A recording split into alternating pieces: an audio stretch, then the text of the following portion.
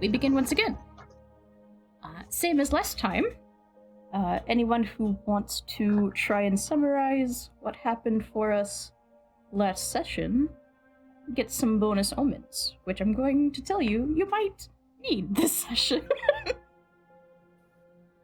You know, it is very strange. I seem to have forgotten what happened yesterday. Like you forgot me. Very convenient. Now, how could I forget you, Pariah? You're so memorable. Although that is exactly what happened, dear reader. I did forget about Pariah. Unreliable narrator, my beloved. Excellent. I love the idea that this has secretly all been happening from, like, your perspective. Yeah. So Afterlife narration. We saw.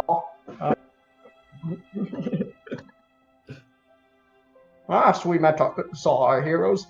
They had just.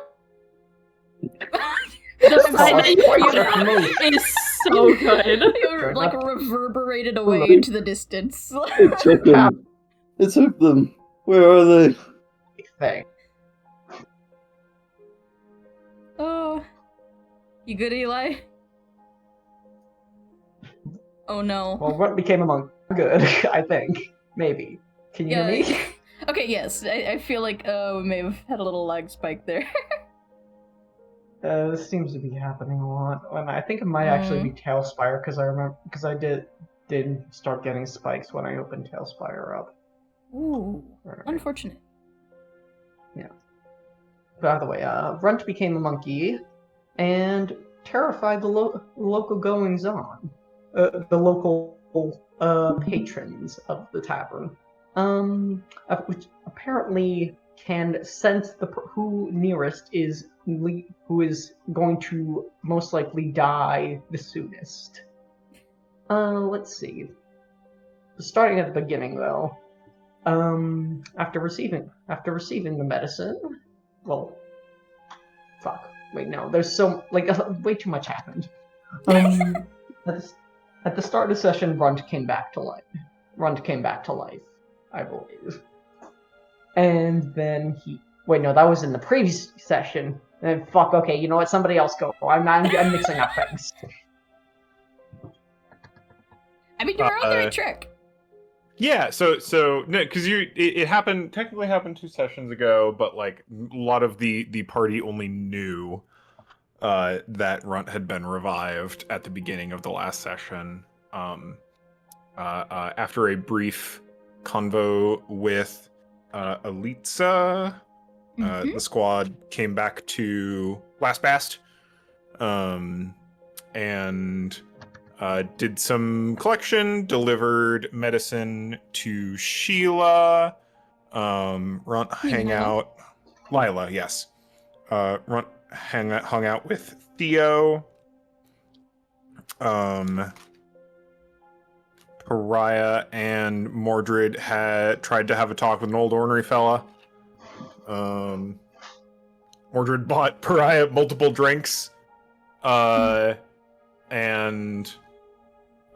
Bartholomew lost his memory for Pariah, specifically carved out a little hole in his memory for Pariah, and seems to be going through some distress. The squad kind of planned their next moves over card game, mostly just to head back toward the city and potentially investigate those weird smokestacks. And then Runt, as described by Eli, did a thing, and turned into the doomsaying monkey, if I remember correctly. 100% correct. The doomsaying monkey. Which was terrifying, but also very funny, depending on your perspective. And then the squad, relevantly, friend won despite Bartholomew cheating at the card game, if I remember correctly. Yeah, that was funny. dispersed for the evening, and the night asked for Bartholomew and Pariah's help in identifying what turned out to be a stab wound in the back of their back. And then Pariah went, I want to see how poisoned this is, and cut herself with the knife and was a stone's throw away from immediately dying. And spent some amount of the evening in agony after the knight retrieved a painkiller originally destined for Elitza to help alleviate some of Pariah's experience. I think that's most of it.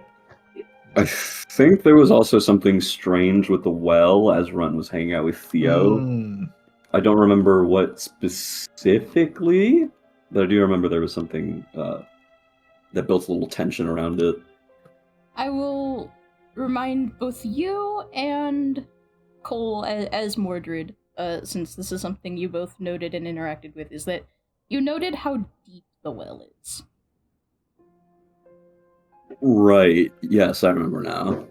It upon your observations, it seems almost unusually deep for just an average well. Did we go over how Friend tried to dominate Thorn, so to say? Yes. Yes. Okay, yeah, we did. Well, No, we didn't did go not. over it, but Please do. yeah, if you would like to tell us a little more. Yes. Friend expressed a distinct interest in adding Thorn to themselves. And Mordred was slightly receptive to it. They traveled out back, and Friend grabbed the sword by the blade, got cut by it, although it did not make a dent in Friend, because Friend is a hearty armored lad, hard bones. But in attempts to somehow merge consciousness with it, Friend immediately got a big ew vibes from it. Like that it was very much a bad egg, a bad bone, and dropped it. But Friend has not been deterred and wants to try again. Perhaps another time, but Friend has not lost their desire to add Thorn to themselves. There was also some worry as to what will happen to Friend should maybe, I don't know, Thorn take over or something. We don't know what's going to happen with that. We'll play And to if I find out. remember correctly, Bartholomew had eavesdropped on most of that. Yes. Yes. And Friend I think it was the last we'd seen of Bartholomew before Pariah Yes. found him. Oh yeah, and after everybody went back, Friend and Runt went to look at cool rocks and then just fell asleep on a rock. As How was pleasant. mentioned earlier before. That's quite a good And summary. we're also gonna go to the city or something, Indeed. I think. That is certainly the plan, isn't it?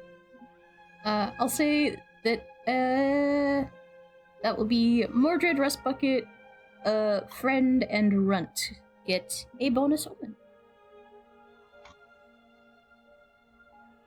Oh, so I can add. Must add omen. Where's omen? I know. I would say something, but I don't want to famous last words my character already before session even starts. Well, speaking of, but first, before even that, oh wow, that thought came and went as quickly as I had it. We'll begin right where we left off, which was, Pariah. You are having a particularly rough night. Because of the painkiller, you are able to rest. So you should be able to receive the benefits of a full rest, if your health is not already replenished in some degree. Oops, that's the wrong. Yeah, YouTube. I will go ahead and do that because she's at 1 HP currently. So I'm just back to full. Or night's rest. It's healed It's D6. Heal D6. Right. So there is a chance that you can rest for a night, and not necessarily. It's not like D&D where a full rest is basically a full heal.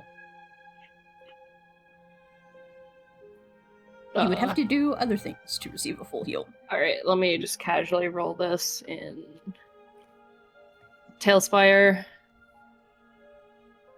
Starting off strong, Pariah.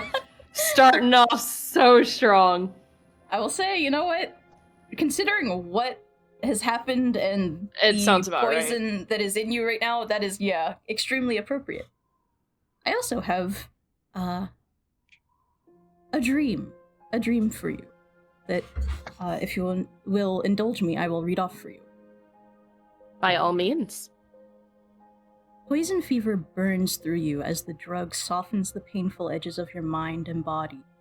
That familiar, queasy, nauseous feeling roils, but you can't toss or turn or let it out. It simply sits with you, simmering. Your eyes shut and darkness dances behind your eyelids, shadows bending and swaying, the faintest impressions of faces and figures appearing and disappearing just as quickly. Before long, in spite of the discomfort, the person known as Pariah finally floats adrift the current of sleep. No true dreams come to you for some time, only that same shifting of shapes and colors. Rainbow serpent beasts slithering along fractal quilts tapestries, nothing making any sense. But that all changes, and the you in your dreams blinks, and opens her eyes to see you. The powdery white paint that coats your face, the smudgy black kohl around your eyes, painted cheeks and lips. You smile at you, and your hands reach up to your face, and with a soft tug, a seam divides you right down the middle in perfect symmetry, like an incorrectly built nesting doll. And inside you, there's you, same as ever. And again, you tug, and there's you again, smiling. Again and again, pulled apart, a chrysalis inside a chrysalis inside a chrysalis inside a... This time, when your face is torn apart, there is no you inside. Only yawning, empty void.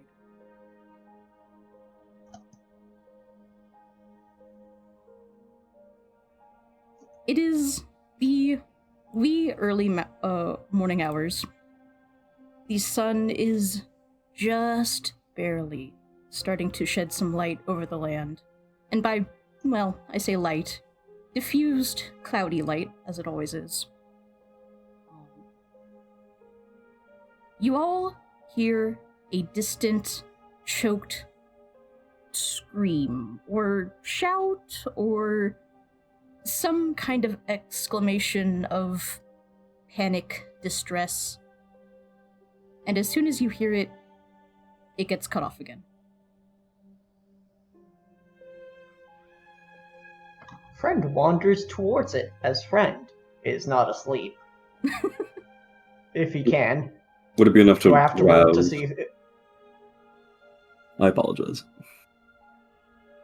I would say that this is certainly enough to wake anyone up who would like to be woken. Or, if people are choosing to sleep deeply, are able to sleep deeply. Noted.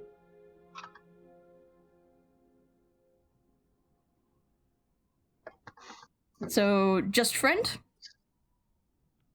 Sorry, I was muted. Hmm. How fast can Mordred put on their armor?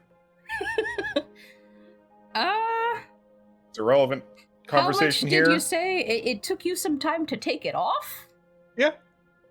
It probably But I think that is takes the you... exact words, was some time. It probably takes you a little more than some time to actually put it back on. Well, we're doing it. Alright. Oh, I think Friend just pokes Runt and says, "Bad noises, bad noises, bad noises." Yep. I think Thanks. pokes yeah. Runt. Yeah, Friend and Runt are off in a different area, I believe. That's right. Well, I will. if the light you scream up. didn't wake him up, then his bony finger yeah. saying bad noise to him probably did. He like circles as he wakes up and like arches his back like a cat. Danger, bad noises this way. He gets up and he follows you. Notably, the scream came from. Has Friend. You know what? Give me. I'll say a presence roll with advantage. Friend. Well, that's not good. And that's even worse. You know Jeez. the general direction, which was actually pretty oh. close to Lila Dreas's and Theo's house.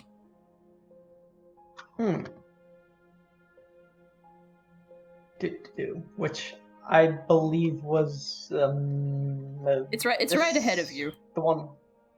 This one. Mm-hmm. We hear bad noises. Mordred, I think in the time that it takes them to get over there, it is safe to say that you have donned your armor as best you could.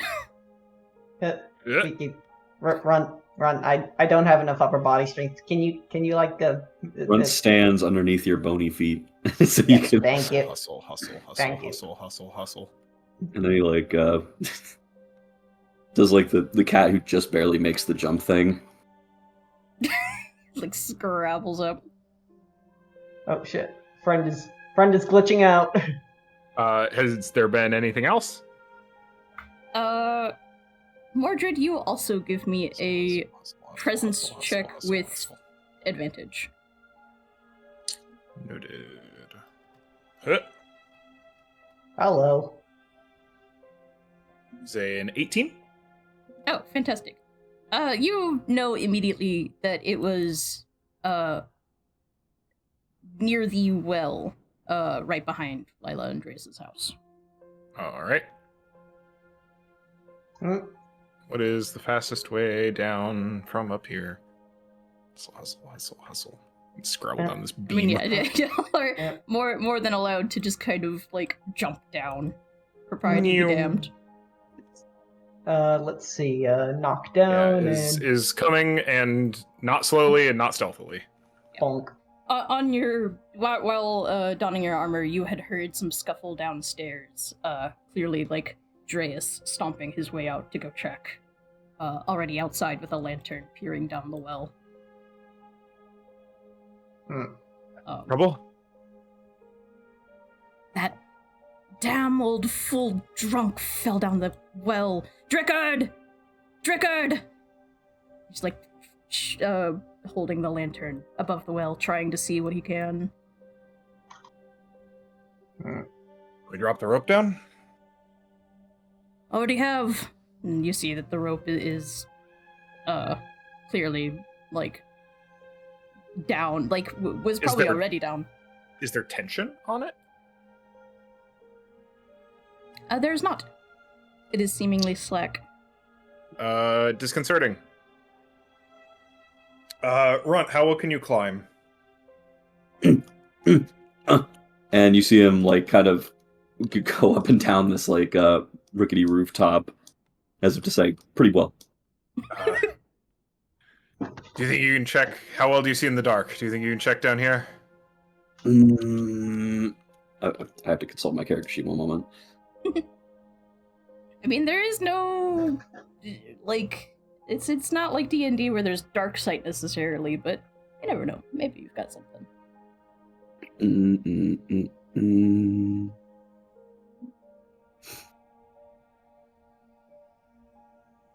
It's not climbing, but Runt disappears for a moment behind Vision. You hear like really weird mutilating noises. And out pops a bird. Oh, would you like a morph? Please, if you don't mind. I will find a bird. A black raven with its like bones, I have a or raven like with specific- a prominent Yes, I do. skull over its skin, and with its bones kind of hanging with feathers underneath it. Alright, you should now have a raven morph. Beautiful. I will say that is deeply disconcerting. All right. And he will plummet down the well. Alright. Drace is holding the lantern aloft, so you can see some stuff. What you see that maybe is the most concerning is along the walls, along the long fall down, there is blood on the walls. You hear like the chirps and like bird noises of Runt, and they steadily just peter out as he fades into the darkness. How far do I go down until I see something? Or well, at least until I feel purchase that isn't the wall. So, nothing for a while. It is an ordinary well for a good... Gosh, I want to say like 20 to 30 feet. But at that, we'll say like 25 feet down, which is quite far down. You notice a difference you never would have expected. So far down and so dark as to be unnoticeable from, where you had peered down. But there is a hole in the side of the well. I think he just kind of floats there for a moment, wings flapping as he looks at it left and right. And is there like, when you say a hole, is it just like, is there like a ground in which I could stand on outside of it, or is it just like an endless void in there? It is, the way I would describe it, you would have never encountered anything like this. It is the way that the walls of the well are, smooth brick, this clearly built thing. This is a built hole with iron bars. Although the iron bars are now clearly not doing their job, apparently. Busted and broken and twisted. And he will... If he went back up, how would he describe this as a bird? I think he's just going to kind of slip past the broken bars, if he's able to. You are. And see if he can explore any further. All right. I'm going to take us briefly to a different board. Oh, goodness. Let's see.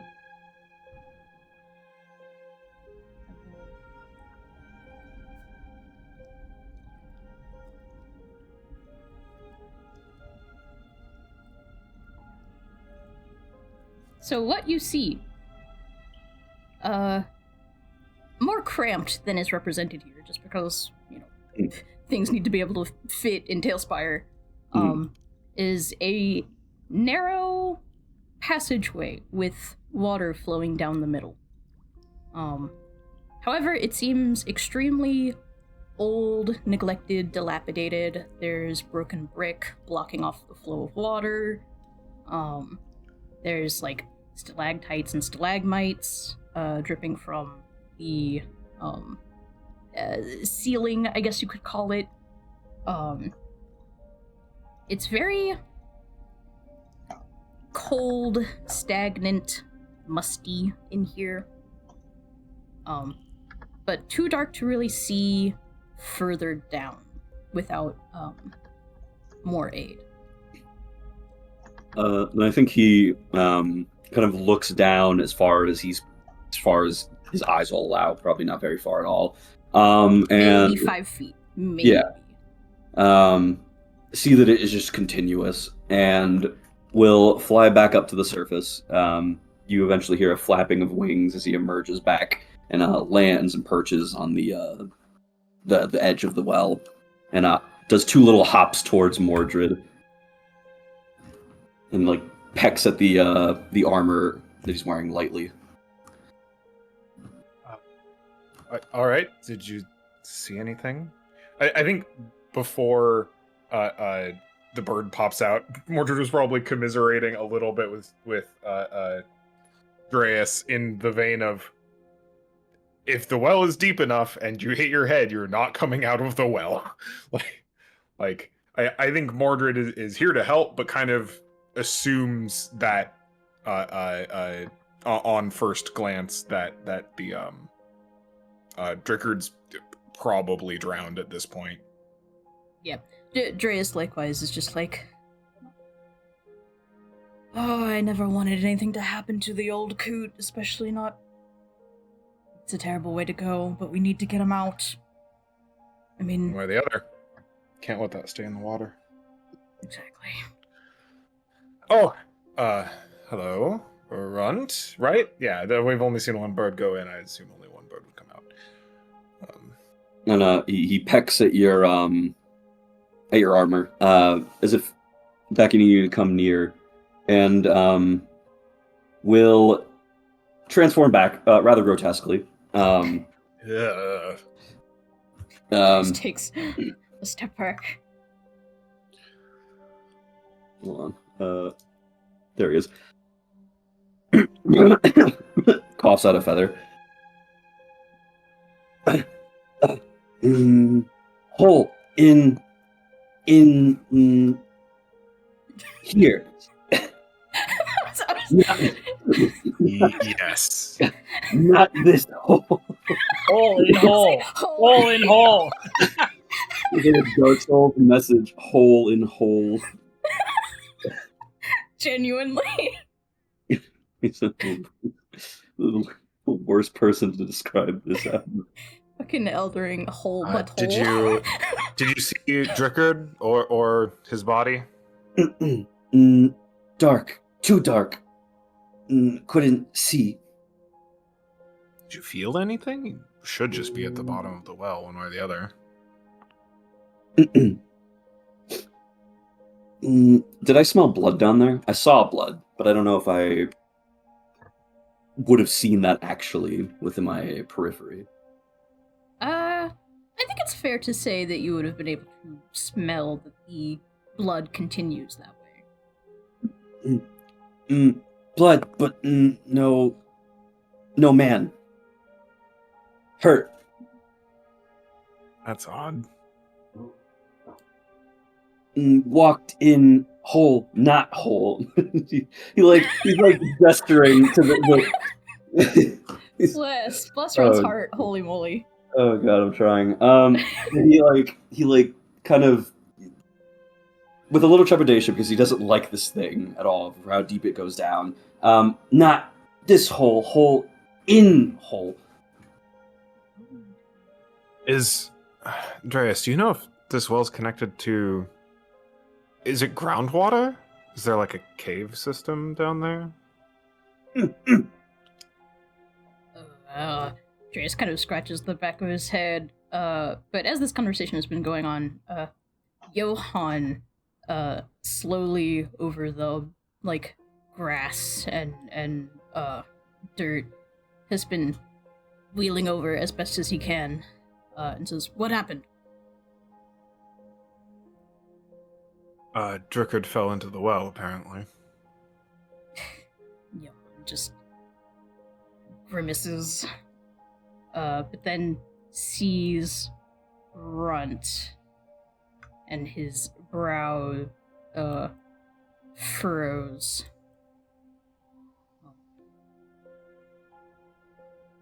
How and when?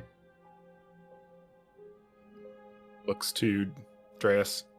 Yeah, Dreas turns and it's just like, moments ago, I came out and I didn't see anyone or anything.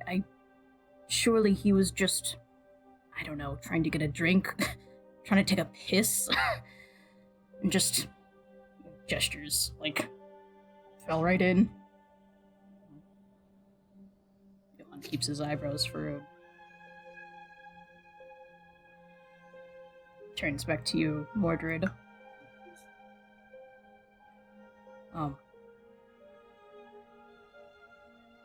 Supposedly at some point there was supposed to be some type of, I don't know, water flow system coming down from the mountains. But I don't know if it was ever truly built or if it was ever maintained.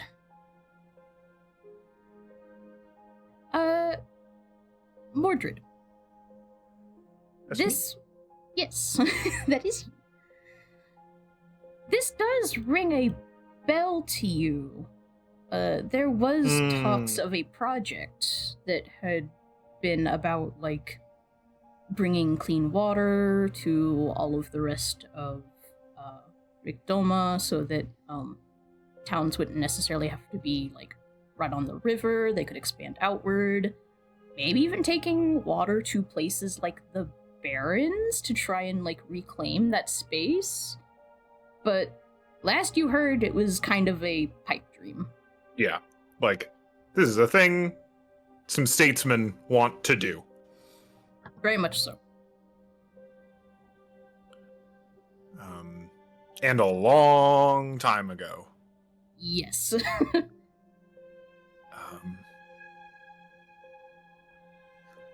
I remember hearing something potentially similar in my first life, but it was a pipe dream when I was around. It was not a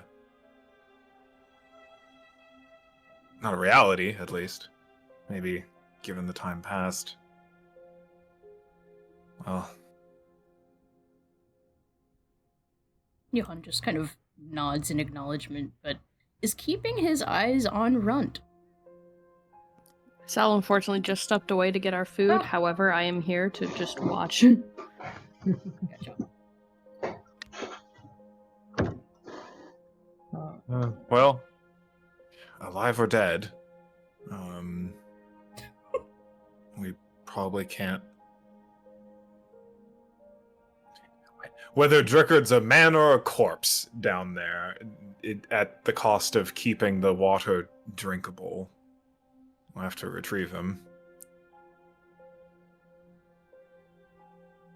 Johan just kind of,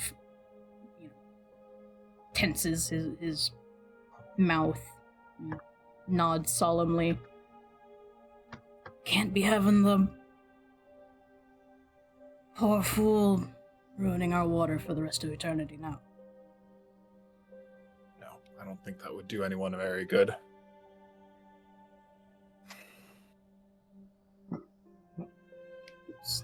How light is it at this point? Is it still, like, capital N night? I would say early morning gloam. Interesting. There is soft, diffuse sun just barely peeking. I think Mordred takes a moment to size up the well to themselves briefly, to be like, can I fit in this? Is there a way for me to get down here in a way that is not going to get me stuck? You do indeed fit. I mean, Pretty wide well. It's not small, certainly. It is unfortunately a well big enough for people to fall down, apparently. Your armor is not so bulky as to make you too large to get down.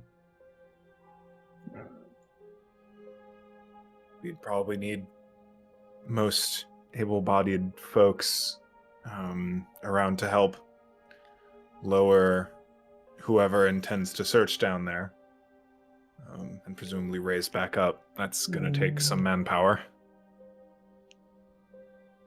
So sorry, I've just been looking down the hole a lot. So there's a person who's not getting up down there.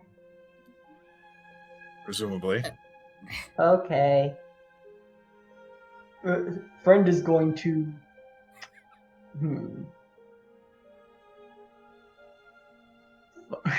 What if friends just start climbing? Sorry, because that sounds like a stupid idea. I mean, listen, I will let you try anything. The results are the thing that are up to, we'll do a roll about it. Be very cautious, friend. Would not want you... Though I doubt you would drown, I think you may have difficulty returning to the surface. How do I get down to the body? I will give you a few options if you would like some. If you want to try using the sort of like brick pattern as a hand and foothold, that will be an agility test. If you want to use the rope, that is a strength test. Is this bucket real? The bucket would be at the very bottom of the well, since it is attached to the rope. A skeleton is not very heavy, technically. It is, since most of the body is water. What is the average weight of a skeleton? I think... Like 70 pounds? The skeleton makes up about 14% of total mass, 10 to 11 kilograms. You're also now horse bones, which I think would make you closer to 80, 90 pounds. Horse bones. Either way, that's not going to give you any, I'm not affording you any, advantage or disadvantage based on your weight. Okay. I think, Mordred will turn to Runt and just like, and you're sure you didn't see this man? You didn't see any man? And he actually, what I should have done before, instead of just saying a hole in a hole, you see that he was working on this little diagram where he draws like a circle and then an adjoining like tunnel off on the side, and a little spot where he saw the blood, or where he at least thinks he smelt the blood in some direction, and he makes the adjoining tunnel like large, as if to say he doesn't know how long it is. Interesting. Well, I think Mordred takes a moment to look out toward the road and the entrance out of Last Bastion, and then turns toward oh shoot, what's his name? Our wheelchair man. Johan? Johan. I don't suppose you have men for this? Looks between, like, you and Dreas, and while this conversation has been going on, Lila has crept out with Theo in tow, curious and concerned, and Dreas just looks very, like, it gives, like, Johanna look like, not me, like, kind of looks at the rest of everyone around who is meandered out of concern and curiosity, and they also look, trepidatious. None of them look like the adventuring type, or the type to really put themselves in danger. Something you would have noted about this population is that it is clearly aging, too. The youngest people here seem to be Dreas, Lila, and certainly Theo.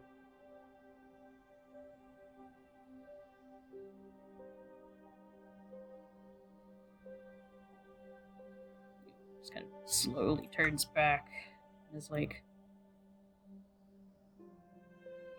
I mean, perhaps we can make do, or... Mordred's gonna start taking off their armor. If this is the plan, it'll be easier to lower down my armor afterward. I can put it on down there. Oh, gods. Run looks at you, doffing your armor, gains slight object permanence, but he also starts taking off his own clothes, thinking that's just what we're doing now. You're fine. You're going to be... You can get up and down just fine. Mm-hmm. Let's see if any of our companions want to join us in the hole. Funny you say that. I think now is the perfect time for Pariah to join, hearing that there's just a commotion outside. You are able to get up and move at your leisure. You don't feel great, but... No. You're... No. Oh, you're awake. Sorry to say that this is going to be an interesting day, potentially. Well, depending on how involved you want to be. Life is always interesting. I did not know we were going to have a party out here. As she's kind of looking around. Would someone like to fill me in? There's a man or a corpse in the well, and apparently there's a hole in the well where there's an actor where the man is. There's a man in the hole and a hole in the hole. Okay. Ron jumps up and down excitedly because you understood what he was trying to say. A hole in a hole. And we know this how? Our friend, Runt, turned into a bird and flew down the well and then back up the well. Interesting. Alright. How far down is this well? How far does it lead? Is there, like, can we tell from here, or do I need to do the pebble trick to, like, wait to see how long it takes? We could pull up the rope. Yeah. And lay it out flat to see how deep it goes until it hits wherever the hole is. I think Mordred will simply do that. Yeah, no, absolutely. Yep. Well, I can do that while you're taking off your armir if you're doing So, that. you know, multitasking. Mm-hmm. As per the last time of doing this, Mordred, you recognize that it takes some time to bring it up and bring it down. From your estimates, the way that it seems to go, it's, I want to say, like 70 feet of rope with a bucket at the end, and about 20 of it is wet, and the rest is dry. Okay. If that makes sense. Yes. Yeah. Yeah. Okay. All right. Would you mind retrieving our scholar? Might be able to help form this strategy. And I think the Mordred will also turn to Johann with I expect some amount of cooperation from the folks who can. You'll have it, certainly, although kind of looks back at everyone, and I think something you all begin to notice is how much everyone is looking at Runt, especially after last night's, we'll say, escapades. Runt awkwardly waves at them. They do not wave back. In fact, I think you acknowledge them, and they all flinch. I think Mordred notices and is not super stoked about that. I will go get our mechanical friend, and I will return. Post haste. Hey, Runt, I think people are giving you the bad stare. Like the one they give me. Hmm. Yeah, it's not good. Why are you giving my friend the bad stare? Again, it being acknowledged, they just kind of balk and murmur amongst themselves. That's not good. They're doing the murmur. They're doing the murmur thing now. That's not good. Run, almost embarrassingly, hides more of his face under his skull. It's okay. I'm gonna go ahead and get Rust Bucket. Or try to. You may. I believe Rust Bucket was still in the room last. That's where he at. I'm not moving my mini. I don't want to have to do that again. That was already painful getting him out of the house. Fair enough. She's gonna go ahead and head back upstairs to try and find him.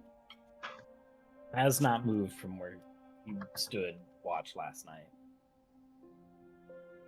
Hello and good morning. Are you awake? No reply.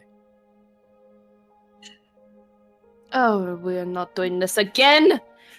And she kind of like walks up and she like snaps her fingers in front of his face. Hello? Nothing.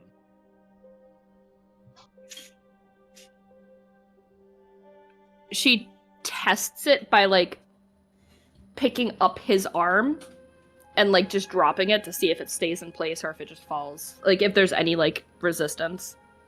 I think there's resistance in trying to move it at all, yeah. But it's not necessarily resistance of like, oh, this thing is pulling back against me. It's like, this thing does not move very well if it doesn't want to move.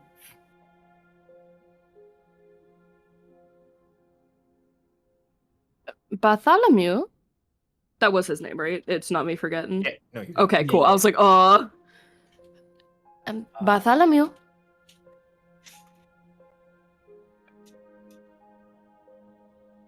You see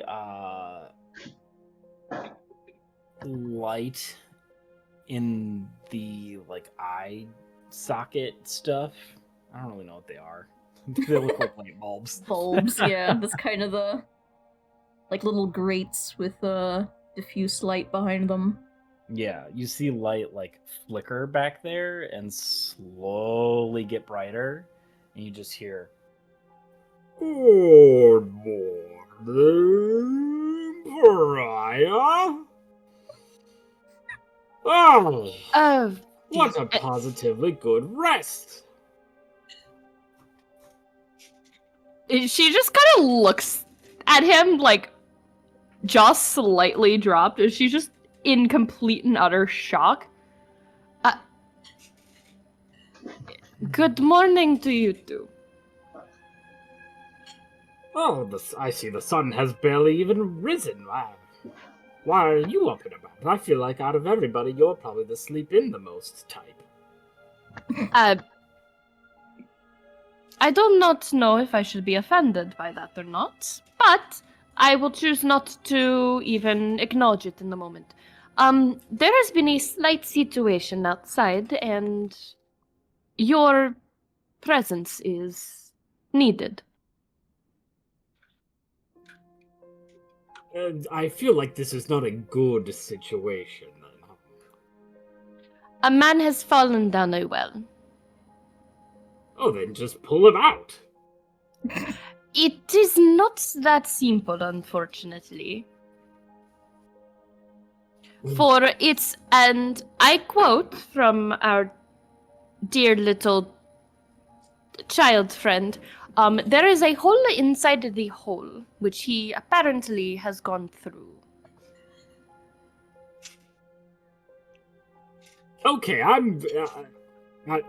was about to say, let me put on some pants. I don't have any freaking pants. Well, don't let me stop you. Weird. Okay, let's go figure out why there's a hole inside of a hole. Sure thing. And Pry is going to lead him up and outside to the well to rejoin everyone else. okay, it's You do so. I'm going to very quickly call like a 2-minute break that I need very, very badly, and then I will be right back. Yeah. Cool. All right. So you are all gathered by the well. Oh, good morning, everybody. I have been apprised of the situation of the hole inside of the hole. Let's take a look here, shall we? Good lord, it's dark down there. Yeah, even with the lantern light, it's hard to see. I'm thinking torches and rope. Well, let's not be so hasty. I mean, how do we even know that there is a hole within the hole? Friend Runt here has explored in an avian form. Well, that's particularly useful. You can't see, but he blushes under his skull.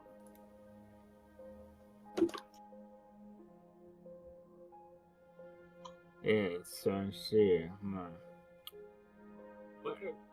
Can I try something? Tell me what you'd like to do. I do have lightning. And lightning does make things get brighter. Yeah? Can I try and, like, zap the well somehow, or, like, turn my eyes on bright or something? Like, I don't know what... I feel like I should be able to do something. I just don't know what it is. Could drop a torch down. That's a good idea. Yeah, but then be that's wet. actually... I mean, it's true. That's not a... Yeah, But we know how far deep it goes. that's true. I would say, when it comes to the lightning stuff, Matt, unless you have a specific target, you're going to have a hard time controlling it. That's fair. And I don't believe you did not take the character option that does allow your eyes to be treated as lanterns. So is that like a... Oh, shit. That was a possible option for you. So unfortunately your eyes do not produce quite enough light to maybe a few inches in front of you, but no farther. Okay. Well, does anybody know how deep this well goes? We could do some simple mathematics and... Given figure the out given the rope, leverages and- probably 50 to 75 feet. I see. I want to do something useful and helpful here. I just don't know what it can be. You know what I mean? Like, what scholarly nonsense can I bring to the table? I mean, are you aware of this aqueduct thing? Yeah, I would say... Maybe it connects somewhere, like not through this wall, that we could safely enter. Rest Bucket / Bartholomew, please give me a presence check with advantage. New Give you a dice. chance. First roll. I gotta refine my... There's my presence. -2. You never know. You never know. I was a 0 to start with. Advantage. I'll take a 12. A 12 is not awful. Although similar to Mordred, you have these faint memories of, you know, it was this talk of the town in the royal city briefly of a waterway, a water system. It was going to be this huge project kind of leading the way for the future and the unification of Ricdoma. It was going to even maybe become a like an irrigation system for the barons. And it was going to connect everything. It was going to, connect every town, it was this big deal. But as far as you remember, which those memories are now kind of faint and jumbled, it did not seem to come to fruition, or at least the hype for it had died down significantly pretty quickly.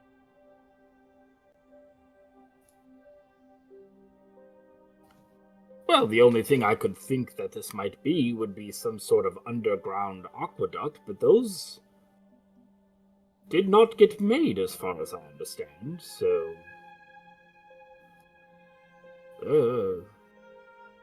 I don't know. I have no ideas. I am useless, and I shall see myself out to contemplate my incapabilities. Well, I'm happy to explore. I'll need some help getting down, but anyone else want to come with me? I'd probably better more than one of us, if possible. I'm fine doing so.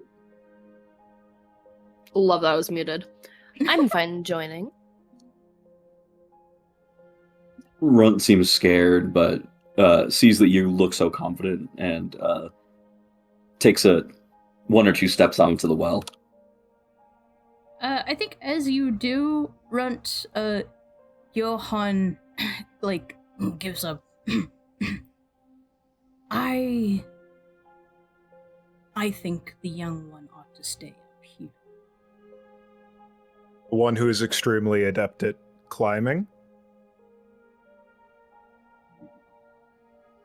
He climbs up the this thing. You can see that the gears are turning, and it's like...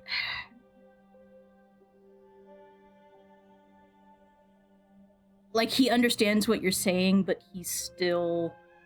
I don't disagree with you. I'd just love to know your thought process. I think I can speak for myself and maybe the rest of the residents of the last bastion, but I believe we'd prefer to keep eyes on this one for the time being. Make yourself explicit.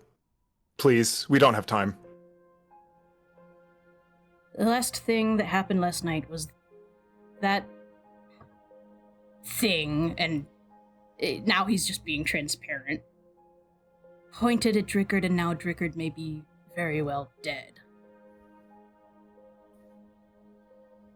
Can I point a strange flaw in your logic of keeping this thing up here with you where it might point at you and then you very well might die also? So maybe sending it into the well is maybe the best thing for you. It's just a curious line in your logic is all. That thing also seems to have more motivation to attempt to save him than any of you do. Run looks nervous as the people stare at him and kind of just coils around Pariah's feet.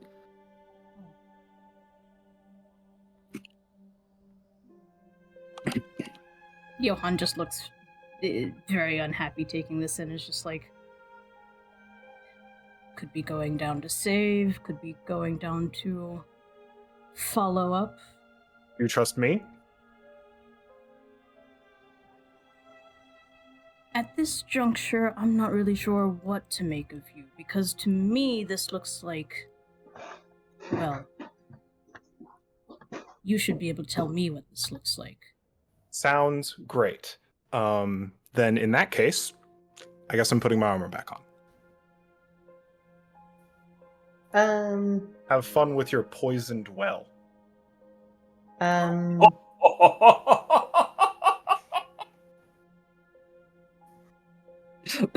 Run sticks his tongue out at the wheelchair man.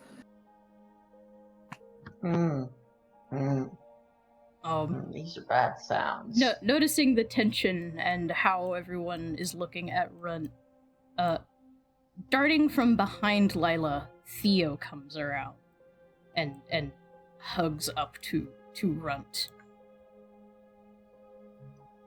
And stares back at everyone else.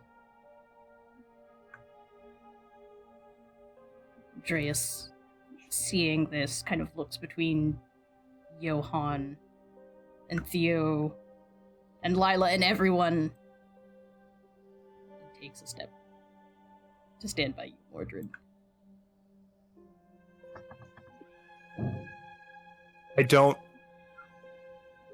I can relate to your situation. This is frustrating, certainly. But we have other things to do. And either we're monsters who can leave, or we're cheap labor.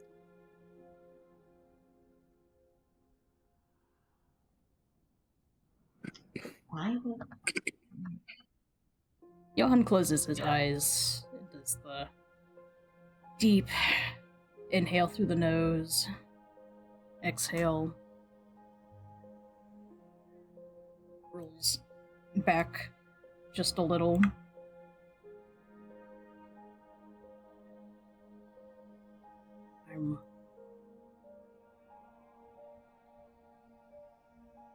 If anything else happens while the 5 of you are around, I mean, there's only so many conclusions one can come to. Huh? Oh, they think that the Runt pushed the old man. Oh, I get it. Mm-hmm. Pushed, I wonder. manifested. I mean, I don't know how he Cursed. could do that. I was looking at him all night. He was just on a rock. I'll sleep all night. Johann is giving you the stink eye now. Just like... What?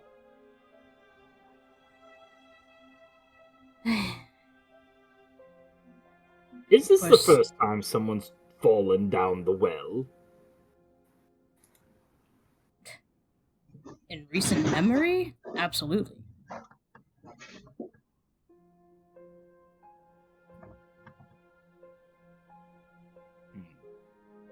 I think we aren't careful. This is our one and only water supply.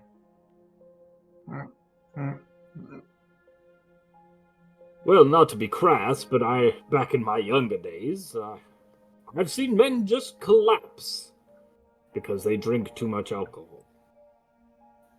He was drunk every time we saw him, tried to start fights. Very possible he just tipped too far over and fell. Lost his balance because he had none to start with anyways. Look, But I agree with Mordred. We can either go save this gentleman, or we can fuck off, as you might say. I'm giving you all a chance, okay? But understand how things look. I understand how you perceive them. I don't disagree. You're being careful.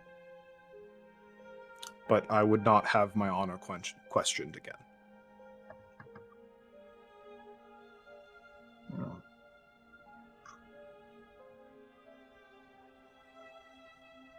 I don't know if it's your honor that I question.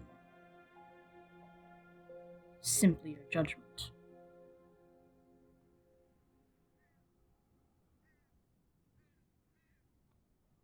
You all cleared the road after we visited the Abbey? What? The road between here and the Abbey. I don't believe so. No. Interesting.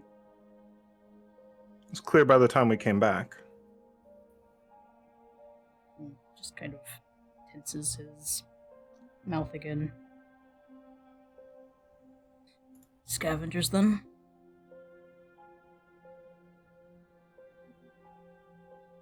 Maybe. And A not uncommon thing these days. Certainly.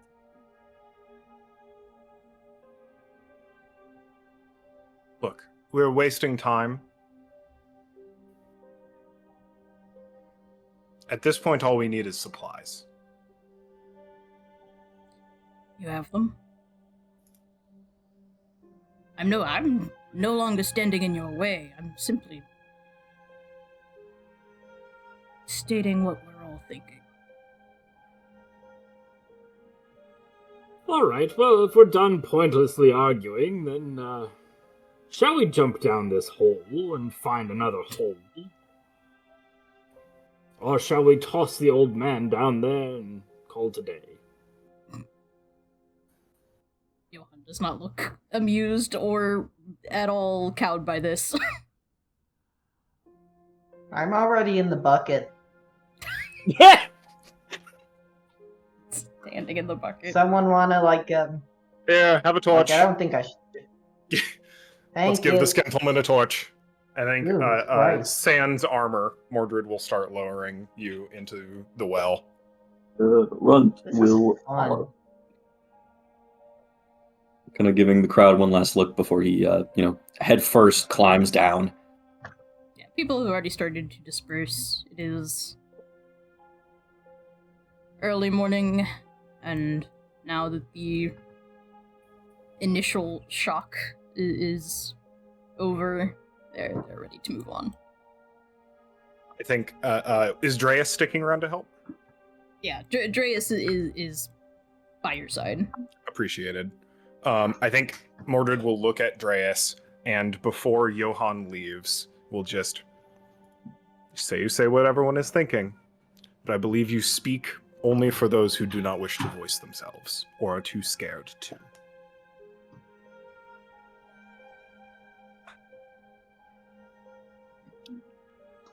Do not presume to know what everyone is thinking, and do not presume to think for them.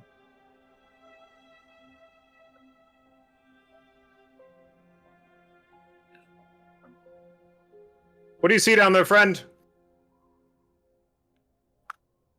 Rock. Rock? It's cool rocks. All right, keep going. Fascinating. And in the meantime, I'm gonna try to start scaling downwards on the wall. Yep. Give me an agility test. Alright, Pariah, this worked so well last time. I will also roll one. Do-do-do-do. Stop up. Come on, run. Ooh! Nicely That's what I done. roll. I roll a 12 plus 3. That will be a 21 for me. Wow. Alright. Pariah, this is a piece of cake. It's basically a ladder. As far as you're concerned. What did you get, Ren? 15? 15? Yeah. Mm-hmm. Also relatively easy. Maybe with your smaller hands, it's a little more tricky, but not by much. Descends down despite his mother's warnings. Certainly. After a long moment, friend in your, maybe slightly swaying, unsteady bucket, easily enough with the... who is manning who is lowering this? Mordred will allow themselves to be the last person down, if possible. Okay, so are you manning the rope? Like, rope, yeah. Okay. And preferably would actually unspool it, so instead of, cranking it down, we'll be using it as a 1-point pulley to, reduce the amount of force required. Okay. And allow for, 2 people to help, preferably Dreas, will, make that weight significantly lighter as compared to, trying to lower someone down on the crank. Understood. Then yeah, no checks need to be made. There are enough people manning it, and you are not so heavy, friend, as for this to be much of a challenge. After a long moment, you do in fact see a hole in this hole. In the wall, perpendicular, there is a I don't know how else to say it, about person-sized circular structure. Oh. Nice hole. What's There's that? a hole. I found the hole. You found... Oh, all right. Is there enough room to stand? I can stand. You can stand? Yeah. The rest of us I don't know going how down. many other people can stand here. Here, then, here, stay near the hole. And I would love to lower down the rest of the torches to Friend. Yeah, So done they easily can both enough. illuminate the area and have those ready for when others get down. Simple as. More of the brighty sticks. Why aren't these ones bright? Just hold on, we'll light them when we get down. Okay. Should I put them? Just put them in the water or something? No, not anywhere. I've got it. I've got it. Thank you. You're welcome. Yeah, and shortly after, Friend, Runt, and Pariah, you may also, take purchase in the hole in the hole. Runt is biting on the wrong end of one torch as he sits. All right, Bartholomew. Yeah. Think you can make it down? How much do you weigh? Actually, here, could you take a testing step onto the bucket? Oh, I'm sure this'll go just fine. My rusty ass, I'm sure, will be perfectly safe on this very rickety bucket. You also have a donkey.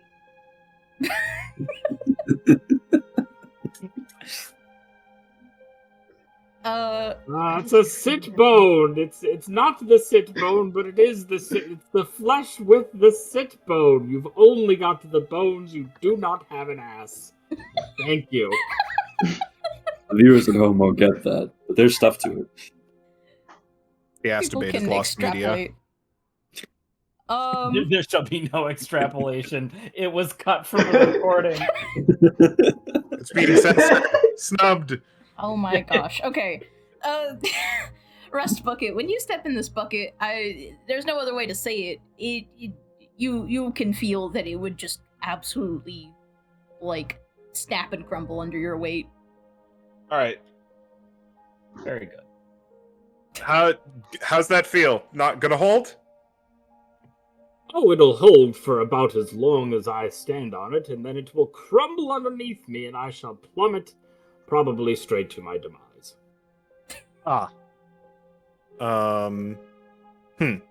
Alternative, then, Mordred will pull the bucket back, unspool the bucket from the rope, kind of undo the end knots if possible, and then just, like, tie it into a loop hitch at the bottom. Yeah. Here, this should be considerably stronger, and won't destroy the town's only means of getting fresh water. I mean, it's not as though we don't have other buckets, but would prefer Fair. not to have bits of bucket in the water. It's just wood. It's fine. All right. If you stick your heel in that, we should be able to lower you down. Let's give it a test, see how it feels. Definitely better. You can tell that maybe just kind of the entire rig is certainly straining a bit under your weight, but this is certainly more stable and should not instantaneously break. Is there anything that I can do to kind of like help myself go down without causing issues? If that makes sense. I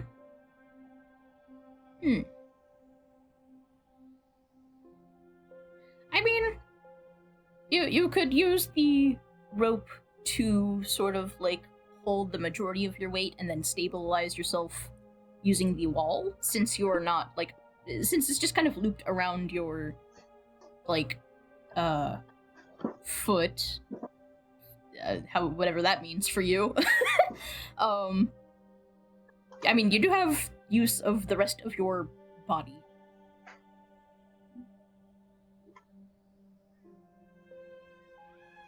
the stone will certainly hold you better than the rope will, but the rope can help alleviate some of the gravitational forces.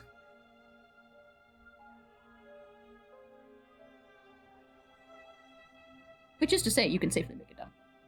Oh, okay. You are fine. You do not need to make any tests in this case. Okay. There was enough effort put in. Well, So that's just me, huh? Yeah. I believe so. All right. Andreas, do you think you can lower my armor down after me? Certainly. We also may need, if you have the spare time, to make some sort of sling to pull Drickard back up, whether alive or injured. I'll see what I can do. Try not to be gone too long. Likewise, I figure we'll try and signal with the rope if we're down and attempting to come back up this way. Yeah, just give it a wiggle. Yeah, likewise. And I'm sure you'll hear us. Tie some pots onto it so that when we pull on it, it'll rattle in a very loud manner. It's probably not a bad idea. Enough. Is there enough rope to make a two-pointed... I almost need to draw what I'm thinking about. I think I know what you mean.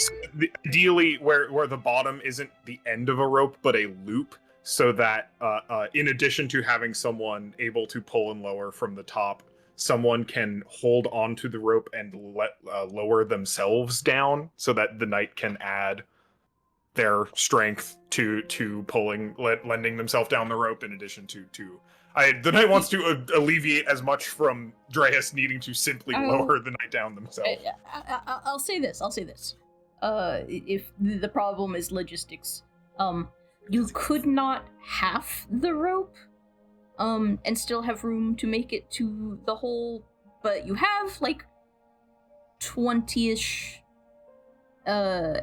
extra length. Yeah. Gotcha. But, you know what I mean? Yeah, that's probably enough. That should be enough. I should think so. I think. Then yeah, I do the DM. I do that. It is done. All right. You have put enough thought and energy into it that, yeah, that is simply the case. Then It took yeah, some time. the knight will lower themselves down and catch their armor. And takes a hot moment to don it. Kind of looks at everyone else down in this hole. Yeah, I was gonna say, let's bring everyone to the hole. We descend into the hole, onto the hole. The hole in the hole. There is okay. You know, all of this hole talk reminds me of this time when... And then says something utterly filthy, I'm sure. Because there's too much hole happening here. I'm not... Stop it. Everyone use your imaginations. Why don't we all stop sulking for a while? You clearly remember much of your paramour, Bartholomew. It's hard to forget someone like him. Do you remember his name? Well, of course I do. What a silly question. How do with feet? What? Anyway. Oh.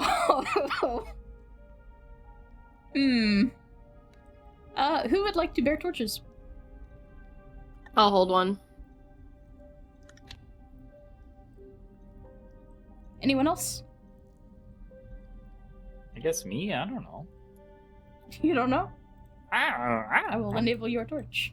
One doesn't like the fire. Someone else can hold it. His friend's got at least one. Is friend holding a torch? Eli, if you've been speaking, you are muted.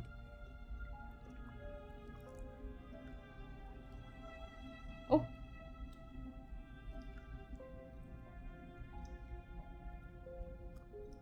Friend is holding a torch, yes. Sorry. Okay. All good, all good. Alright. Then only Runt and Mordred will have your hands mostly free. Noted. But with torches, Runt, you can see much further now. Man, it's long. It's long, and it looks mostly the same as the start, although, the further it goes along, the less there are these, like, rock blockages, which, I would say all of you notice upon making your way through, the broken iron bars that must have once, sort of acted as a gate and pseudo-filter, for the structure. Once Mordred has properly donned their armor once again for the second time today. All right. Thank you all very much for accompanying me, and apologies for my outburst. I, seemingly still in a second life, do not enjoy having my integrity questioned. Oh, I think you're entirely in the right for that. Yes, he was being a bit of an ass.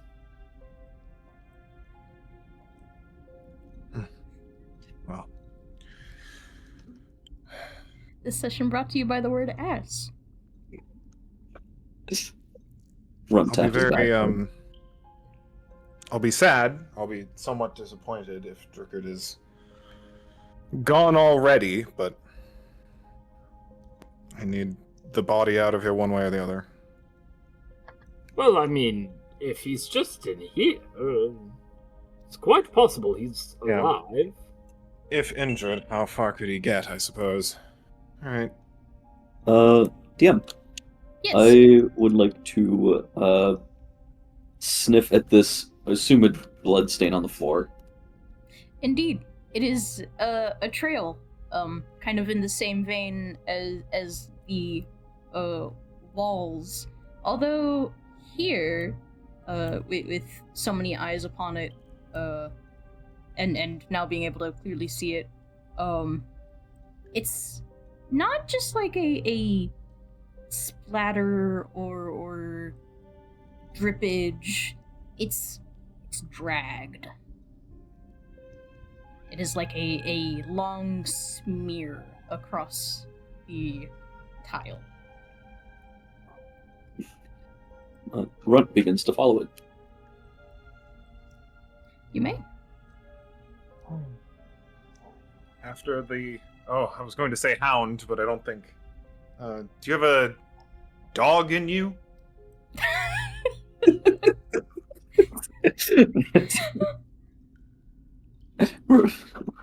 You know what? Runt gives you as incredulous a look as he possibly can. And just continues going down. I didn't think that would be the thing that insulted you. My apologies. Dearest apologies. Goodness, you can't just pull a whole dog out of your ass. I'm sorry. Apologies for assuming that our shape... it's fine. It's fine. This will age well. He continues down. And he continues down the the hole in the hole.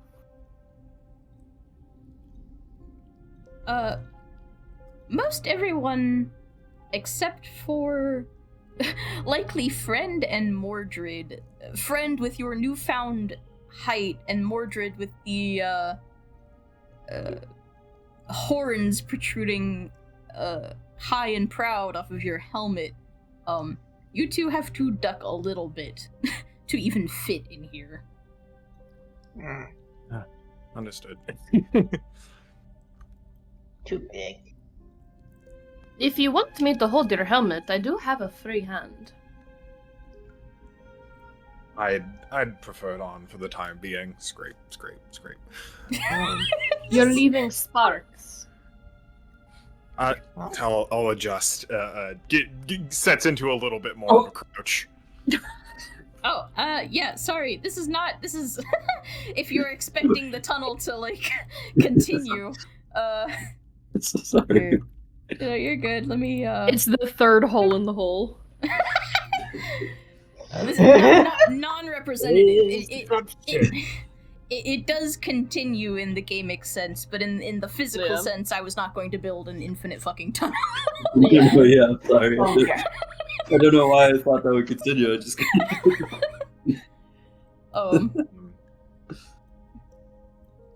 The deeper you go, while it is slightly less caved in, it does just sort of become more cave-like. The brick fades away into just sort of raw rock, earthen, like, organicness.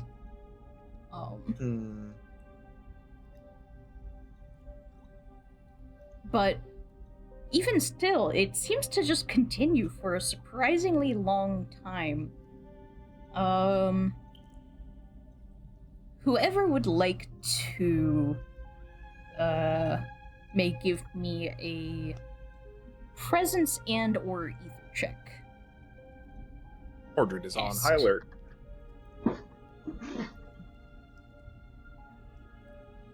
Let's fucking go, Pariah. Ooh. Where the fuck did that die go? I'll roll ether sense for Gone. friend. Bye. Oh, My friend die is never not. came up. Let me give it another shot. There we go. Finally Wow. figuring out how to see what everyone is rolling. There we go. Presence, right? You may flavor that however you wish. If you want that to be presence, it may be presence. If you want it to be ether, it may be ether. I refuse to use ether sense. 13. Okay. 13. On a 13 presence, you may have idly noted it just by the sort of positioning of the facing of the opening, of the direction it goes. Leeds was facing back towards what you remember to be the general direction of the Abbey. Interesting. Let's see. Which is also towards the mountains. Yeah, that's kind of, like, I say the Abbey, that's maybe the closest landmark you can think of, but yeah, like, along that road, mayhaps. it would intersect. If you drew a line sort of like straight out, that's kind of the idea. Friend, how would you like to flavor this roll?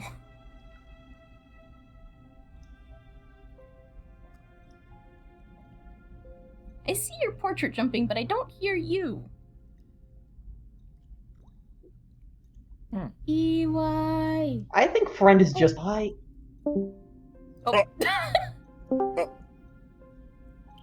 Hello?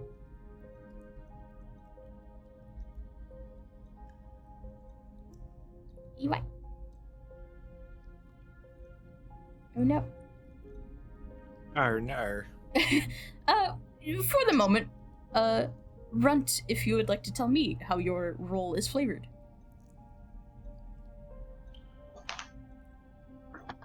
Oh, that was a sound from Eli. Okay, good. So, yeah, sorry, I don't know why this keeps happening. Yeah, so I just think friend is just reaching out for something that's not quite there, with just the sort of, I don't know how to describe it, with the sameness and repetitiveness of the tunnel. Friend is less paying attention to what's around him and more just taking in, I guess, quote unquote, the ether, reaching out to what isn't. I'll say you get it's less specific, But you kind of get this feeling of, you know, you're walking down this long tunnel, and it's almost like energy just bounces and travels off the walls, just kind of endlessly.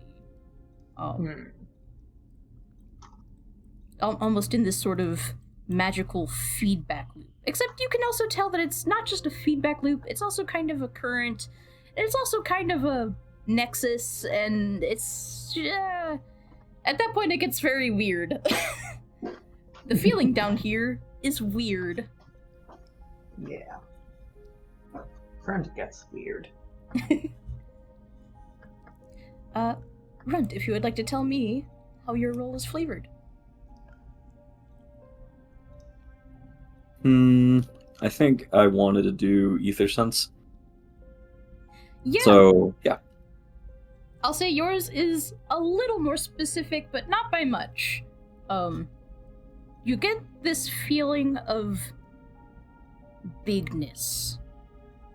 While the space itself is quite small and cramped, maybe more small and cramped than you were used to as someone who's mostly lived outside, you get a sense of large, like this goes on and on and on. With that nice big roll of yours, Pariah, your sense is even more precise. Not only do you understand the sort of distance and interconnectedness of this space, you kind of get a sense of what it's connecting to, and you realize pretty quickly that even with this limited amount of information, you feel that if you keep going, you will find a landmark. And if you went from there, you would find another landmark, and so on and so forth.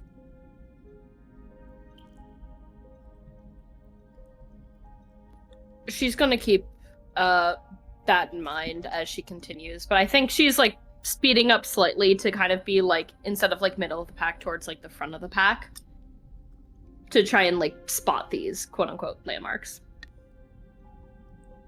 When I say if you kept going, you get the feeling that it would take you quite a lot of time to get to the next landmark, because that next landmark represents something above ground as well.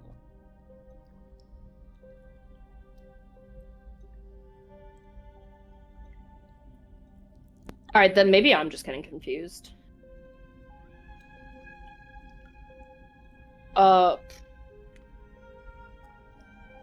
There's nothing really of, like, note immediately? Not immediately. The tunnel is very much the same as you continue down.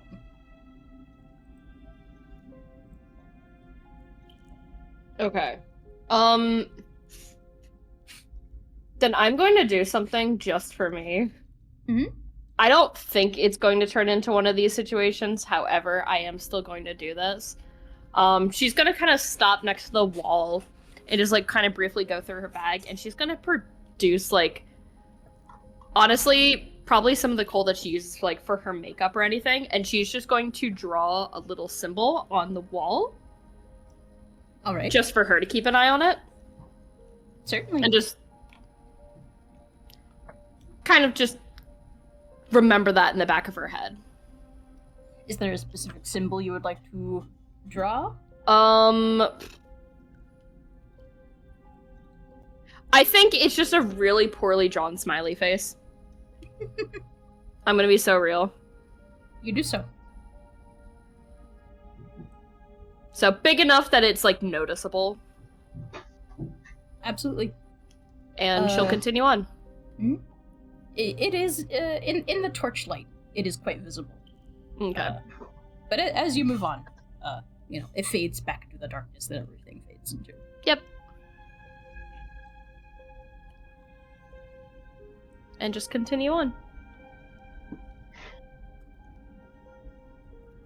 How how long would everyone like to travel? Still a trail runt? He is following the blood trail for as long as it goes, and eventually when it stops, he'll just kind of stop and observe the area around it. Following the trail, the blood, the scent of Drickard, of a mix of blood and alcohol and unfortunate old man stinky smells. Not the unfortunate ones. You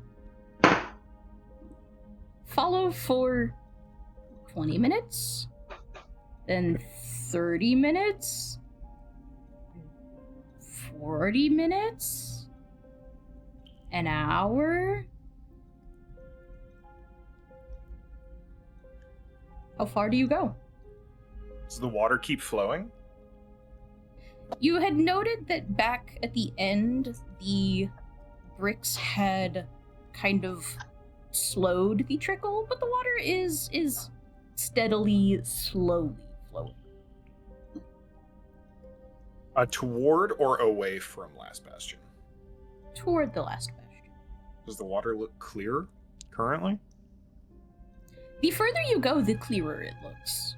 Back towards the fallen rocks, it looked pretty stagnant, maybe even a little bit, like, sludgy.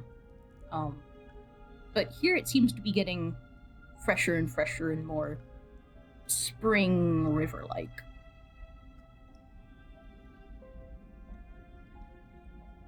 I think Mordred will take a pause after like an hour if no one else stops the group before that.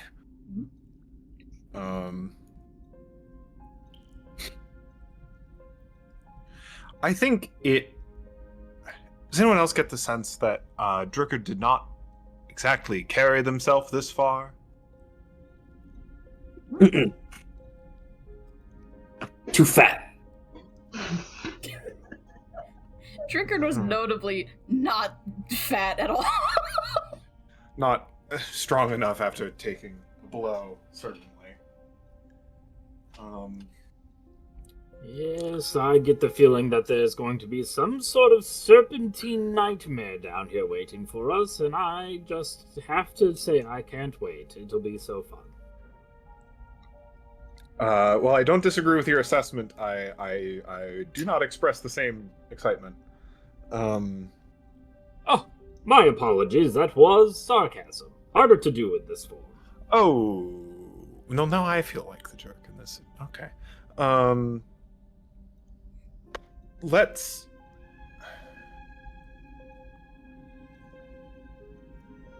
How are we feeling about continuing? We could return, maybe come back better equipped, continue on.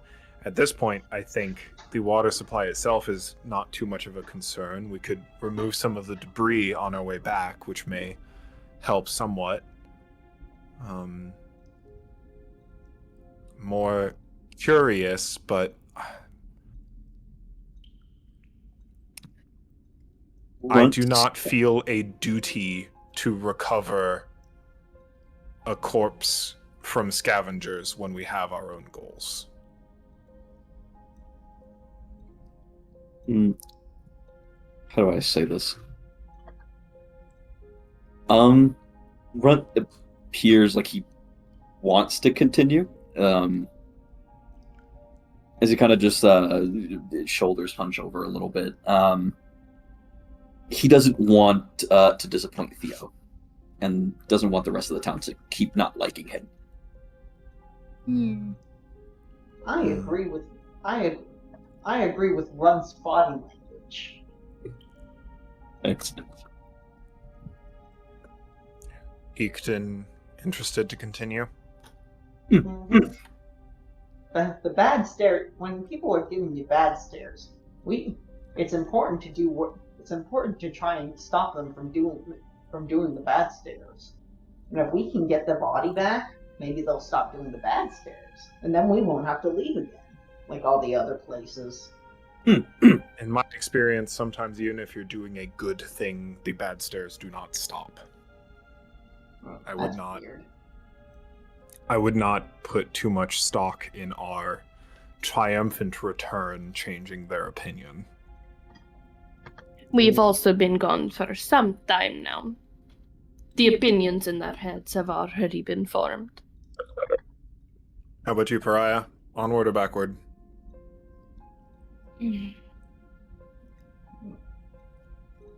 Personally, I think this is a little bit of a waste of time, but especially since we've been going for so long. I would vote back, but I am fine either way. A compromise. We continue for a set time, a set distance. Kind of gestures to friend's torch. We're about, I'd say, a quarter, a fifth of the way down the torch. If it burns as far again, we turn back to make sure we do not lose our light.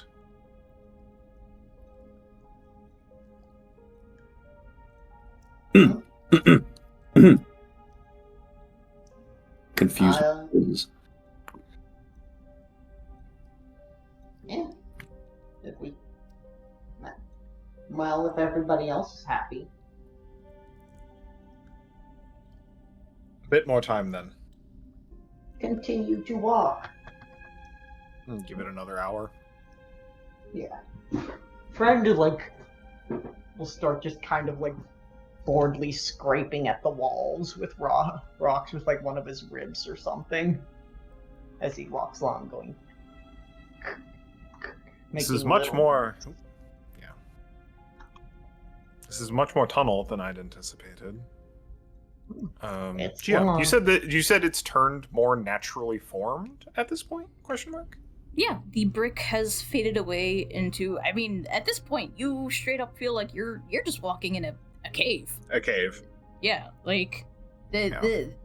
it's a clearly water smoothed sort of thing, right? There's a groove now instead of a divot that's it's not man-made anymore, but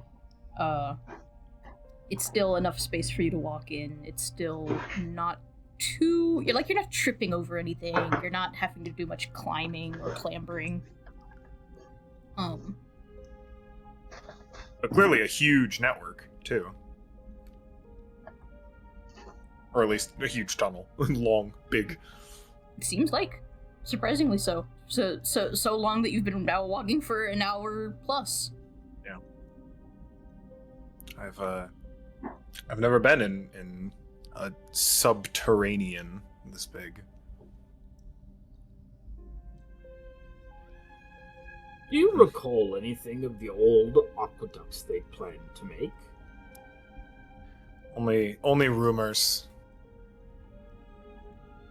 I think that was one of the plans after the campaign. Finally, when there was peace.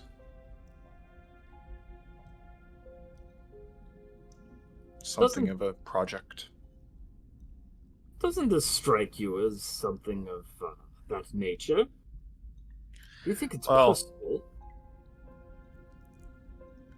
Continue. Yeah, just do you think that it's possible? Well, the well was clearly built, constructed, dug, but this, kind of gestures around it, this doesn't seem particularly constructed, maybe discovered and taken advantage of to connect to the other system, but hard to say whether or not maybe those who intended the plan already knew of this cavern's existence? I don't really know.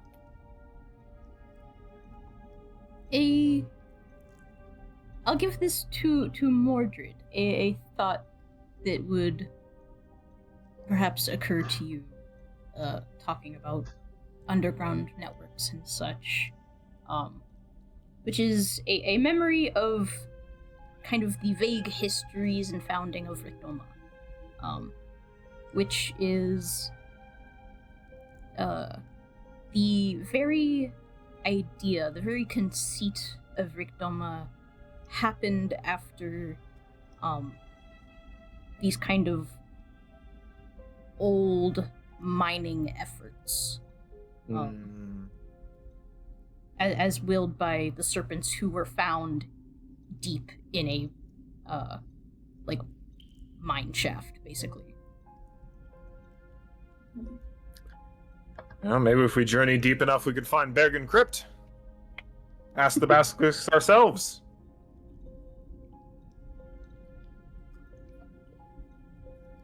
Oh, let us hope it does not come to that. What, you don't want to meet a basilisk face to face? By surprise? Well, I won't be face surprised. Face to face, I suppose. Well, yes, but I suppose I wouldn't be surprised if we ran into something like that down here. Some man-eating, reptilian, slithering, slimy, gross thing. Something with a bit less brains, a bit more teeth. I'd like you all to make me a presence check. Yeah, I do. Oh. I do have a question because I did roll an 18 on Aether Sense when we did that check. I don't know if that got I rolled a natural or if I fell 20. asleep. If it happened, I did not see it, and I'm sorry that I can tell you now what you got from that, and what you would have gotten from that. Pariah, what did you get on your Aether Sense again? Her presence was a 17. 17. I rolled presence because everyone went Aether Sense, so I wanted to change it up. Oh, I misinterpreted. I'll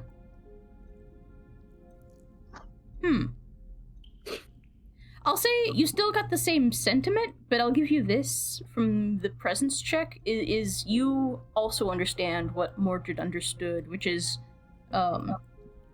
you're definitely, basically, more or less headed in the direction of the Abbey. Wow, within 18 Aether Sense, Bartholomew. So, I'll say yours is a little delayed in that this conversation has still happened. Mordred jokes about meeting the basilisks, and almost against your logic, your better judgment, your scientific mind, you internally go, that's just true.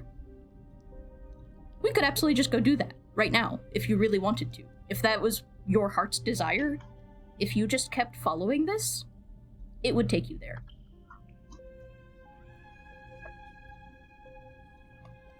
So this place is...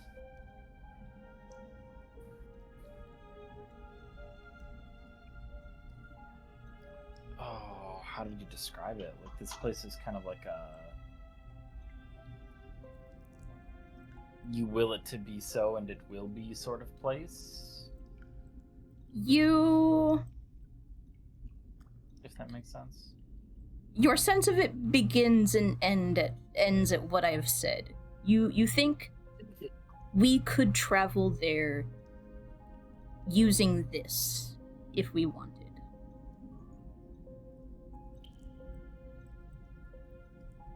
If you had the tenacity and the will to make that trek, it would be possible for you.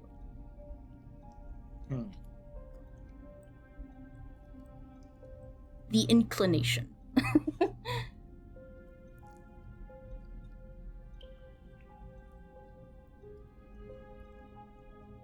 Interesting. Everyone rolled presence for me. Let me look at those rolls. Both Runt and Mordred nat 20'd their presence rolls. Wow, do not holy perceive shit. me, please. Oh, I got a nat 1. I don't know shit.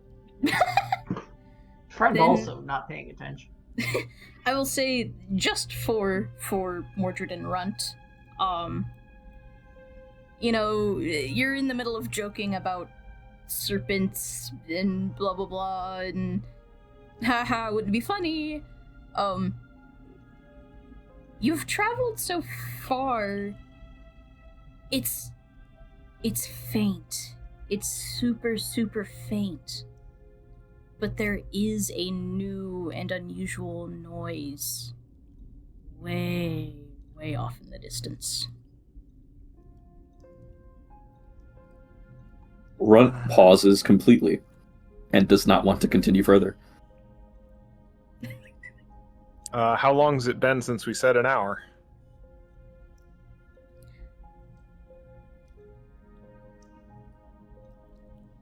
Up to you, probably another 20 or 30 minutes.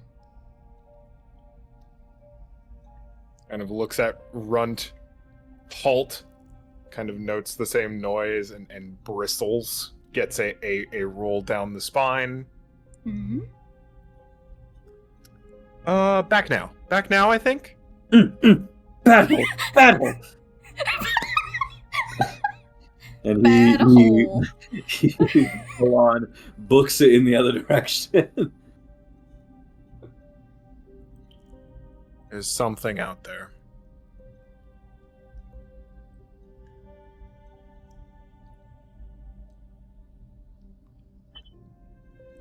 I'm not sure we want to meet it. And kind of nods to Pariah, then maybe we shouldn't waste any more time. Probably for the best. An unfortunate loss, but... We can at least help clean up a little bit. For the best, yes. You all agree to head back? Yeah. Yeah. Mordred's going to do the opposite of Runt and is going to stay at the back of the pack now to be between the noise and the group. Absolutely. On your way back,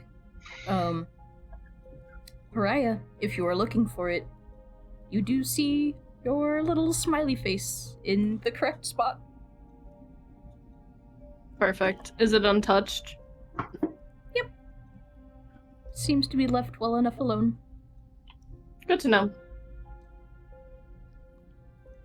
Maybe a little bit, there is a kind of, like, condensation down here. It's not perfectly dry. So, some drippage, but otherwise intact. Fine by me, and she will continue. Alright. I will say... Oh. I was just going to say, on the way back, conversation time. You may.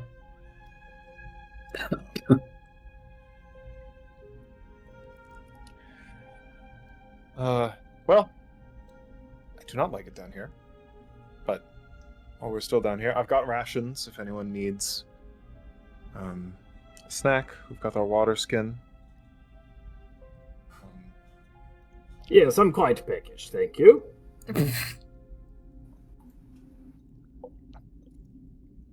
You're very funny, Bartholomew. I know, thank you.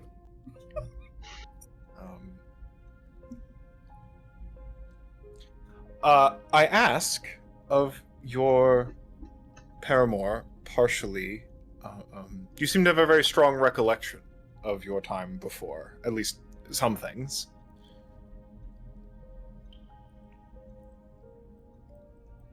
Oh, I'm sorry, was that a question? Partially, I suppose. Do you have a strong recollection of your life before?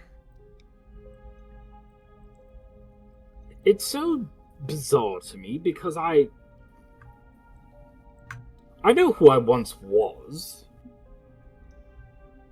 but I can't envision it. You know, I was a scholar. I worked at the Imperial. Oh, confound it! What's the name of it? The place where scholars work. That's the Royal Academy. Ah, thank you.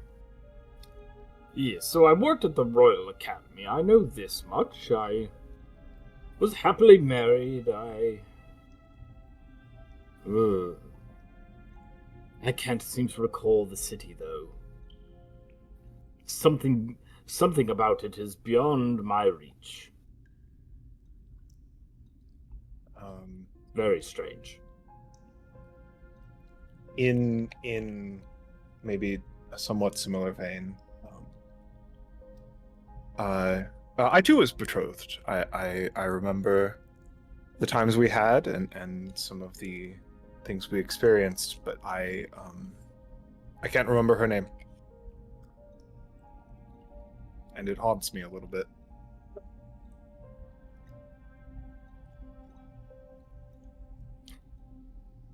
Well, I am sorry to hear that. Maybe with time, her face will reappear in your mind's eye. I hope. Maybe once we get back to the city, jog a few of our memories. I was hoping for as much.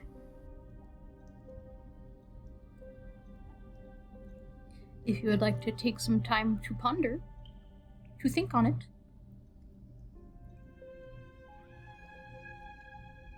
Why not? We got the time. I will offer. Would you like to try and make any kind of presence roll? Why not? My last one went so well.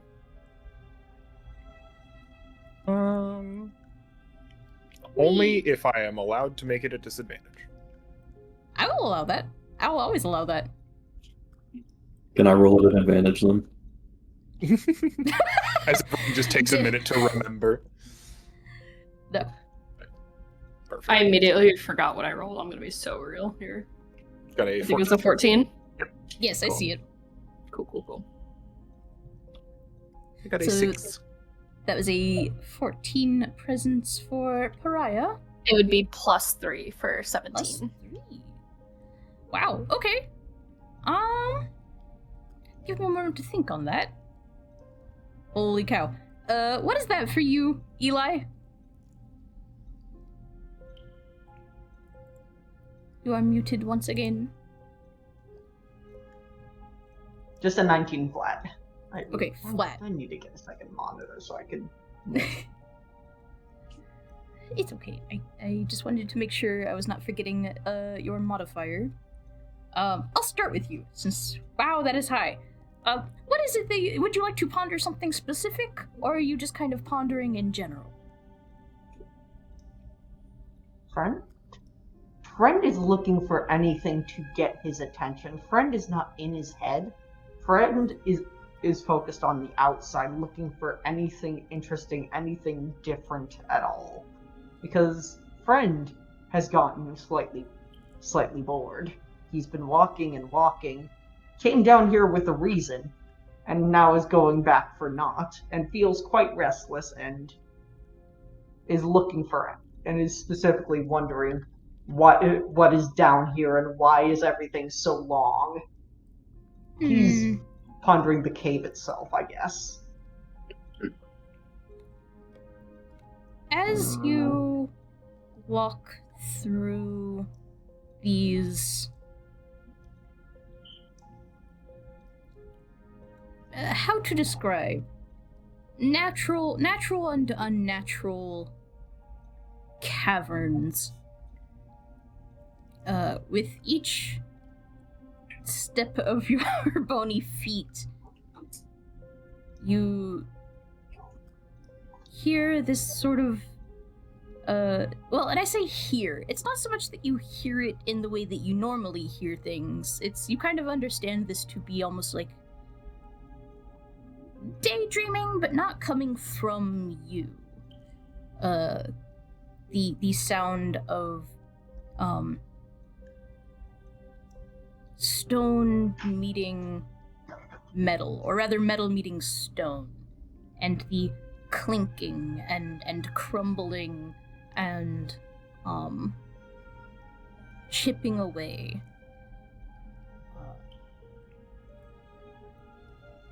But also, in these long caverns, you feel airflow, air from many different directions. And it sometimes can whistle and almost howl, and that howling turns into shrieks in your mind. Is it coming from any specific direction, or it just is? Just kind of all around, to be perfectly honest with you. Noisy. It's noisy in here. Meanwhile, to the rest of you, it is quite quiet. With only the soft, dripping and flowing of water. Why is this place? Everything's so loud, but nothing happens, and I'm like, ugh. What do It's you noisy. hear, friend? Avail us. It's like big amount of wind, and then it just it's all screamy. Looks Yeah. to the others. Do you hear this? Oh. Pariah, Ron you picks up his pace a little bit. Like when we, like I don't get, like when me, and I was interested in coming down this hole. Now I don't like this hole anymore. Cause like when me and Runt were walking up above, there was like trees and stuff and cool stuff and like stuff, but now there's just like rock. I mean, these rocks, like I thought these were cool at first, but now it's just rock. Not cool rock. Not cool. Yeah. Stop howling! You don't hear it? Pariah, you had also rolled presence. You rolled a 14? Yes. It would be a 17 total. 17 total. Alright, so just behind. Is there anything specific you are pondering? There were the talks of just like who Mordred and Bartholomew were before. And I think the question in her mind was, who was she before? Because she doesn't know. She doesn't remember. She doesn't remember anything. Yeah. So she's always wondered who she was before, but she's never really like stopped to really think about it. And when you're just walking for an hour and a half straight, you don't really have a whole lot to do. So I think that's what she's thinking. Sorry, absolutely. No, you're fine. In your pondering, you realize that for so long you have not... You've forgotten so much of who you were before what happened to you. And even still, you're not even necessarily sure, like, what's real, what's, just phantasms made up in your mind. Maybe wishing certain things to be true. What you do know is that when you hugged Lila before, in that moment of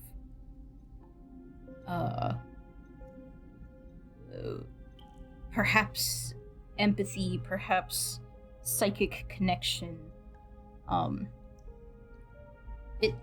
hello? There is a fly. Go away. Holy moly. That was so loud.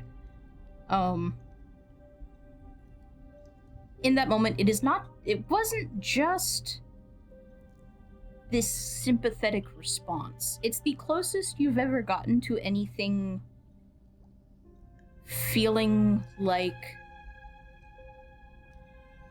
something you've experienced before. True deja vu. Not just sympathy, but true empathy.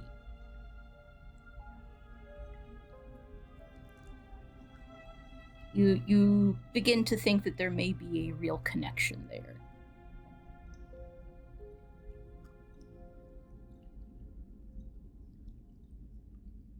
And I think she really thinks on this to the point that, like, it's just kind of completely consumed her thoughts of just like, why is this? That if someone tries to speak to her, she's probably not going to immediately respond, just because she is so lost in thought. But she'll just sit and think about that for a while. Mordred, what did you roll? What was your I final? rolled a presence, and it was a 7 minus 1. 6. And you were specifically pondering your betrothed? Yeah. You, hard as you try, as much time as you have, and for as much as you've been kind of talking this through with Bartholomew, it's still just it's like the faintest silhouette, but the details are just gone. You could almost imagine almost in parody of what relationships are like watching Dreas and Lila, just kind of knowing what two people do when they love each other. You imagine it, but it's dolls, not real. You simply don't have those real memories yet.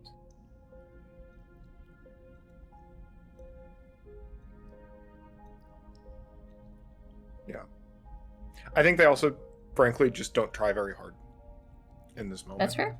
Also, I think they start, and as soon as they hit that realization, oh, but this isn't actually what it is, they just stop and refocus on the physicality of the situation. Yeah. Which is not an unfamiliar status. Yeah, that you are very familiar with.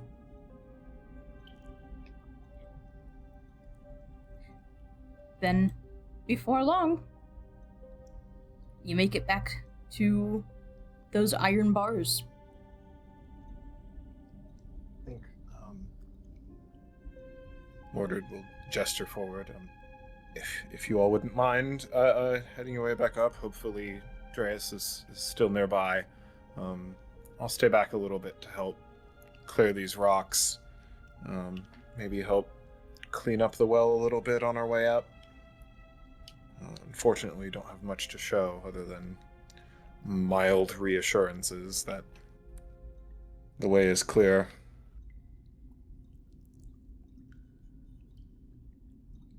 Odd and unfortunate to return with neither a person nor a body. Something is down here. Something quite fast as well. I wonder if the old man didn't fall, if he managed his way down here and only yelled when whatever this thing was came upon him. But no way to know for sure. Oh, was there... Did anyone spot blood on the well on the way down? Did we? On the walls? Yeah, Rent, you would remember. And I guess, all of you having gone down now with some amount of light, there was absolutely blood smeared across the wells of the wall. Okay, that's less likely then. Well, a thought. Mm-hmm. Well, as we come up to the bars, is there blood on the ground in front of us? Yeah, there were, long, dragged-out smears of blood. Do the bars look like they were broken? Which way are they broken? They are bent out towards the opening of the well. So they're not, bent as though... not toward us, toward yeah, toward As if whatever had plowed through them from this side into the well itself. Oh. Interesting.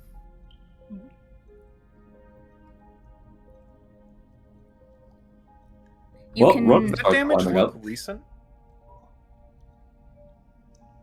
Is there any way to tell? You could...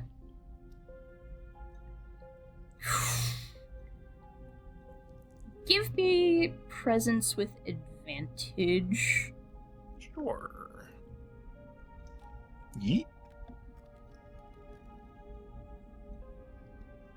It's an 18 minus 1, 17. Quite good.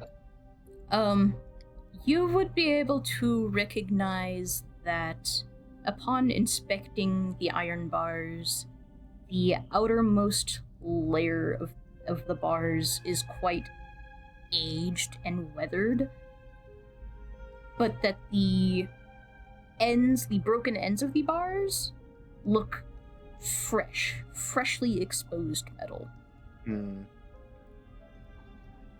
So whatever dragged them, if it was recent, then it probably dragged them from the surface of the well down here. Or at least through the bars, or at least from the bottom of the well into the tunnel. Yeah.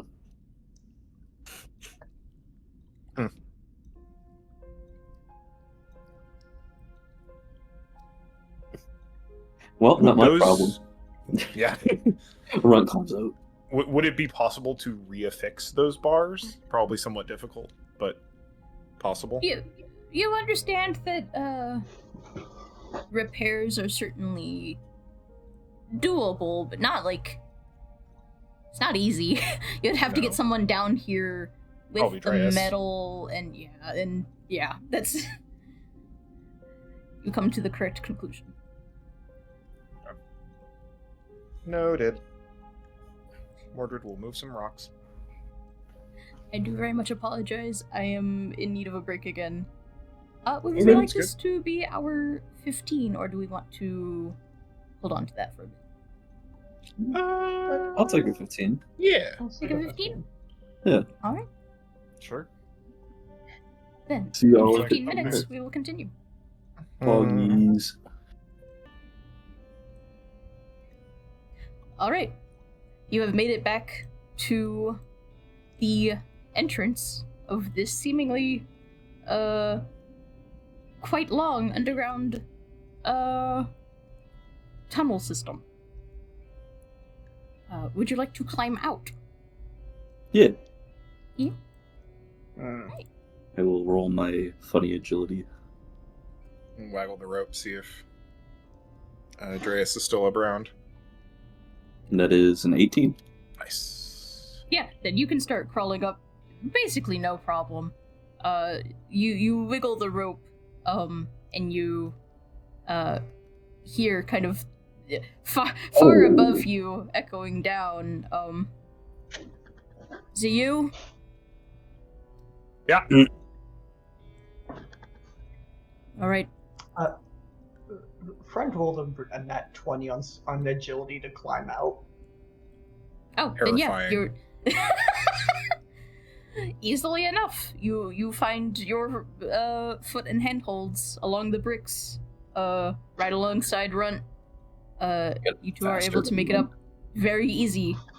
If the rest of you would like to help each other up, you may do so. I don't know how I would do that, but I will. Do I have time to move those rocks? I'll do that. Yeah, absolutely. I'll say the two of you together don't necessarily need to make a check. It is as simple as either shifting them to the side or simply just shoving them over the edge into the water. The opposite of that, because preferably keeping the waterway clear.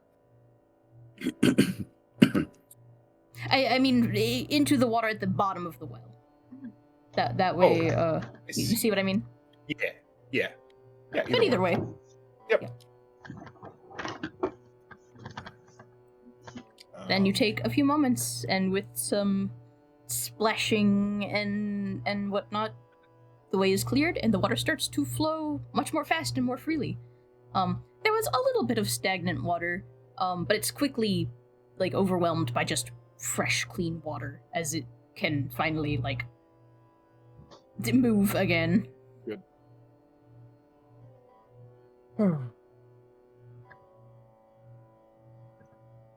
All right. After y'all. Very Did you well. make it up? I like to Did think. you make it up? Yeah. Alright, what do I gotta roll? If you are being assisted, which you are being assisted, in some capacity by Dreas, if the others would like to help, then no roll at all. Okay, even better. Run breaches the surface and wiggles his back to get the water off. I think when friend gets up, he doesn't have friend has no expressions, but he just starts. He kind of like twitches a good bit, like just and starts pacing like, stupid hole and stupid noises and it's stupid nothing and blood and nothing and stupid bad looks and stupid everything's stupid. None of this makes sense. Now we're gonna have to leave again. I don't know what is this. Can someone explain to me what this thing is inside me? I feel like we like went down the hole. We look for person. I just want the bad stares to stop. I want everyone to stop looking at Run Bad. And now, because somebody fell down a hole, and now we can't find them, now everybody's gonna keep going, oh, it's a bad look, and now we're gonna have to leave again. We can't go anywhere, because every time we go someplace, everyone gives bad looks because look at the skeleton, look at the person with the face. They have a weird face, and then it's You have a strong sense of justice. This is stupid. Friend. This is stupid. Runt looks at you, ponders for a moment, points at your pelvis at the question of what's inside me, and he says with full clarity, "Ass." What? He's not going to elaborate. Oh, wait, no, I He said ass. Ass. Yes, I have a donkey.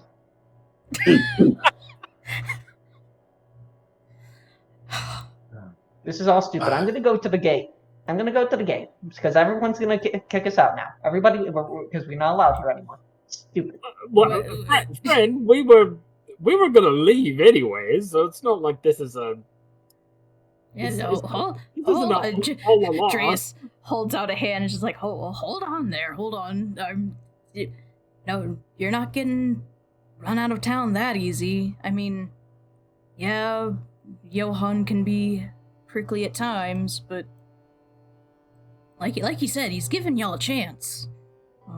And frankly, considering all the help you've already lent, I mean, I don't think any bridges are burnt just yet. It kind of looks between all of you like. No, I think Friend's just a bit upset given the situation. He did not have a good time in the well. They gave us the bad looks. The bad looks means we'll have to leave. I think Friend has been has done this song and dance before sometimes, or at least has had some bad experiences. I'm sorry about that, but I'm afraid I can't say I don't understand why. No, on to other things. Anything notable happened topside while we were gone? No, all quiet now. He seems quite tired, having been posted up. Thank you very much 3 hours. for staying nearby. This was we were in for quite a while. Runt's observations were correct. There is the well leads to seems like a cave system down there. There is like a wide open area. Yes. It seems somewhat constructed, but the further you go into it, the more it just turns into caves. And it appears, as you can see, we do not have Drickard nor his body with us. Those caves seem to be occupied. By what? We don't know. Not entirely sure. Occupied, as in you mean you saw evidence of... Are people staying in our well? Not people, certainly. Not to our knowledge. We heard some very concerning sounds from deeper in the cave. Very possibly. There is a gate, a number of metal bars separating the well itself from that cave system that appear to have been damaged and are the way by which Drickard may have been taken, disappeared. We couldn't find a body nor the man. I'd recommend you do your best to fix those with the help of another few townsfolk lowering you down if you want to ensure that the well is properly secure. Beyond that, we spent some time cleaning up the water flow into the well, so it should be considerably cleaner. Though time will tell. Unfortunately, there wasn't much for us to do down there, and we decided against continuing onward into the dark abyss of a cave we had not explored, and it seems no one knew was there. Can't say I'd blame you. It just kind of like scrubs his face tiredly, running his hands over his hair, exhaling hard, just... Okay. Turns around, slams the lid closed, kind of like looks around, and then turns to you and Rust Bucket. Could you help me move, maybe a rock or something to weigh it down for the time being? By all means. Of course. Then between the three of you, not an issue, you hoist a pretty heavy rock onto the lid, and the lid holds out. It is able to bear that weight. I will say there's thus far no evidence of any creature coming into the well, only of something being pulled out of it into the caves. So I don't think there's much chance of anything being in there right now, but it pays to be careful. Gestures to the rock. Our defenses are already tenuous at best. If we have a new weakness to be exploited, then that's not to be taken lightly. Agreed. That's unfortunately a few hours of daylight gone, but luckily we've still got quite a bit if we still want to make it to the Abbey today. Yeah, I mean, it's like, I want to say just barely mid-morning at this point, maybe just straight up actual morning. If it was like crack of dawn, 4 a.m., it's now 6, 7. Excellent. What do you think, Bartholomew? Onward and outward? Maybe after grabbing a couple more provisions? Well, yes, sounds good to me. Everybody else, are they set to go? Are you all set to go? Do we need anything? I think we may need to go console friend. I mean, you're still welcome to rest at our place. If you're still needing any sleep. Pariah, you sure feel like shit. Yeah. Not as shit as when you went to bed last night, but still pretty bad. When you look at your hand, it's still, like, got that black, spindly, like, webbing all through the, like... Does it look any worse? Not significantly, no. It seems mostly unchanged. Good to know. I think we've got some designated room in the cart for this one, hopefully. If you would not mind my presumption, Pariah. Oh, very well. I won't complain. Not today. Alright, let's go get the skeleton. Bone Man, come back, Bone Man. Thank you again, Dreas. Shut up. You're stupid. Shut up. You're stupid. Everyone's stupid. Would you stop telling me to shut up? I swear to goodness. Trying to help you out here.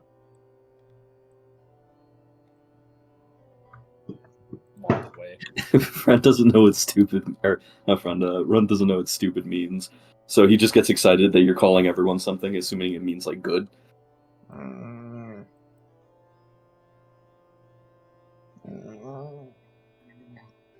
I want to take bones.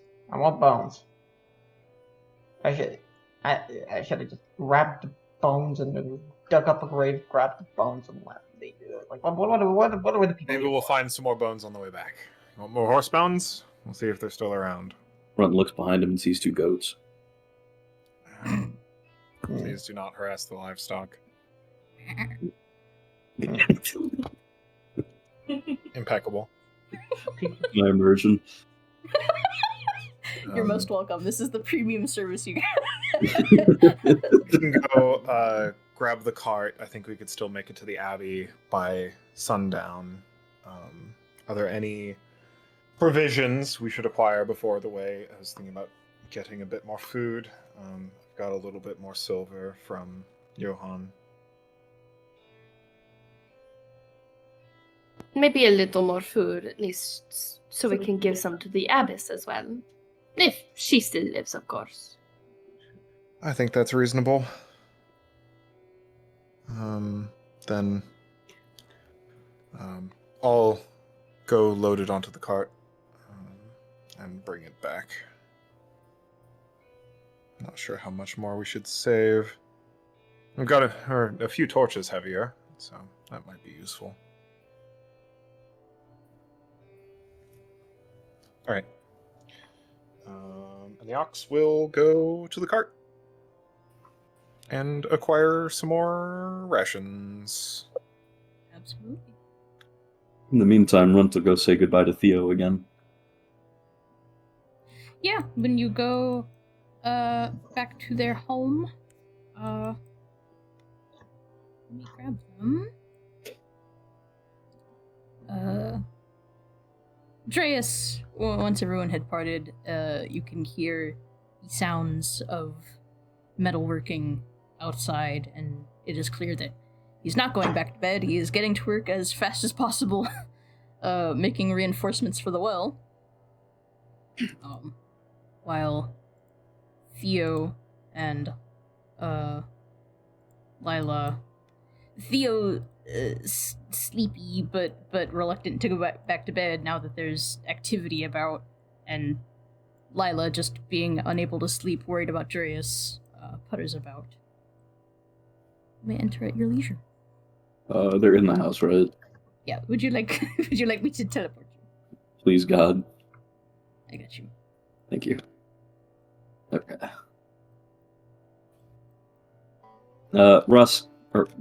Runt enters the house and kind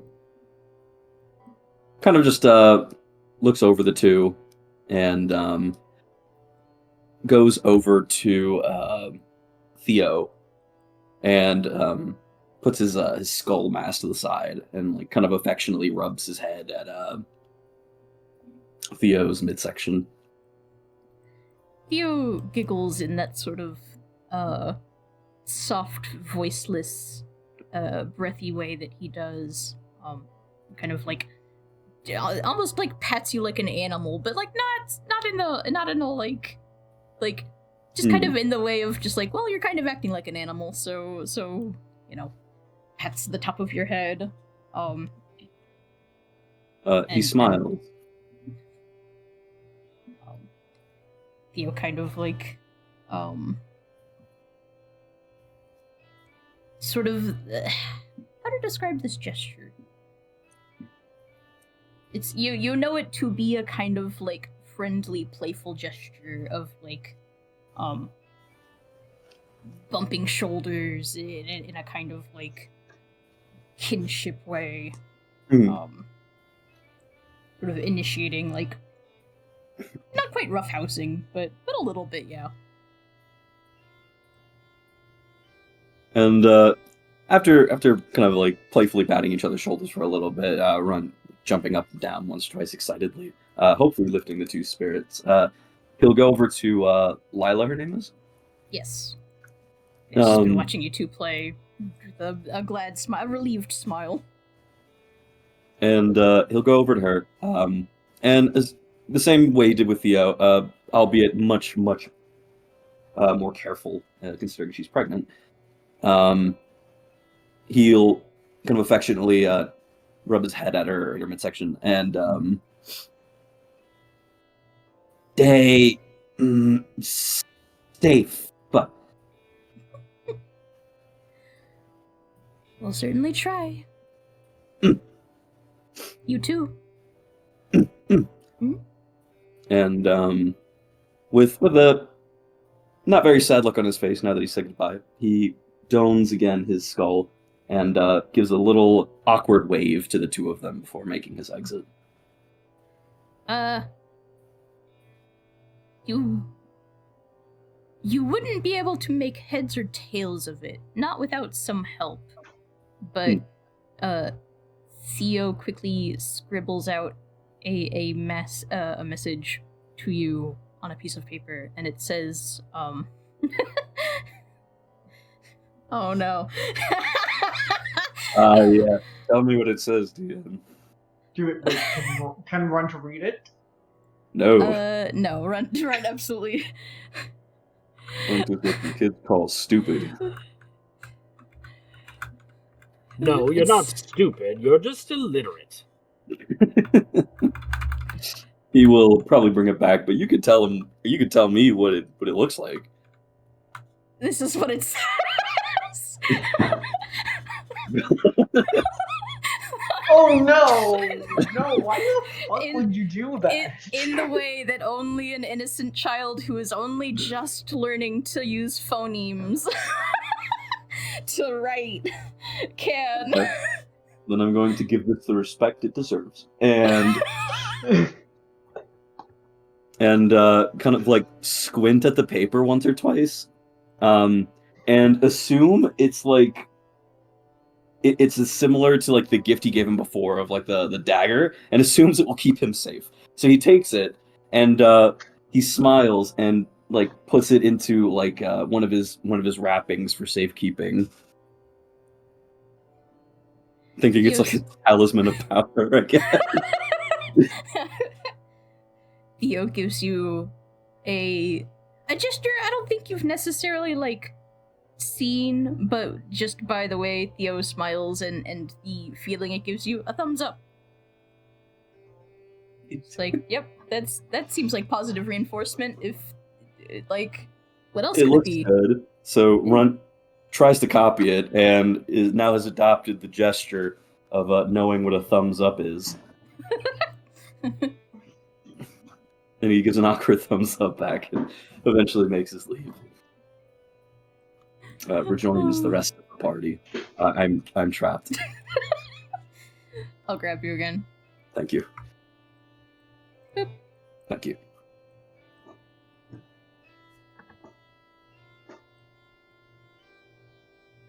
what would everyone else like to do? Thumbs. It's a talisman. It's my coup de grace. With this heavenly treasure I summon, Theo's thumbs. Theo's spirit ashes, you summon a little boy.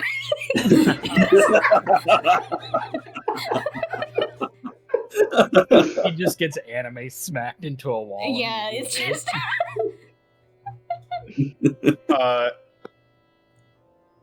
Ox would love to come back with the mule and the cart. And if you're okay with me spending some money real quick. You may. 30 foot of rope with which Mordred is helping to pull the cart alongside the mule. And 3 more days of rations. All right. Which puts me back down to 1 still.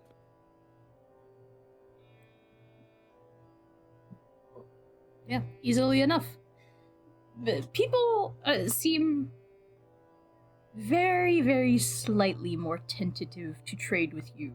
But it's hard to argue with the little bit of coin that is to be shared. So, they absolutely do business with you.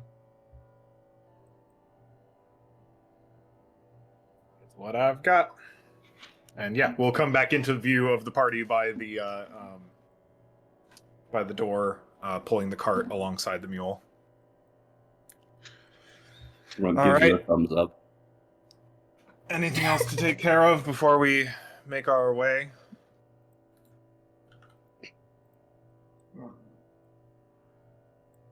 We're all accounted for. I think that is good to go.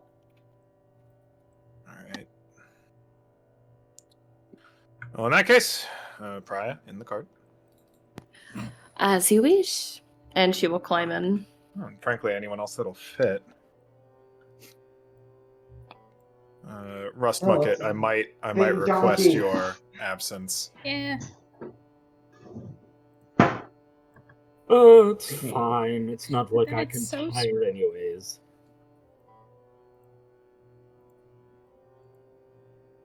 Was the only sizes too big and too small? Yep. I vote too small. You like it too small.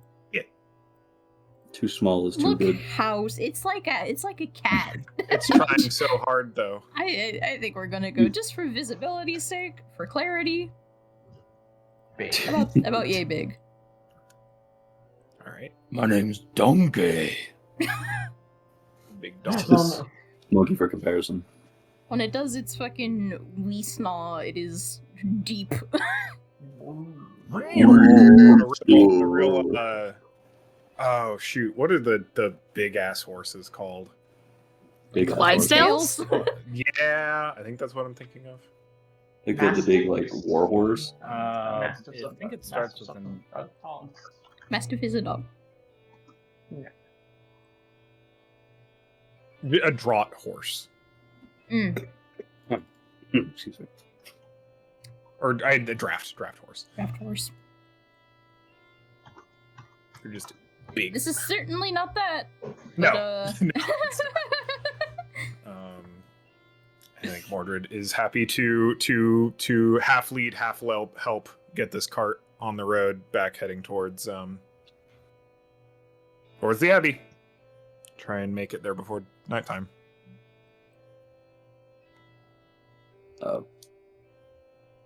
Let's do it. Runt excitedly climbs atop the donkey. It seems it does these sort of little like unsettled like stepping in place. It doesn't exactly dart or anything, but it shuffles in place as if unsettled by the way that you climb it. He now thinks he is a knight in shining armor. Yeah. I think Mordred will do their best to keep this animal calm, but it is not the kind of horse that they are used to managing. They're used to managing very well-trained horses that are provided to them after a good deal of money has been sunk into them. This mule is relatively good-natured, but it also seems like it might be that way just because it's a little bit tired. But it will absolutely follow instruction. Makes sense. Oh, Pariah, while you're back there, would you mind, would you be willing to take care of the water skin? Oh, of course. We'll hand that off. With the food, I'm starting to run out of space in my own packs. I am happy to keep an eye on it all. Excellent. Not like I have anything else to do back here anyways. Runt doesn't like the back anymore, and he just comes over here. She'll move over for Run. Those of you that sit in the back may do another I keep forgetting the 2 different types of rest you can do. Short and long. Catch breath. What's the one above catch breath? Night's rest. Then this can technically count towards a night's rest. I think Runt will take it. Please, God. Probably still tired from his Come on, Pariah. transformation Come on, earlier. Pariah. Hey. I will take it. I'm back up to full. Let's go. I was already there. You receive other benefits from this. Yeah. Then with that, if you are all ready to put the last bastion behind you, you may set out. Adventure. Let go. Yeah. Then, I'm gonna grab some water. I'll be right back.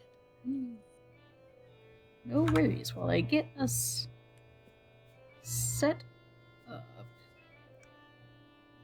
Oh, but Is he being cute?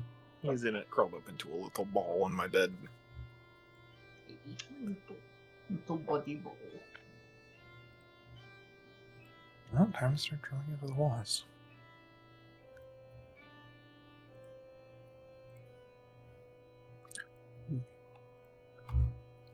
Bring us to the board. I need to have things in my hotbar. Back. Welcome.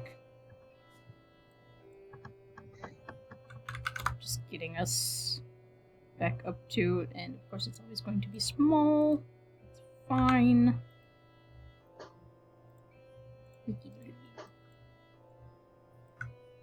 Okay. You are back on the road. It's another dreary day.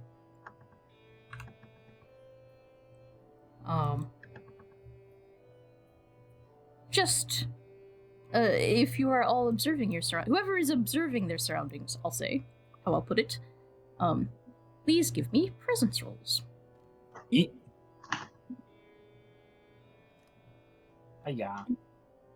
A 5. I'm gonna use an omen on that. Absolutely. That's gonna be an 8. Nice. Pariah is asleep. This is true. You are getting a night's rest. You do not get to observe anything. So is Runt. He's cuddled up with Pariah. In hard contrast, the night is exerted.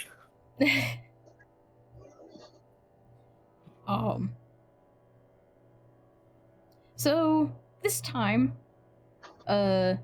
Mordred, you are simply too focused on what's going on with the well, trying to get back to the Abbey, just the tasks already in front of you, to really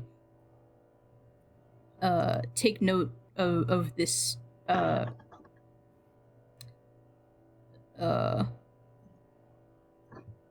this thing.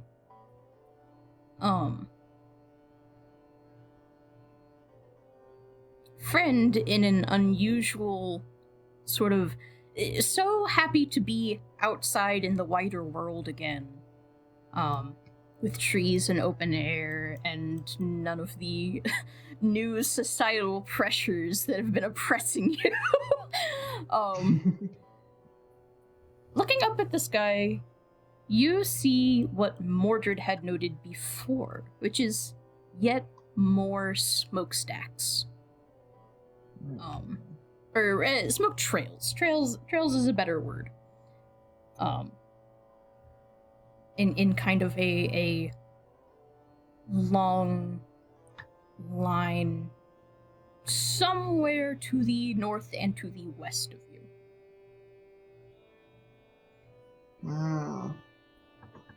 There's more of those smoke things. Things that the fire makes.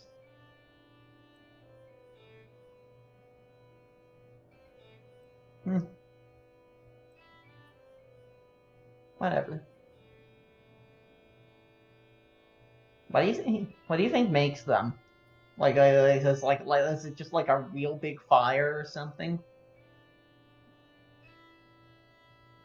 I suppose it could be hunters, could be pillagers, raiders, goblins. Who knows? With it brought to your attention, if you would like to try and observe for more time, observe more closely, try to extrapolate, you may. I got a 4. It's 2 better than I rolled last time. Then you believe what you said. Well, I don't know what's making them. Friend wouldn't know. Well, maybe when we get a closer look, we can see what's going on.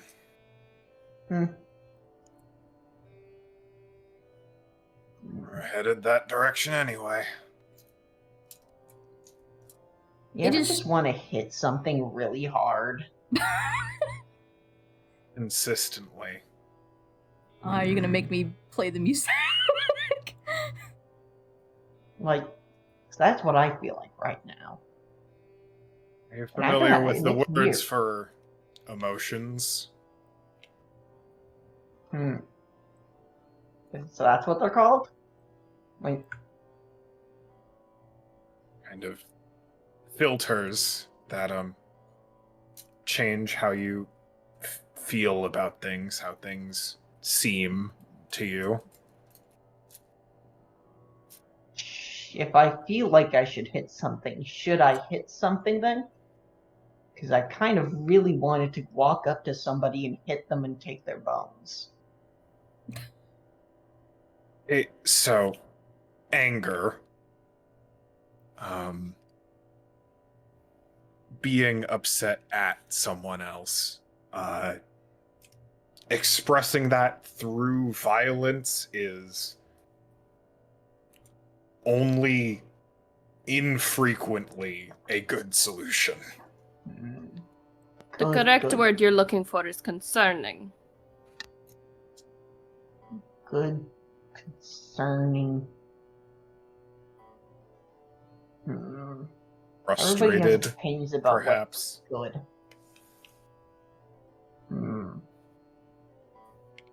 Well, if that bone is bad, if that bone is bad, points at Thorn. If Thorn is bad, then if Thorn was angry, would Thorn hit somebody and take their bones? Thorn is always angry, and Thorn would absolutely hit somebody and take their bones. So Thorn would do a lot more than hit somebody.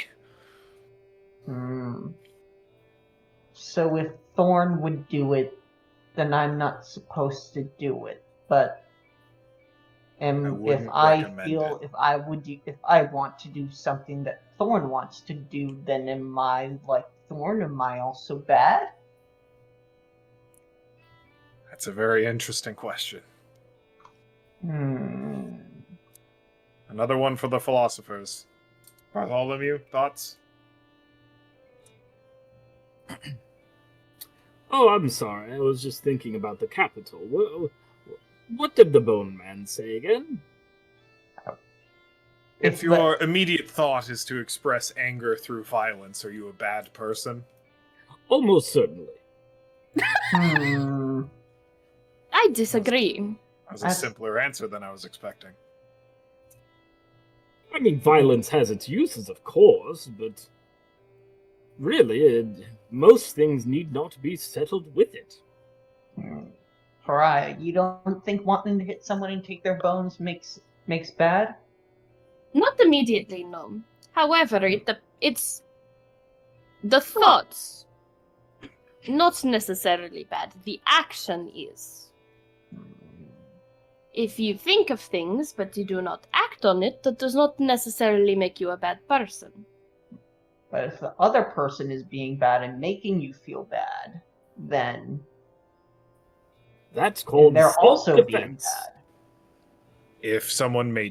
If you made someone else feel bad and they hit you and took your bones, you would probably not like that very much. But they did it because they made him feel bad. Isn't that like the same thing? Like, what if I took Thorn now? If because we're like the same, maybe Thorn would. Everything is too confusing. This is why I don't. We were talking about questions earlier. How they asked how questions make things uncomfortable. These questions are making me very uncomfortable. I want to stop thinking about them. How do I stop thinking about them? Think of something else. But I don't know how to do that. I'd say rigorous exercise, but I don't know if you can be exerted. You want to try pulling the cart? Like this. Would you like a task? Yes. Hey, will that make me stop asking questions? It's made me stop asking questions sometimes. It's at this point that you hear rustling in the bushes, and Runt emerges, a squirrel in his mouth, and he presents it to Friend. Oh, it's a squirrel. Oh, it has bones. Pulls out a rib, pulls out a bone. Oh, this is a really small bone. Oh, good. Wow, how these things get really small? How are bones this small, though? Like, Ren, give me an agility test. Oh, okay. Oh, where's it going? Where'd you go, dice? Bye. Okay, I'll roll another one. That one was not it. This one, though. Hello? Tailspire? Well, it's an 8. Yeah. 8 plus 3, 11. 11? Okay. Most of the bones are intact. Only a few got broken in the, killing of this animal. He saw Friend was upset, so he wanted to bring him a treat. Like, what makes them so small? Like, what if I just, put it right here and then... But it does nothing, but it's also in me, and then I guess it's a part of me now.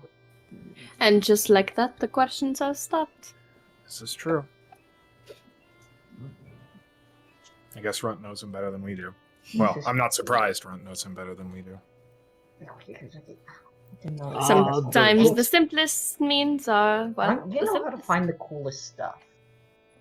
And he gives you a thumbs up. Oh, sorry, I'm kind of interrupting. No, this is excellent. I love having an aside while that is going on in the background. It's excellent. Yeah. No, yeah. Alright. What was I thinking about? Bones. Bones, yeah, bones. Maybe, I hope we find bones that aren't like goblin bones, but aren't like horse bones.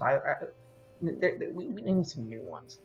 Is the road still very clear since we crossed it last time? Same amount of clear?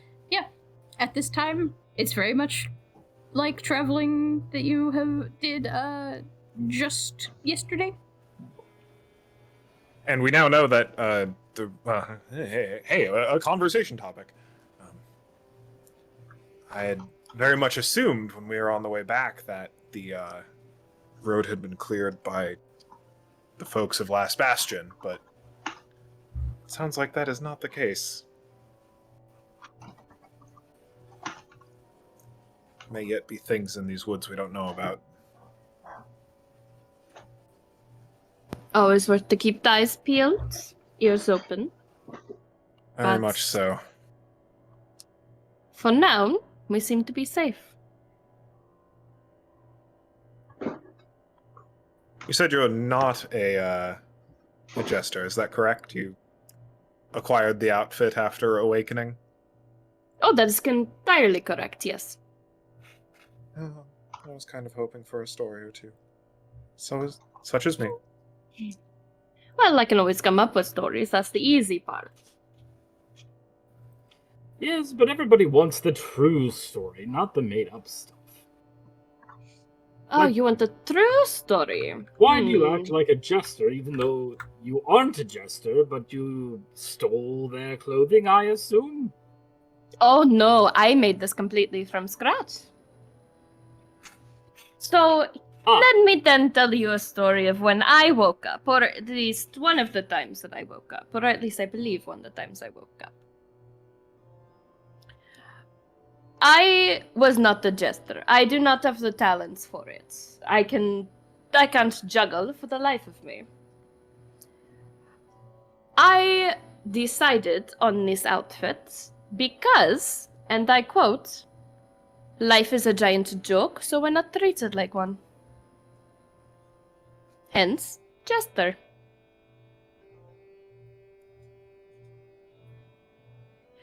I simply took bits and pieces of cloth that were around me and fashioned them into the outfit that I wear now. I woke up in a similar manner to our skeletal friend over there. In the middle of a mass grave, under rotting and decaying bodies, I clawed my way out. I had nothing on my person at the time, and so I fashioned something from, well, the dead. It was a mass grave. No one was going to come and claim anything, so I did.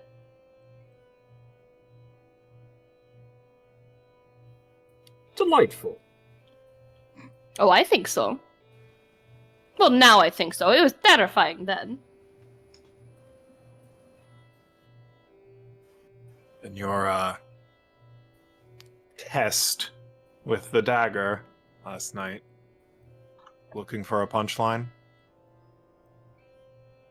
I can explain that, actually. It's not really looking for a punchline, more... I'm mad that I'm alive. Ah, yes, the curse of existence. Exactly that. I've been cursed with a glimpse into the world my terror lives in. And yet they deny me that life. They deny me that existence. I have fallen and woken a number of times. Honestly, I couldn't tell you how many times it's been.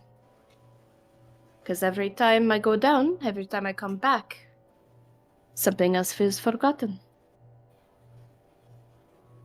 And yet, I wake up. Every time. So forgive me if I was a little foolish in testing such a thing. But now we know how effective it is, at the very least. I cannot deny that. To your own pain, unfortunately. I did not enjoy seeing you suffer. Then my most sincere apologies for you having to witness it. I shan't do it again.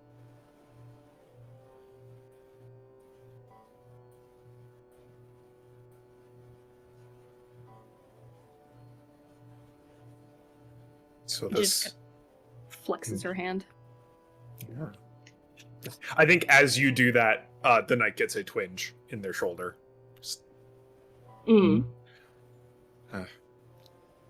Then, so you're not allowed into this terror's world? No. They're not of this world, like the basilisks? No. They are not.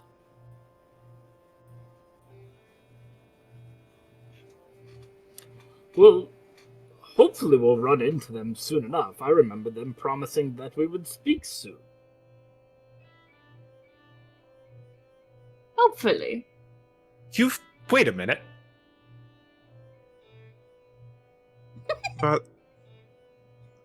Bartholomew. Yes? You remember Pariah and the Terror? Of course I do. You are infuriating, my What is friend. the question? But they say, like, those words with relief, though. Just, all right. I don't know whether I should be relieved or if I should hate you even more. This is a strange thought. Do you remember forgetting Pariah? Forgetting Pariah? What? That's silly. That's a no, and I know now to not press. All right. With it, forget Pariah. One of the most unforgettable people I've ever met, I think. I don't know whether I should be offended or not right now. What, then I think you're unforgettable? You apparently didn't think so yesterday. Whatever do you mean? We've experienced your memory being selective yesterday. I assure you my memory is quite, it's like a safe. Nothing gets in and nothing gets out, I think. Nothing gets in? No, that's not the right analogy. I don't have a good analogy right now. That's all right. I simply hope we can get to the city with haste. We can only hope. Maybe give you another shot at a card game. See if we can take back the throne from friend who I do not believe knew what game we were playing. I got 4 2s. Did get 4 2s. Wait, when were you playing a card game? I want to play a card game with you Like all. a leaky sponge. When we get to the Abbey, Bartholomew, when we get to the Abbey. Look, there's this game called Rummy. I will wipe the floor with all of it. Sounds great. I wonder what that game is like. I'd like to play that game. Speaking You of won the game. Speaking of friend and card games, I did a poll for you just now. Your poll was 6. The fair. The circus, the big top. A cheering crowd, smiling happy faces painted up. Fabric of every color, flying flags, trumpets blare, festivities for all. A stench of sweat and alcohol and manure and cigars. A feathered show horse with visible ribs. A woman in glittering tights. She stands on her head. Is she smiling or frowning? Winner gets a prize. Yeah. Boy, do you find a prize, friend. Walking along the road, you do find a skeleton. Ooh. This wasn't here before. Ooh. It is a skeleton unlike any you've seen before. A body that is reminiscent of some various four-legged animals you have encountered before. but the skull at the end of its spine is not. Good bone? New bone. Oh. New bone. And yeah, that's a good bone. Did you find If something you could up describe there? to me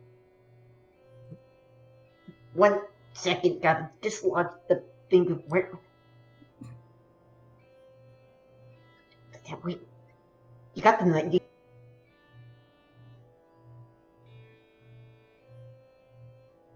Yeah, you got dislodge this from here and here, and the skull likes and like eyes. Wait, what is? So describe to me again. You said it just kind of looks alien. So, yeah, the body portion is relatively familiar. You would probably know what a dog is. I don't know. Or I don't know. You tell me.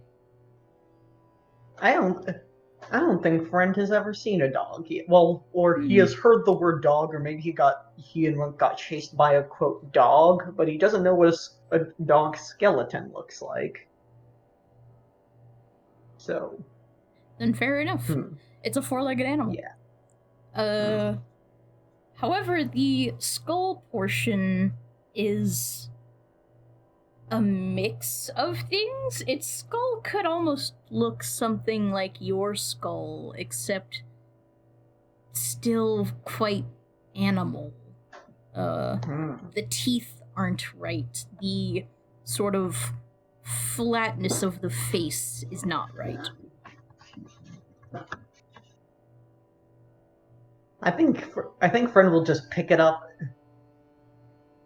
And you said, but it wasn't the skeleton itself wasn't four-legged. It was just it was humanoid, but with this face, right? Sorry, I'm. No, it is. The body is absolutely animal, like unequivocally. Okay. It is not like the goblins that seem to be somewhere in between. Like, nope. If you were asked, you would think that's an animal, all right. All right. Friend will bring the skull back to everyone. I found a good one. Oh, with integrity. Good bone. 1 second. I'm gonna try it. 1 second. I need to make room. Hold this. Pops off own head. Hands it to you. Run holds it. Pops on new head. Oh gosh. How do we want to work that if we can? Roll ether sense with advantage for me.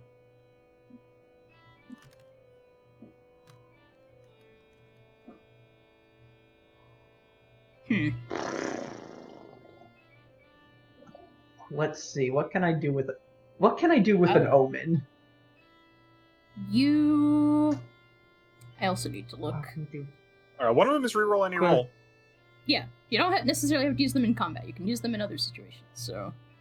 So reroll. So if a reroll in this case would just be 1 extra die, or we would say that.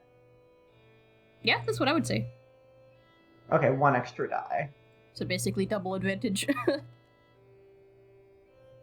Much better. There you go. Wow. Flat 19.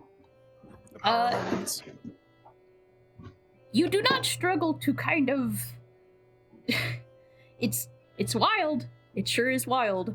You sure do switch off your head with relative ease. It clicks into place in a way that would make some amount of sense. When you do, your senses are filled with something strange. You are so nebulous. Your humanoid skull that you had started with gave you some basic, humanoid senses. When you wear this thing, you can smell more inexplicably. You can see things differently. Like, your eyes catch movement differently. You want to focus on that movement. Every sway of the leaves, or every time your new travel companions shift or move, your eyes are drawn to it. Your jaw sits differently. Your teeth interlock differently, are sharper now. And you are awash with this this urge to howl. You just see Frank twitching for a moment. Just goes, You ever just want to make noise? I feel like I gotta make a noise now. I gotta make a noise. Alright.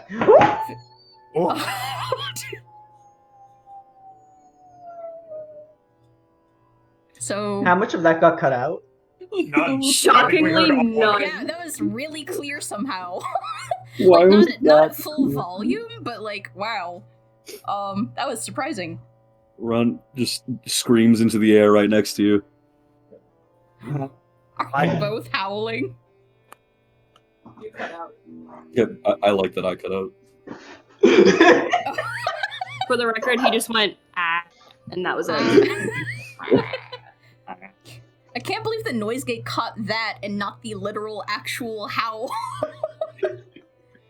Oh my gosh. I feel like I should be desensitized to things like this by now, but I am not. I think those of you who still have flesh get, shivers up and down your spine.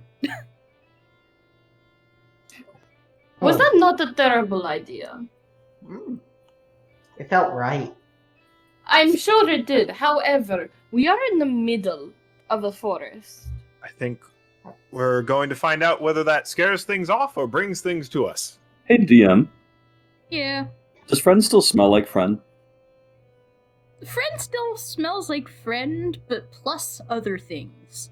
It's like the Gestalt is Friend smell, but it's Friend smell with some add-ons.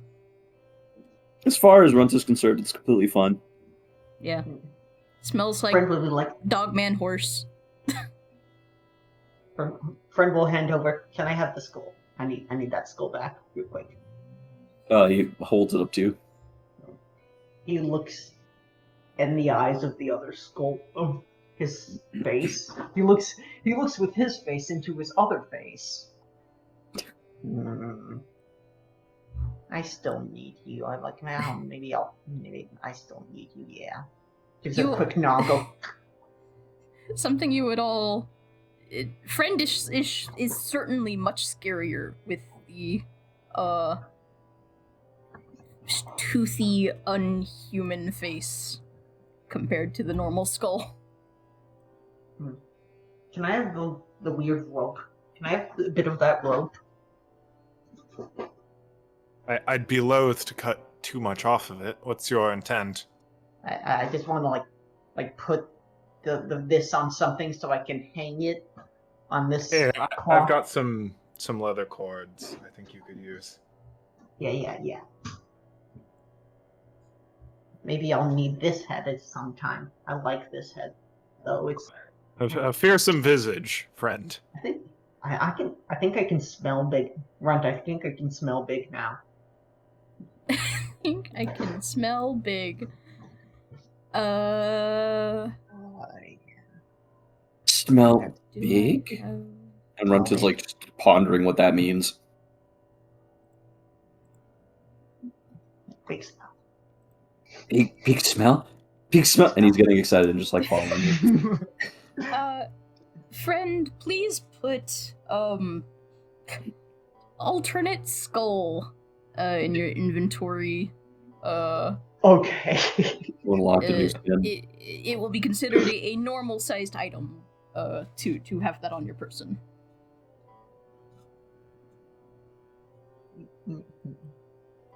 Like I said, I understand why the townsfolk are distrustful of this man.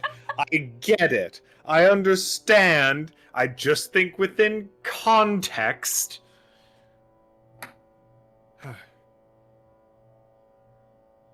was pretty fucked up.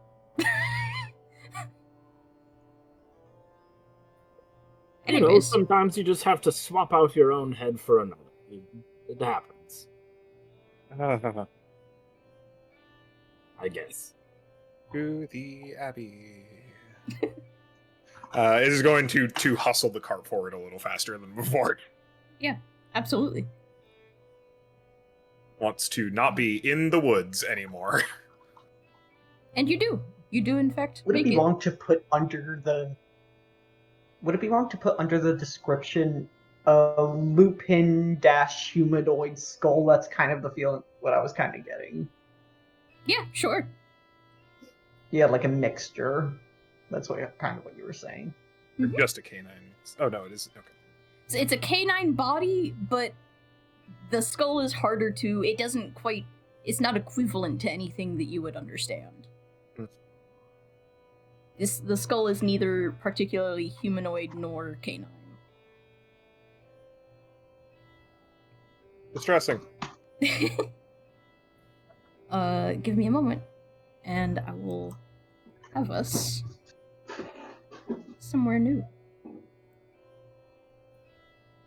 Not the Abbey? Well, new and old. I'm going to change the music. Whoa. Have the heretics been burnt?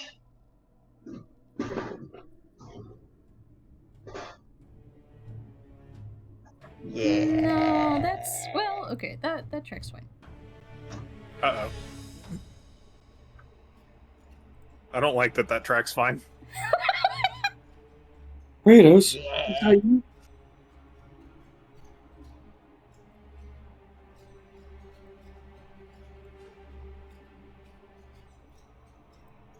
It is with relative ease that you all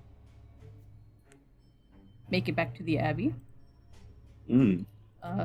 It is as quiet as ever on the outside.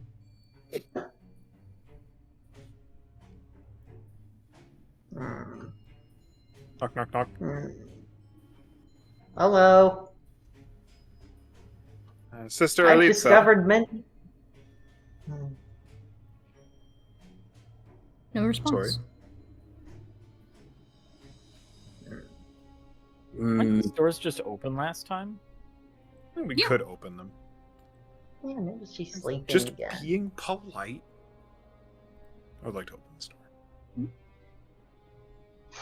Just as before. They open with ease. Wait a minute. Oh.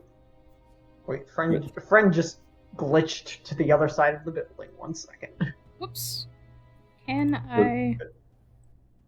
1 second. I just gonna teleport myself Oh. back real quick. There we go. Hey, DM, I have a question. You have a question? And it's just a long shot, but were those webs always there? No! Now that you mention it, they weren't. Oh, You brought us to the wrong map, obviously. Yeah, Pretty bad. this is Oh. a different Abbey, Hannah. No, we must have taken a wrong turn. We're on the wrong map. Put us back. You know, do Put us a back roll on- about it. If let's see for yourselves, you know? Do a presence check. See what Yeah, happens. yeah, I Let's don't see what think I happens. want to do that. I'm gonna roll presence. It's Yeah. it's 12. Illustrious DM, what does that tell me? I mean, I don't know. You really feel like you went exactly the same way that you went last time. Sure, this might as well be the same Abbey, Runt says. Mordred would like to go check those side doors. Uh-oh. I'll check the other side. We're just going one side, Prowl, go the other. You know, yeah, sure. I'm gonna go check out the pulpit. oh, we're running. No one go too far. I'm just going too far. I'm gonna smell it. I can smell things now. I want to smell it. Yeah. Something's fucked. Runt and Fred just sniffing at the not web. Oh man, I can't believe I couldn't do this. God. What Does not happens smell if good. I look up? If you look up, nothing looks too different up. I mean, the roof is still clearly dilapidated. But no horrible spider matriarch just sitting up there. No, there's certainly webbing in unexpected places you never would have thought would be possible. But otherwise, actual serious question, DM. Would yes. would Mama not like this? I will say Danger senses. I mean, like, is this like a I should turn around and go away? you can give me an ether sense roll with advantage. Sure. And I can just tell you what you, Runt, might also feel, which is, your hackles would certainly raise seeing this. This is all definitely strange and new. Doesn't make any sense. I got a 14, I think, just on the die. And is that all I'm able to tell? With a 14, you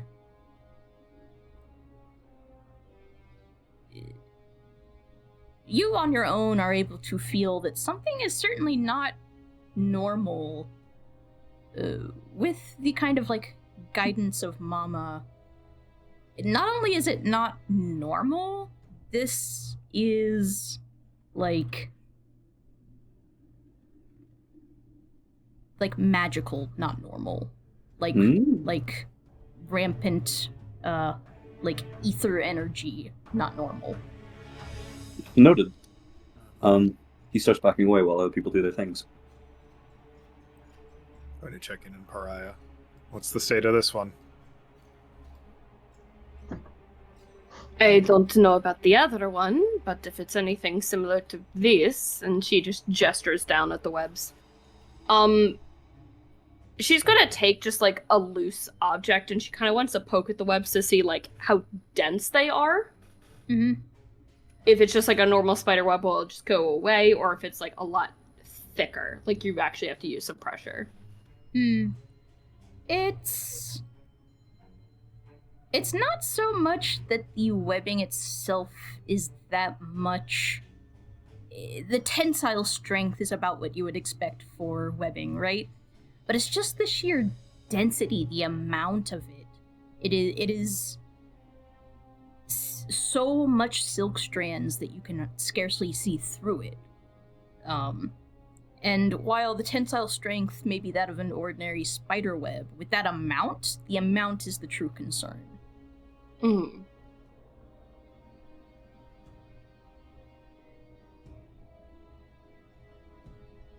Would you humor me for a second, Docs?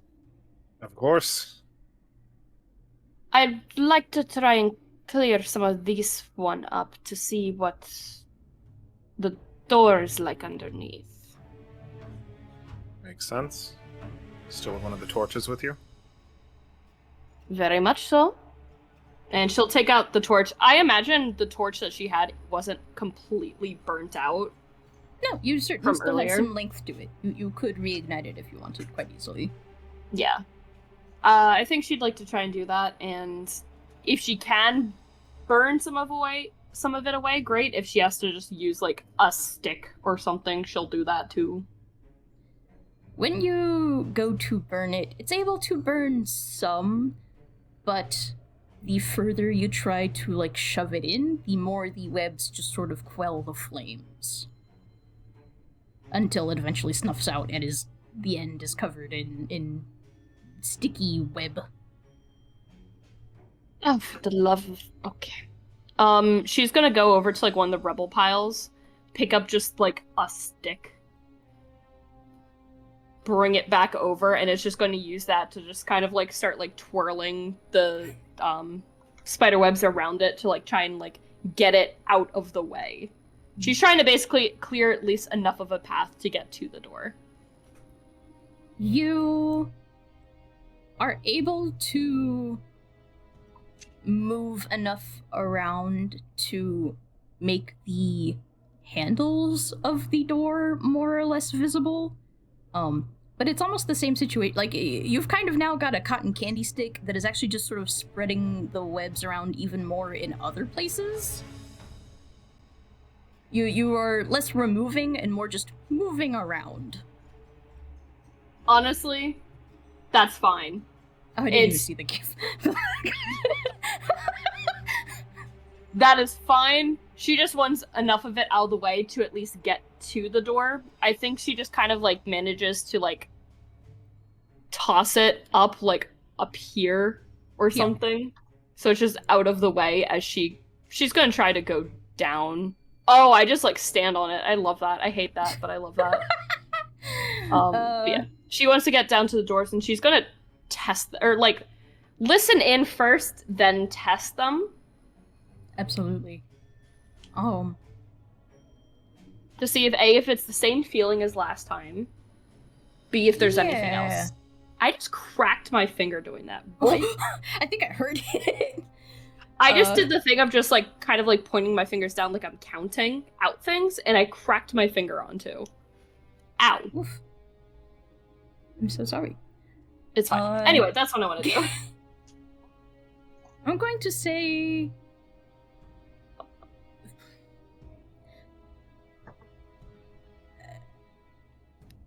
Give me an ether sense with advantage, but what I'll tell you before that roll is you get about the same sense of last time, of this feeling of deep, restful slumber.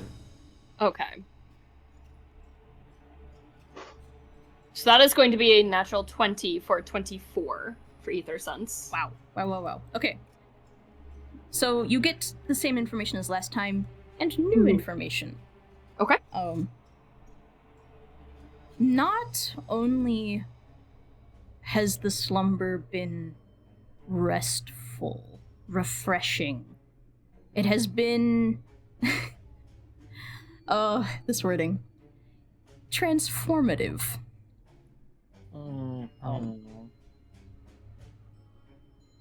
I think immediately at that, Mordred, you see her take out the crossbow. And she just has it at her side. I think Mordred will unsheath their blade. She's going to test the door handle to see if it has opened or not. Give me... This will be strength with disadvantage. Alright, what's my strength score? Okay, I can do this. I don't have... It's not as bad as it used to be. Oh, where's Tailspire? So, strength at disadvantage? Yep. Alright, Pariah. Watch this. I'm just giving you, weird looks if he doesn't want you to do this. That's going to be a 3. Yeah, you give it a tug, and it's not even... It's immobilized. It's not going nowhere. It may as well be a wall to you. Yeah, absolutely. She's not going to test it. She's not going to try it again, but she is going to come on up and instantly kind of looks to Mordred, who's right there. She looks deathly serious. So I have a theory. Not a good one. I would bet, considering the circumstances. It's getting closer to the door. I felt the same feeling as I did last time. The drowsiness, yes? However, it's... Oh, how do I put it into words? It was like it was too good a sleep. Like a transformative sleep.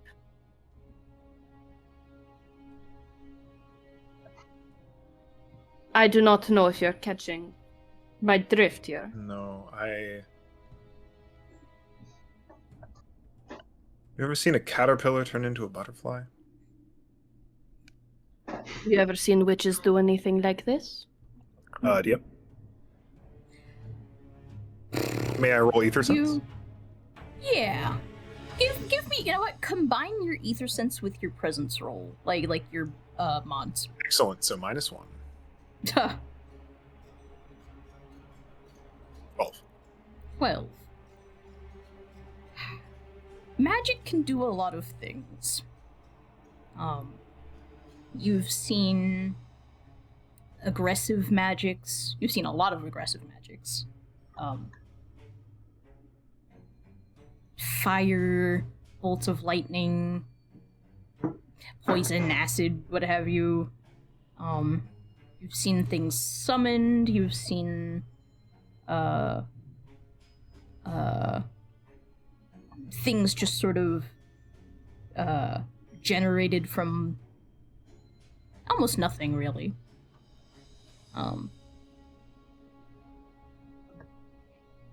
This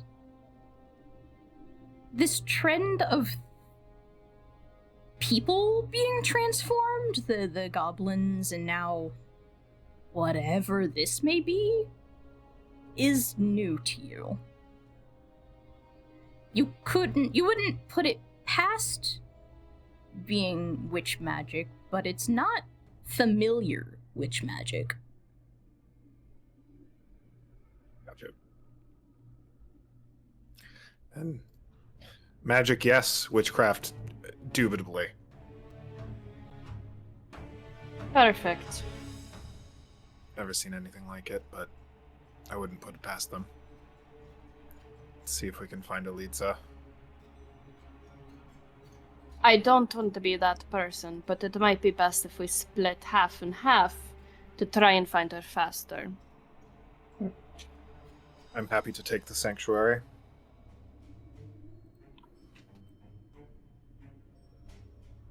Runs, I might need your nose for this one. Will you join me? It looks very uncomfortable, but he will follow you. And I suppose I'll take front to keep an eye on him. Sounds like a plan. Bartholomew, mind coming with me? Let's do it. Might want to light a torch. Hello? Anybody in here? No. Oh, so many dice. Is that an egg? So, some kind of cocoon. As you enter, you see more and more of this fluffy white webbing, strands and strands of thin silk. It's not all awful, to be honest. Some of it even catches the little bit of sunlight and well, I say sunlight, cloud light. You know how it is outside at this point. That soft diffuse light coming through the stained glass windows, and it tints these white fluffy strands just a little bit. But it covers like most surfaces at this point. Should you try to step through any, if you are inclined to, if you're not watching your footing, it depending on the thickness of it, it sticks to you, but it's not that hard to pull out of it. You get the sense that if you tried to pass through it, it would be a lot more inconvenient. And then you kind of correctly surmised at the end of the sanctuary, you see this large, fluffy white mass, kind of ovular in shape and dimension, and it is large. It is easily, twice anybody's height, thrice even. Alright. Bartholomew, if you wouldn't mind retrieving the others, I think I've got a plan. Mordred is going to sheath their blade and shoulder their shield and come over to these pews and is going to say a prayer of penance and apology to the basilisks and grab a few of these books and start tearing the pages out and spreading them on the webbing in front of them to make a path to the cocoon. Oh no. Danger. Certainly. I will even... No, not there. Paper. Give you a visual of said path. Hell yeah.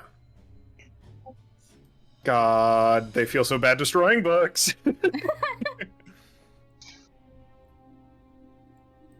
It took me a second to remember I'm not playing Hey Song because I was about to do a... Thank you, Caroline. I want to play one of those. Stop. Leave me alone. I'm sorry, I saw the pointy bits and I just went, oh, I know. It's really good. It's really good. I'm so glad we both thought of the same I thing. hadn't thought about it actually until now, but I wouldn't be surprised if it was super subconscious. You're so real for that. So, you make it up to the edge of the cocoon? Edge is a curious word. Nearby is just going to examine. As you get closer... It does not intend to interact with it until it has backup. Oh, oops. I think at this point, it's been long enough. There's nothing on this side. There's nothing on the other side. Yeah, Pariah would have herded her fucking group over towards the sanctuary. Well, also... Pariah feels a tug at her sleeve. Rust came over. I just didn't get a chance to cut in and get y'all to come over here. Oh. Yeah. But he came over.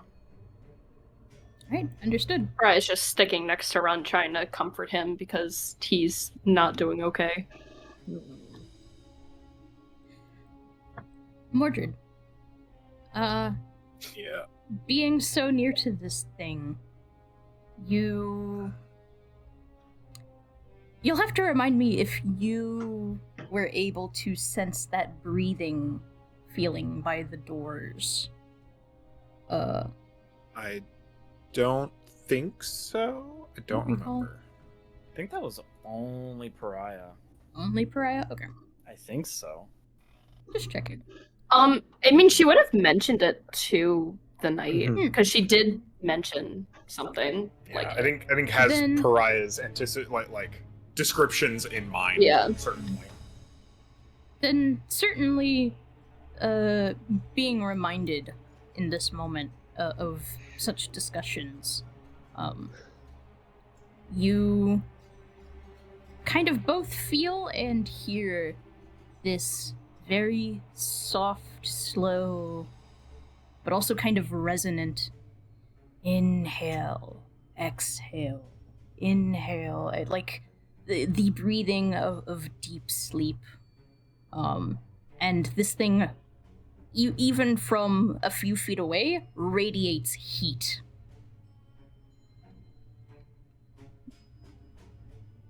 It's a long shot, but Alitza? Are you directly addressing this thing? Yeah. You sound so downtrodden. Oh. Yeah. Why do you sound so downtrodden, Doommaster? Why do you think that's the case? I wonder why. Okay.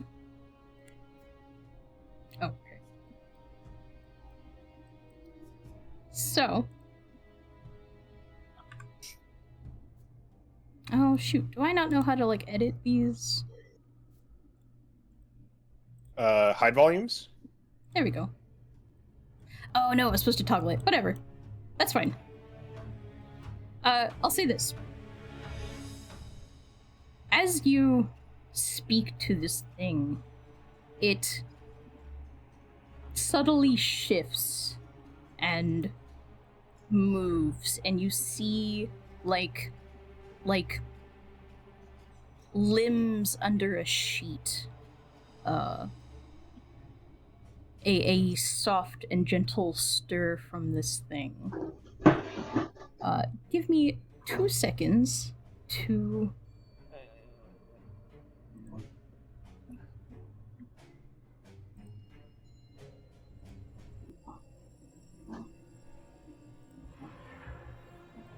As it shifts and as it sort of churns, you see a thin split start from the very top, working its way down. And then one pale arm, and then another pale arm, and then another arm with tattered, dark robe fabric still clinging to it. And then a almost unthinkably massive heave as... Oh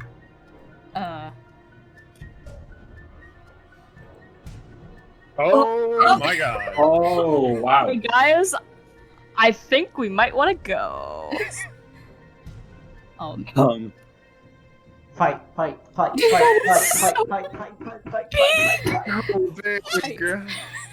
I have an image for you. I don't want it. You can keep it. You're gonna get it anyways. Oh, okay. You want to do a spoiler tag because NSFW or something, or? How much do y'all hate bugs? I love bugs. I love bugs. You love bugs? Who Love here bugs. really, really hates bugs? I don't know. I'm not huge into roaches, but drawn one should be fine. Okay. It's a little bit buggy. It's a little buggy. Put it in art, so we make Oh my god. Where is it? It's I will Playroll. cross-post it. Roll. What the? Oh, goodness. Oh. She Oh, gracelessly, clumsily, practically falls heaving out of this cocoon, landing with a kind of soft, wet thwap across the ground, and slowly picks herself up. Oh, we are pulling the sword back out for sure. And says, "Such restful sleep that was. Practically born anew am I."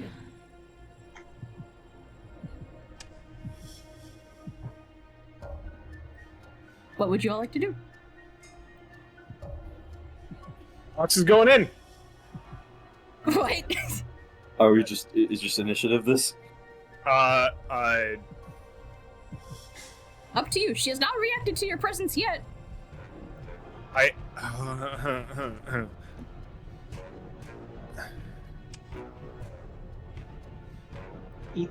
Runt yelps and hides behind Pariah. Friend, with his newfound smell, what does this smell like, if I may? It's interesting, to be certain.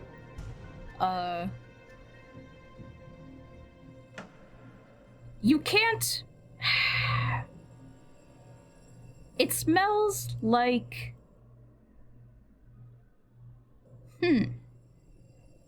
It's certainly nothing you've smelled before with your human nose. Certainly a mix of like, that copper tinge that seems to have permeated this place since even before. But now there's this sort of, like... what do spider webs smell like, right? Like powder? Like bodily? Like... I say spider walks up webs. I guess, like, moth silk, but... Friend walks up, says, "You got big." She, upon being addressed, sort of sits even more upright and turns to you, and you see that she still has no eyes, but when you speak, her head truly just locks onto you, and she gives this, big, just horrible smile, and says, Big, you say? Me? Maybe.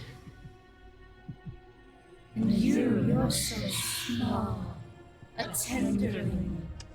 A new tenderling for my flock. What's become of your sisters, Abbess? My sisters? My sisters, my children. And she says this. Sorry, it'll take me some time to remember to actually turn that off and on. As she says this, she kind of tests and spreads her spindly, wet wings that have yet to fully unfurl, and flaps and flutters them, and it creates this vibration. And from the very tiles under your feet, they shift and creak and completely upend themselves. And much similar to her, though without the grand wings, you would recognize the white robes as just underling sisters. However, similarly transformed. Are those wings still wet and fresh? Yes. The ox is taking decisive action. Uh-oh. Yeah, I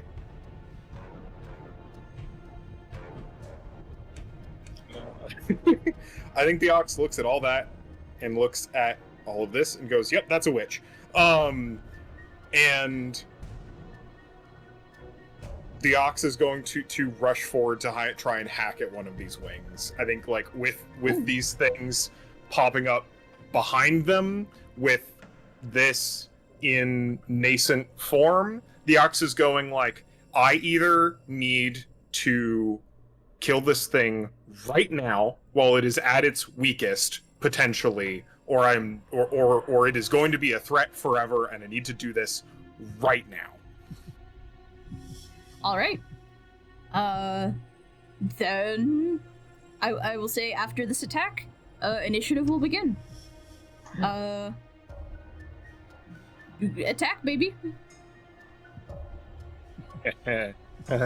I need to say something to try and communicate the ox's intentions, but it is something that is definitely declared at Elitza and not their friends, because that is not what they are thinking about right now.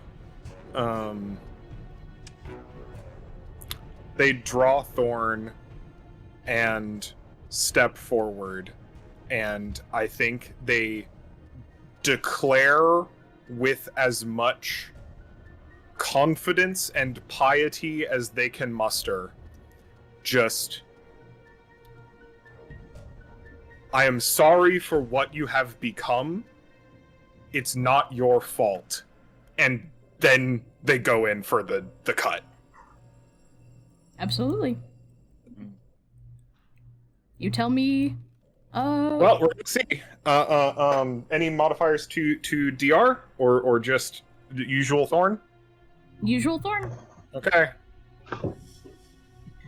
If I die here, at least I'll give my friends a few minutes. Maybe. While they fucking eat me, I've got 3 omens and I'm gonna use them. Please do. That's not better. That's a fail. Yeah. Unfortunately. D6. That stuff on ones, right? Yep. Alright. Alright. No hit, certainly. Unfortunately, she is big and awkward and starting to move around. Even though she appears to be slow and clumsy, it's just a little too much. And with just enough webbing still in the way to make it awkward. I saw friend rolling. Is friend committing to that? Or is... That was supposed to be an initiative roll. Oh, I see. I am going to do things differently this time. We had talked a little bit about combat being not so rigid. So a few things to keep in mind is I'm no longer going to worry about movement as like a system. Tell me where you want to be, when you want to be there, and you just can. Because how the fuck am I supposed to define what a normal-sized room is? And also in the spirit of just, I don't know, being able to do stuff. I'm also going to quickly roll for us. Let's see. Also, like moose ears out of character context. If y'all disagree with this conflict and want to leave the ox to die, I am extremely okay with that as a player. That's a very reasonable decision to make, but I don't think the ox in good faith cannot do this. That is super fine. Yeah, up But to y'all also, whether you friend even is want to now- engage right now, because you are technically not locked in combat as of right now. You have an opportunity to decide. Locked in? I'm locked in. Oh, I'm locked in already. I'm absolutely locked in. The first strike has been All thrown. right.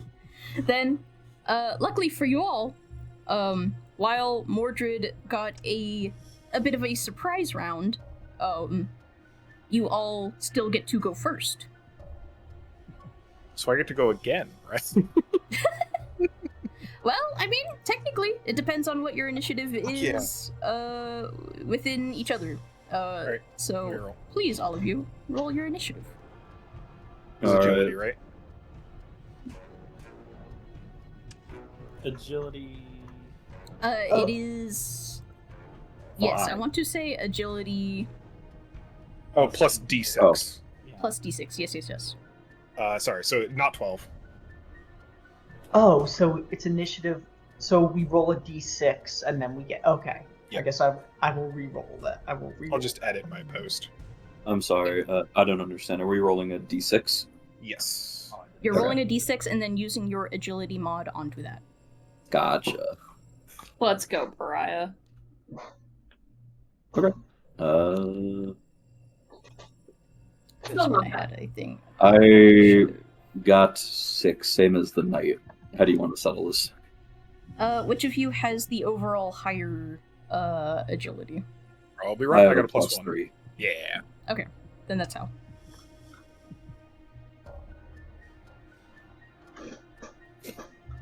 So, I need to remember how to do turn-based mode. And then, let's see. Who got the highest? Was that just Run? Run was the highest? Run and Knight both got the also same. got 6. Okay, then it will be Run, the Knight, and then who? It'll be Then it's friend me. Rasputin. Raya friend. Yeah. Okay. Thank you. Yeah. Raya. Assuming Friend. monsters are after. Rest. Oh, how did I miss? Where? Grunt was supposed to be at the top of that.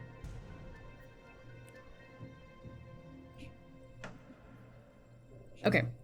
The Knight is before Pariah. My apologies. Then run. You may act. Runt was feeling extremely timid about this entire encounter. And as he sort of hid behind Pariah, you've heard Runt transform before. And it's just as visceral as the last time, but if you turn around, you get to see his bones literally expanding, his skin tearing, falling off in some places. Before, and this is going to take his turn to do. So for an entire turn, he is basically just sitting there, breaking and tearing apart his own body. And yeah, that's all I got. Would you like a morph? Yeah. I'll text you for which one. Alright.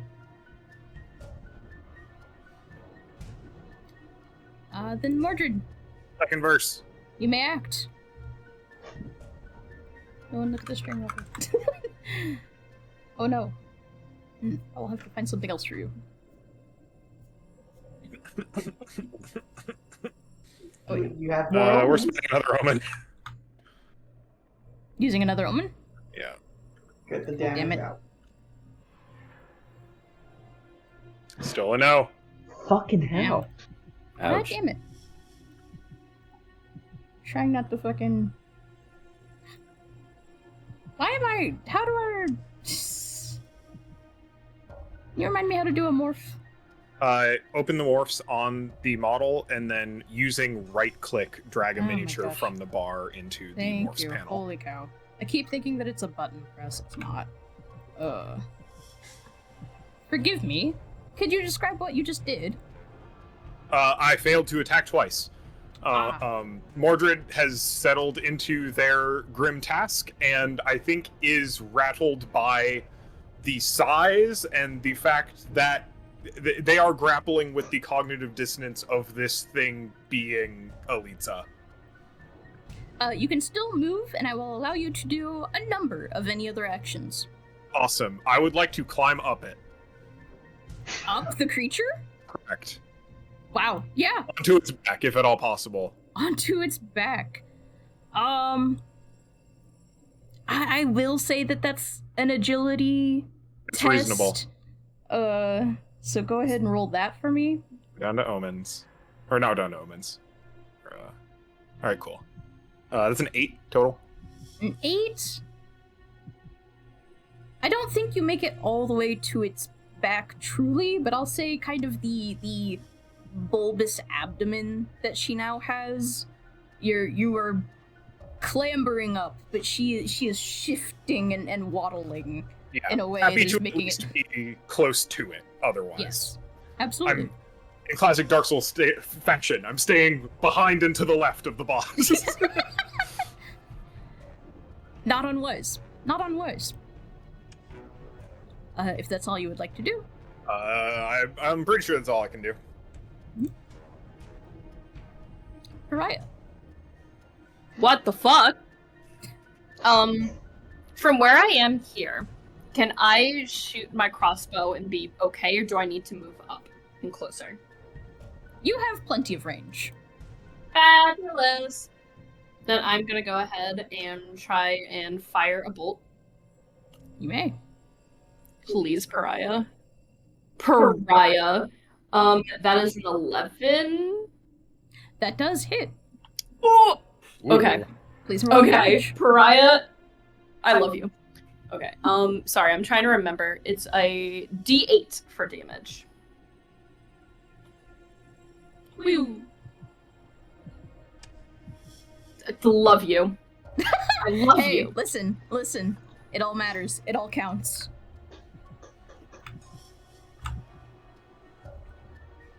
Fantastic. But yeah, she'll do that. I think it just kind of like nicks her, probably like in the shoulder. Yeah. Like it only just hit her, and it's Pariah is panicking. She's trying her best not to show that, but it is evident.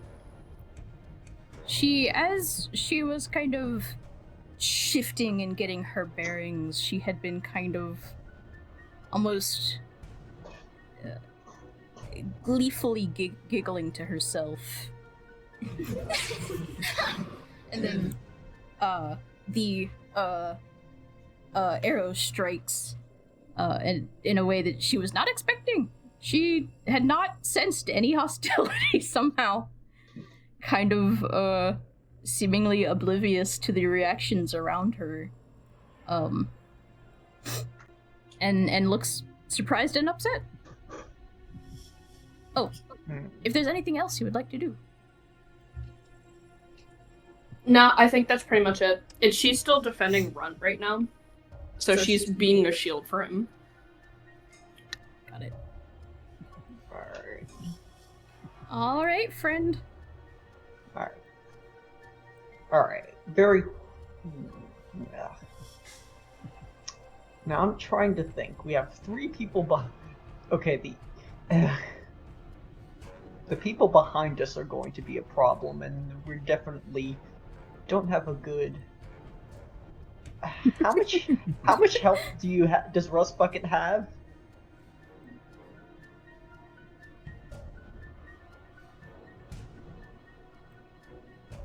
Shit. Like, fucking...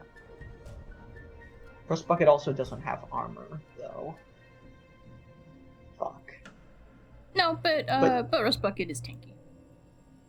Okay. Just in terms of being able to take a lot of damage. Yeah, and Friend's attention is on the big one. I think Friend will say, "Is she bad now?" Yes. Me? Bad?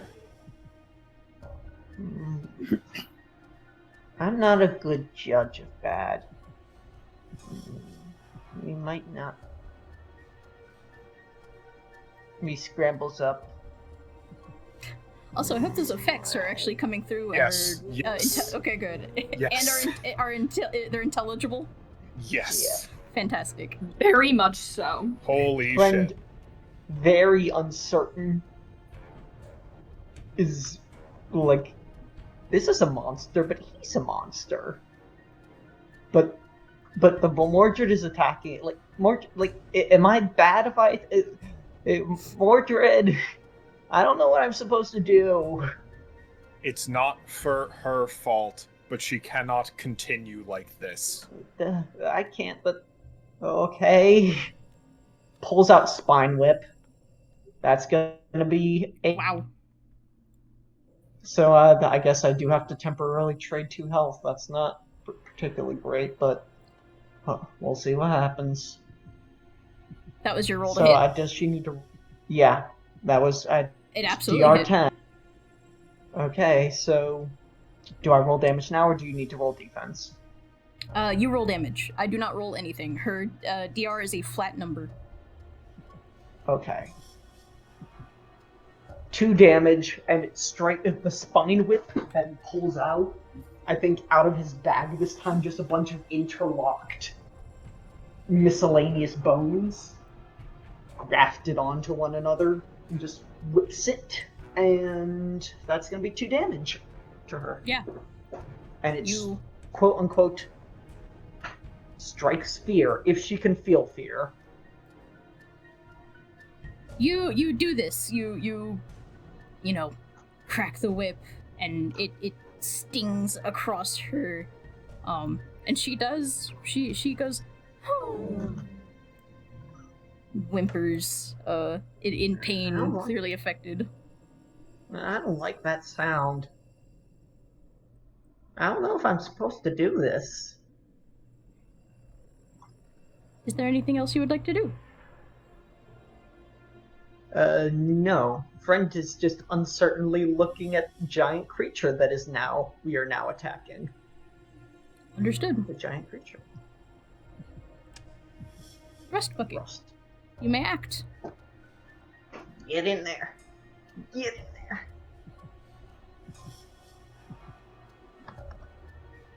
Matt? Oh, sorry. What up? My turn? You may act. Yes. Okay.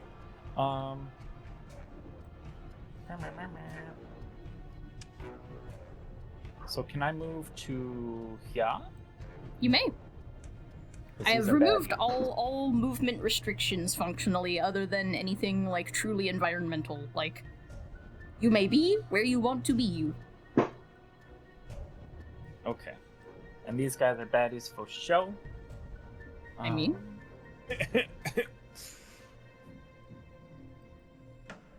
Aw.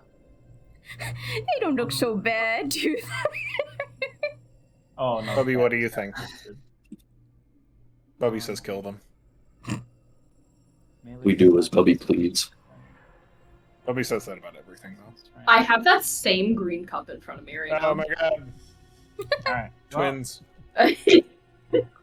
Come on, new die. First attack roll. Motherfucker.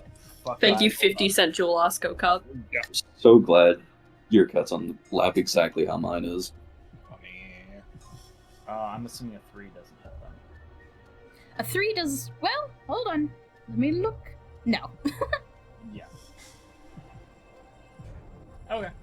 But you may still move, and you can do basically any other action.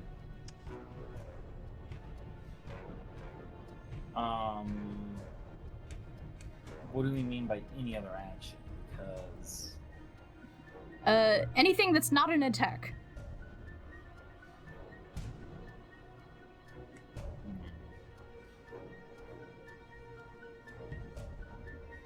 I think I'm good for right now. We'll wait until next turn to start thinking crazy stuff. Alright. It is all of the sisters and the brood mother's turn. Welcome to this side of the table. Let's see. I'm going to...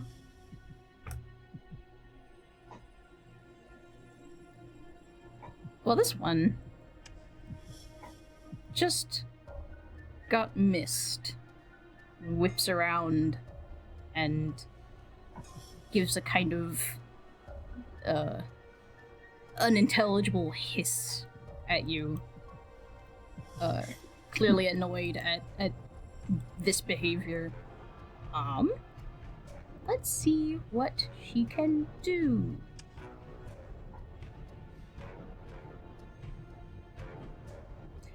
Ah, okay.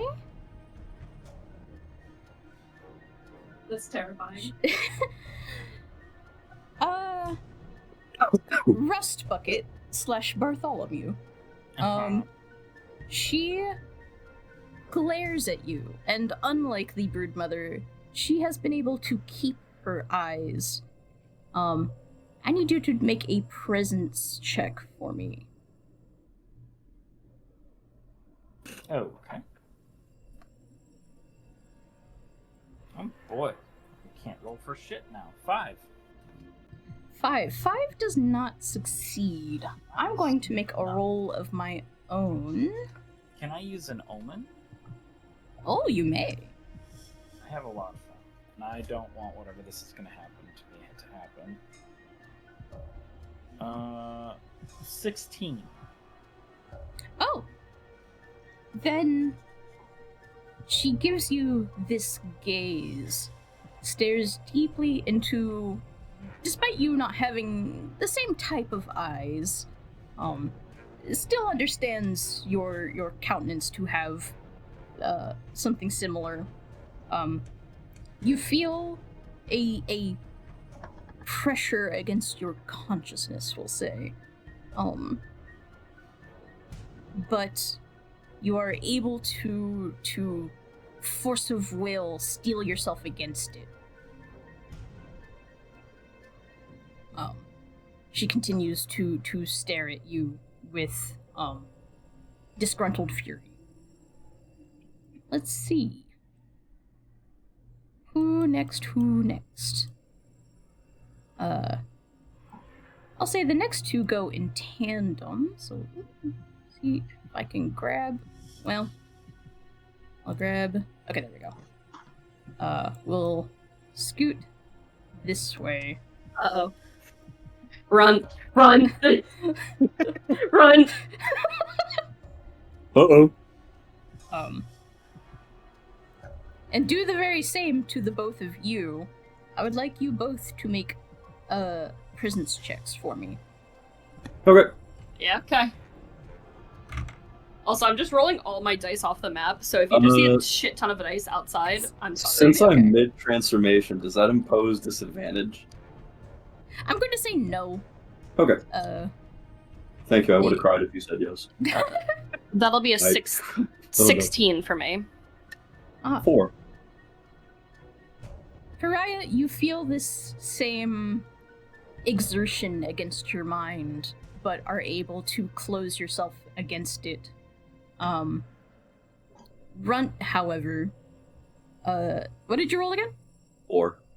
4, okay. I'm going to make a roll.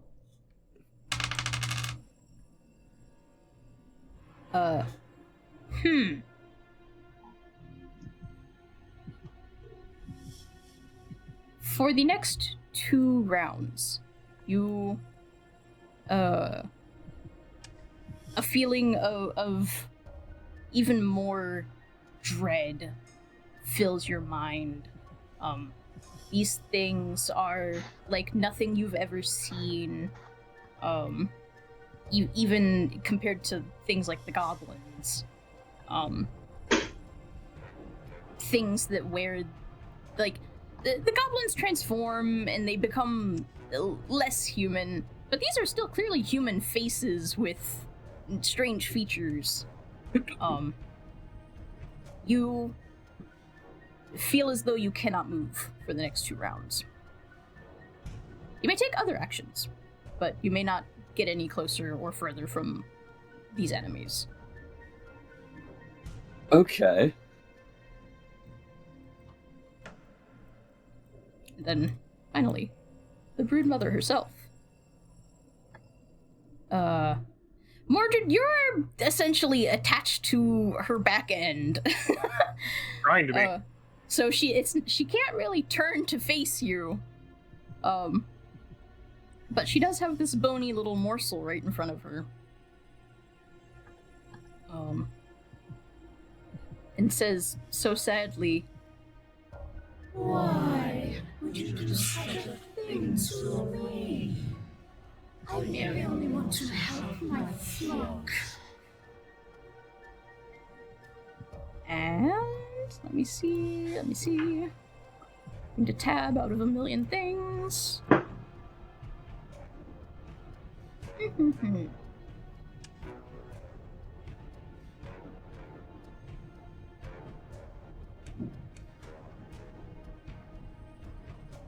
Ooh, that's devious.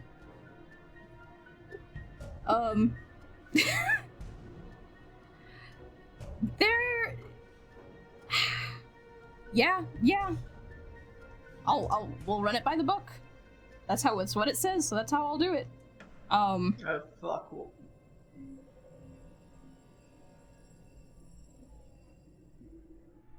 Yep. I'm going to make a roll. Ooh. You, unfortunately, caught in her crosshair. You cannot anticipate this, the way that it happens and what it is.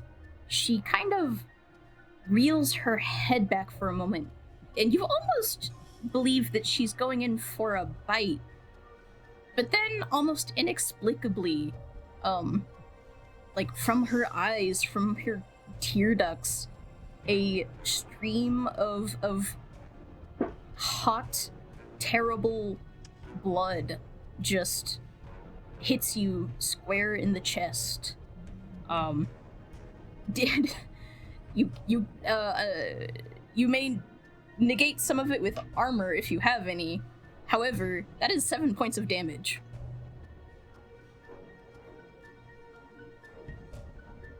Four. Reduced to 4. Alright. But Then you that's only not take 4. good. And for the time being, she just kind of wriggles in place, kind of impotently, confused at the situation. Back at the top, Runt. Okay. So Runt, having been feared by these creatures, you hear like these weird contorting sounds behind you, with Runt's pained yelps kind of thrown in every which way, and eventually they turn from like pained yelps to like these insanely scared ones. And as his round comes up, you feel a slight push as this giant bear stands behind you. And you hear it roar at the both of them. But since it cannot move it will just stand here menacingly like you stand. I will say this. You are close enough that if you wanted to take any kind of like melee attack, or any other type of attack, you could. If that is something you are capable of. If you would like to take advantage. I would like to take advantage of that, sure. Alright. I'm going to roll to hit the one on my left. Put him up. Need to do my hands to... That's... I think that's just a flat 9. Or 8. 8. 9, excuse me. 9, okay. 9 does not hit. And it just flails as Mama is also very clearly scared of the situation. Wildly. And that is my turn. Indeed, indeed. Portrait.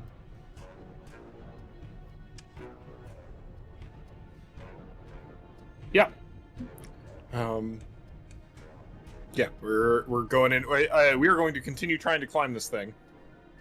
Absolutely. Agility again? I'll say agility with advantage this time. You've gained foot purchase. 18? Yeah, absolutely. You may now maneuver yourself wherever you would like to be. Yeah. I want to get, like, right onto the small of its back, like, kind of stepping on that fuzz.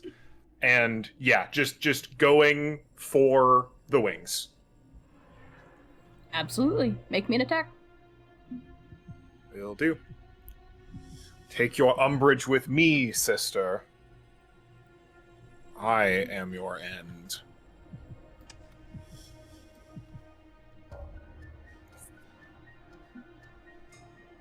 Or not. It's a 7. And I need to hold on to my last omen. Understandable. If there's anything else you would like to try to do...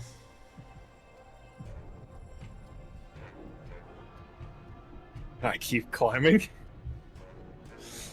I mean, yeah, if you want to seek better foothold, better attach yourself to her. I am trying to shadow of the Colossus up her back. Yeah. Maybe for better purchase is maybe the where I'm going for. So I to resist maybe being thrown. Certainly. This will be taken into consideration. Strength or toughness? Question mark? Or just that is the thing I'm trying to do and moving on. I'll say just to see what happens, give me a strength. Strength. That's a 10. Noted. All right. If that's all you would like to do. Mm-hmm. Raya, it is your turn once again. I think she just hates being surrounded right now. On pretty much all fronts.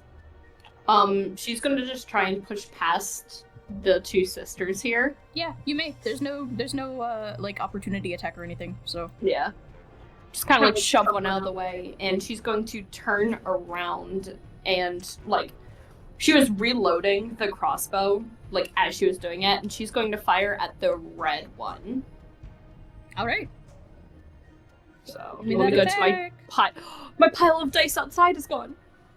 How dare! He's falling. That is going to be a 12 to hit. A 12 does hit. Awesome. So that's going to be a D8. Woo! Come on, Pariah. I'll take a 4. I'll take a 4. It sticks. Man, I hate doing basic math. I need to pull up a fucking calculator. Why? What's your numbers? Just. We're not allowed to know. Okay. I mean, you could watch the stream if you wanted to kind of see, but just to be more descriptive, be more narrative minded. It sticks, and that seems she kind of like having shot her in the back, she kind of does this big flinch while hissing, arching and straining, now pouring blood from a new orifice. Yeah. Well, but she's just gonna slowly continue to back up. You may to here. Or here. Absolutely.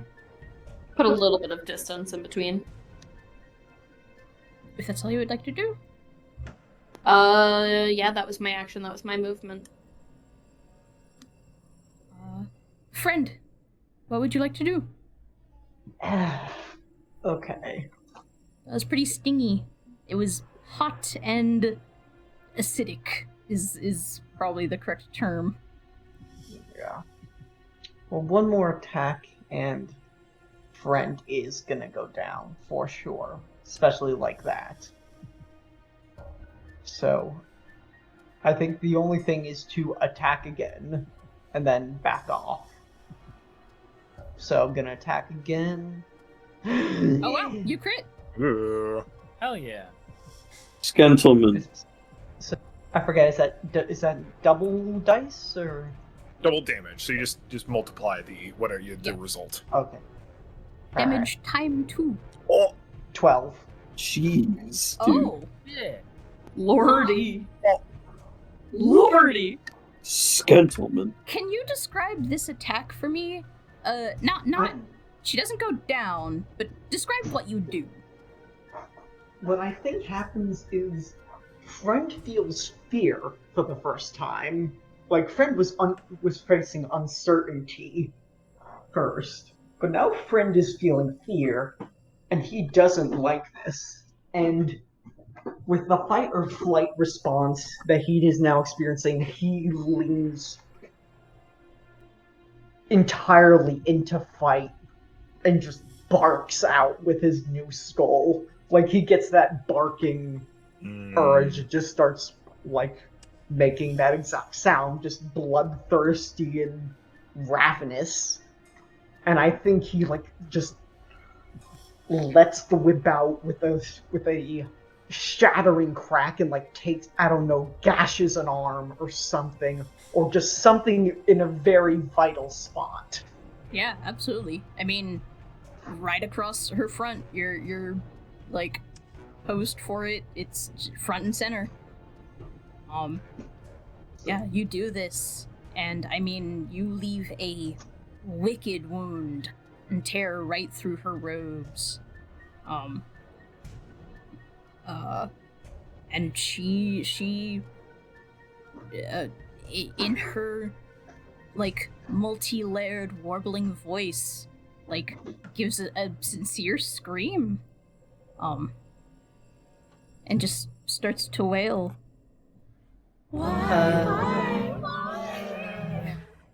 I think, and if I may revise, friend is now, with that, friend is now in just fight savagery mode. So he, if with the rest of his movement or whatever, Mordred can just, leap and attach himself onto her front, clawing at her. Yeah. Make an agility check. That's not gonna be enough. Probably. That's just a 7. I guess you can't find purchase. 7. I think you make the attempt, but you have just weakened the cloth on her, and you cling on, but then it just kind of rips, and you're kind of back down on the floor, holding on to the edge of her robe. And I think he's just barking madly. Is that all you would like to do? Yeah. Alright. Rust Bucket. Alright,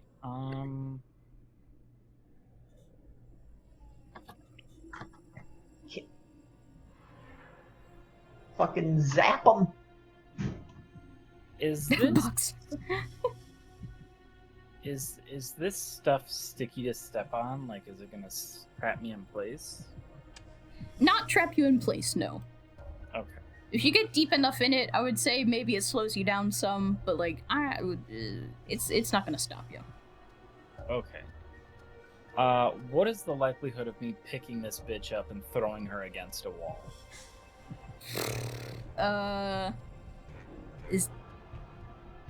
Do you know how to do an unarmed attack off the top of your dome? Strength, crush, lift, strike, grapple. I mean, I'd say just make me a good old strength check. And I'll just make the DR for defense. Come on, new dice. 11? 11. You go to grab her, and you think you could almost do it, but the way that she squirms, now a completely, like, alien, buggish, inhuman shape, just absolutely writhes right out of your hands. Yeah.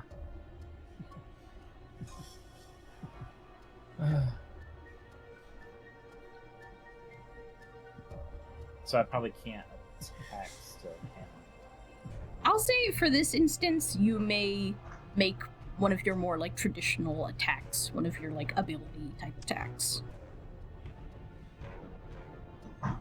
Oh, so like the lightning crowd shit? Yeah, if that's what you would like to do. Oh, I was just gonna beat her ass with a club, but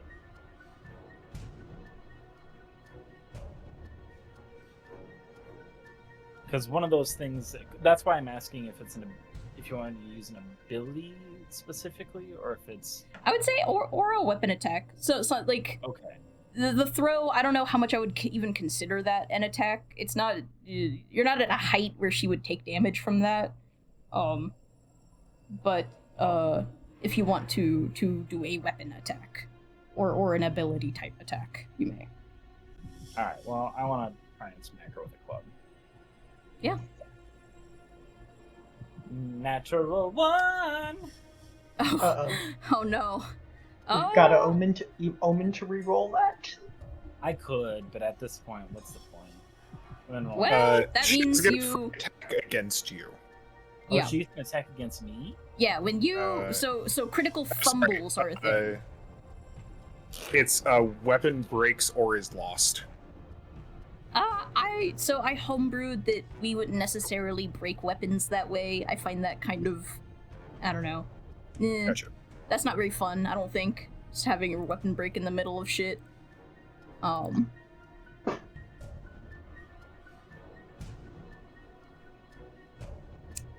So omen that I've got plenty of omens I can use. I encourage you to use them. So I shall use an omen, I shall reroll. Or wait. It says reroll or no crit / fumble. Do I have to can I choose one or will it automatically be no crit / I mean, I guess a reroll kind of automatically means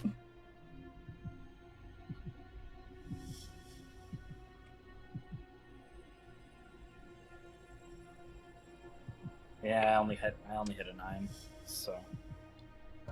Well, unfortunately, you two do kind of stare off for a moment. I'm locked in a stalemate. Yeah. You're kind of wrestling each other ineffectually. Yeah. It's Alright, wow, well, that's me. fighting. Oh, well, we're going back to the Broodmother. And in this moment, looking like pretty bad, honestly, even though that was only, a couple of swings. She's bleeding even more profusely, just absolutely like, losing blood. And is still seemingly just like confused and distressed. I only wanted to revive my flock. I was finally cured. I was finally better. Why would you do this? Why would you do this? And as she kind of wails and pleads, she's going to turn around and begin trying to clamber up this wall. Oh, am I still stuck to her? Martrid, you are on her. How much would you like to continue to be on her? Badly. Badly? I very badly want to continue to be on her. Okay. Noted. And I have a flying base. Yeah. Hell yeah. Oh, can I not grab my duder anymore? I can't. Oh, because we're in initiative. Oh, I see. Yeah. Yeah, I will briefly. Perfect. Then. Thank you. I will give Friend a chance if they would like. You were still kind of holding on to, like, the hems, the very frayed edges of her robe. If you would also like to go up, I will give you an opportunity. Well, I'll give it a shot. Give me another agility roll. Holy shit! Wow. Upsy daisy. How do you... There we go. Yeah, try to get you. The two of you together, clinging to her as she kind of crawls and scrambles her way up. You're a good ways in the air now. It's pretty high.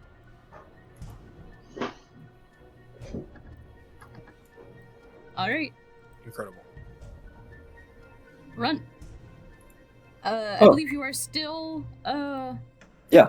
held in place, technically, but I am you may still take actions. Bound. And now that Pariah has kind of like turned around and seen, I can actually describe it, what the thing looks like, because I totally didn't forget to do that the first round. Pariah, as you like turn around, you see this bear that's hulking and massive with its like innards completely utterly exposed, only being protected by like bits of falling flesh and skin and fur that fall onto the ground and fizzle away, with bits of its bone like being revealed throughout its body. It looks like it's deteriorating by the second. And now that that's out of the way, I'm going to attack the same one again. The red one? As it rumbles and roars. Yes, the red one. Okay. Where'd the dice go? Thank you, Cave Bear. Well, that probably does not hit like last time. What is your total? 9. Do you have omens? Yeah, I do have omens, actually. If you still have omens, feel free to spend them. Yeah, you can also do DR -4 on it. Yeah. Wait, hold on. DR -4. Beautiful. All right. I'm just going to reroll. Let's see. Come on, Cave Bear. Say 9. I put 3 9s in a row. I'm so sorry. No, it's okay.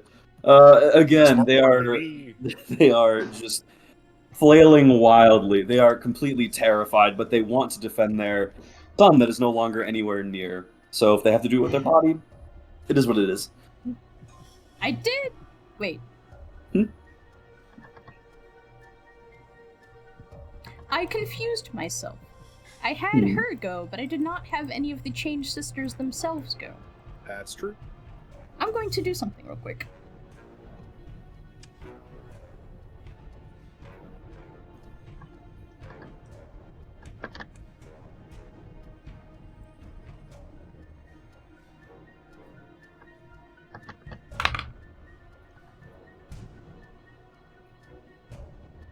Ow, damn, okay.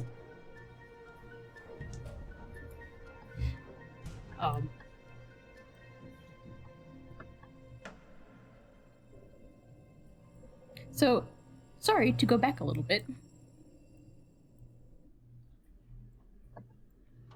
These three did not actually get to go. Although I'm going to do something a little different. Now that they have you stuck in place, they're going to start slowly webbing you up. You are currently only very partially webbed. Since this technically would have happened before your turn, I will also give you a chance to undo it, to resist this. So if you would make me a strength check. Oh, okay. Test for strength and so thanks to a here, let me send this to you. So we're on the same page.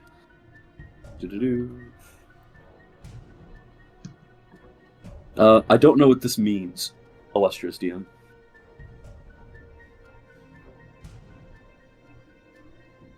So Test for strength and toughness as well as attacks are DR 10. Yes. So does this mean that I believe this would be against an enemy, which in this case, kind of the case. I will say go ahead and roll.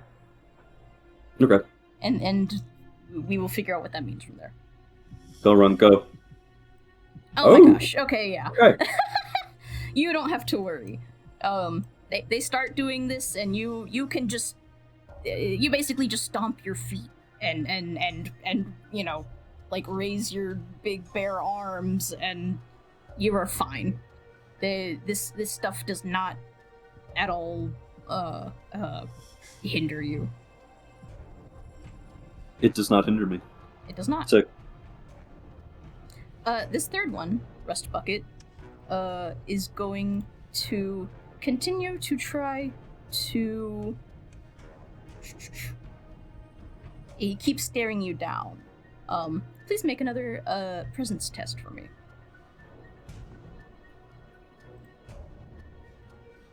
14? Yeah, fantastic. Again, it tries to influence you, tries to sway you, tries to unsettle you, but you are immovable. Good. Now back to Mordred, now that we're finally correctly in the initiative again. She continues to scramble. She is trying to get away. What would you like to do? I'm gonna try and make another attack. So I would have given you... I'm going to say... make this attack with disadvantage as you... Makes sense. cling to her. Sorry to say. Alright, come on.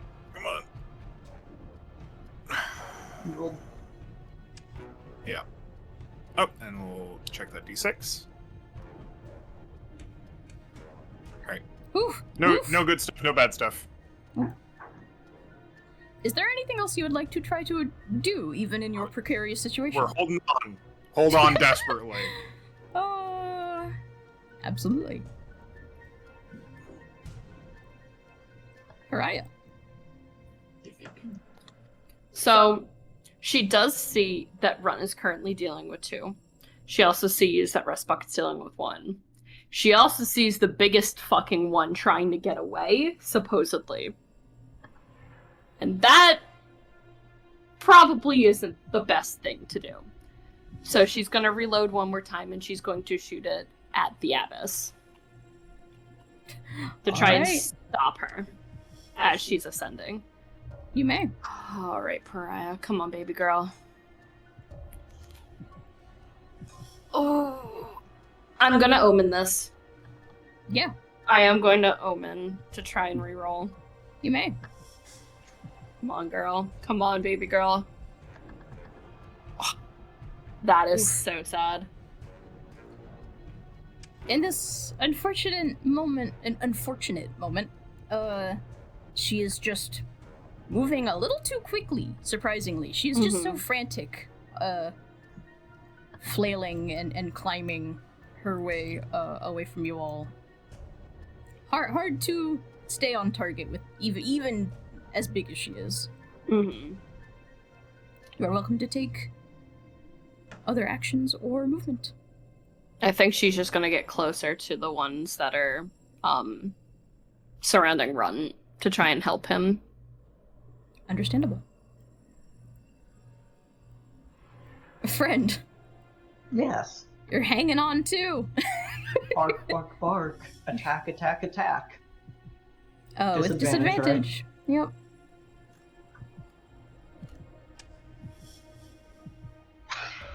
Woof. Nope. I'm sorry, my friend. Alright. It's just too frantic. You are swaying back and forth. Yeah. If there's anything else you'd like to try? I'm all out of omens. Yeah, I'm all out of omens. Oh, well. Okay. Nothing I can do that can really affect her. No, like, there's nothing else friend would probably do in this situation. Although, maybe... Okay, so I'd like a ruling on something. Sure. So under the class speciality, it says temporarily trade 2 HP for a spine whip. Would you say I can essentially bank that back in? Or do you want to say until the end of combat, that 2 HP is not there? Temporarily. Would you mind reading out that text for me, just kind of to... It says, bone... Maybe I should bring up the actual document for this, because I did kind of abridge my... I did sort of abridge it, didn't I? Sorry. That's alright.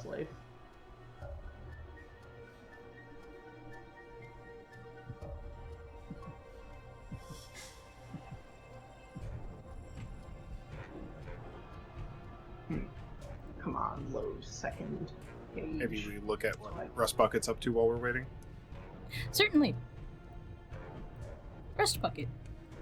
What would you like to do? Well, I'm getting tired of rolling like shit, so I'm just gonna use my ability, and just do D6 damage. Hell yeah. 2. I mean, she'll take it. Because I don't think I gave it any kind of, like... modifier or anything, no? Yeah, it just happens. Yep. So, there's... Yeah, you absolutely shock her, and she gives a little shriek of pain. That's me. So it, yeah, the entire thing just says temporarily trade blank HP for this weapon. Trade? It doesn't give any other. I'll say... I mean... It temporarily. So a temporary trade, a rental, I guess you could say, implies to me that it could be gained back. If you would like 2 more HP and want to retire the Bone Whip, I'll allow that. I think he'll do that. I think that's fair. You no longer have a powerful weapon, but you can have a little health back. Yeah. Alright. And that's it. Alright. Then the three of you, are going for a ride. Let's see. Okay, I know where she's going. Having clambered onto this lip, she's going to continue scuttling with all her strength and many arms now, across, and then, can she even fit? Just sort of. Kind of on the banister. Yeah. And it becomes obvious where she's headed, as there's a giant gaping hole in the roof. Uh-oh. Are you both continuing to choose to hang on? Absolutely. Alright, Friend will do nothing else. I will respect it. And you're going with.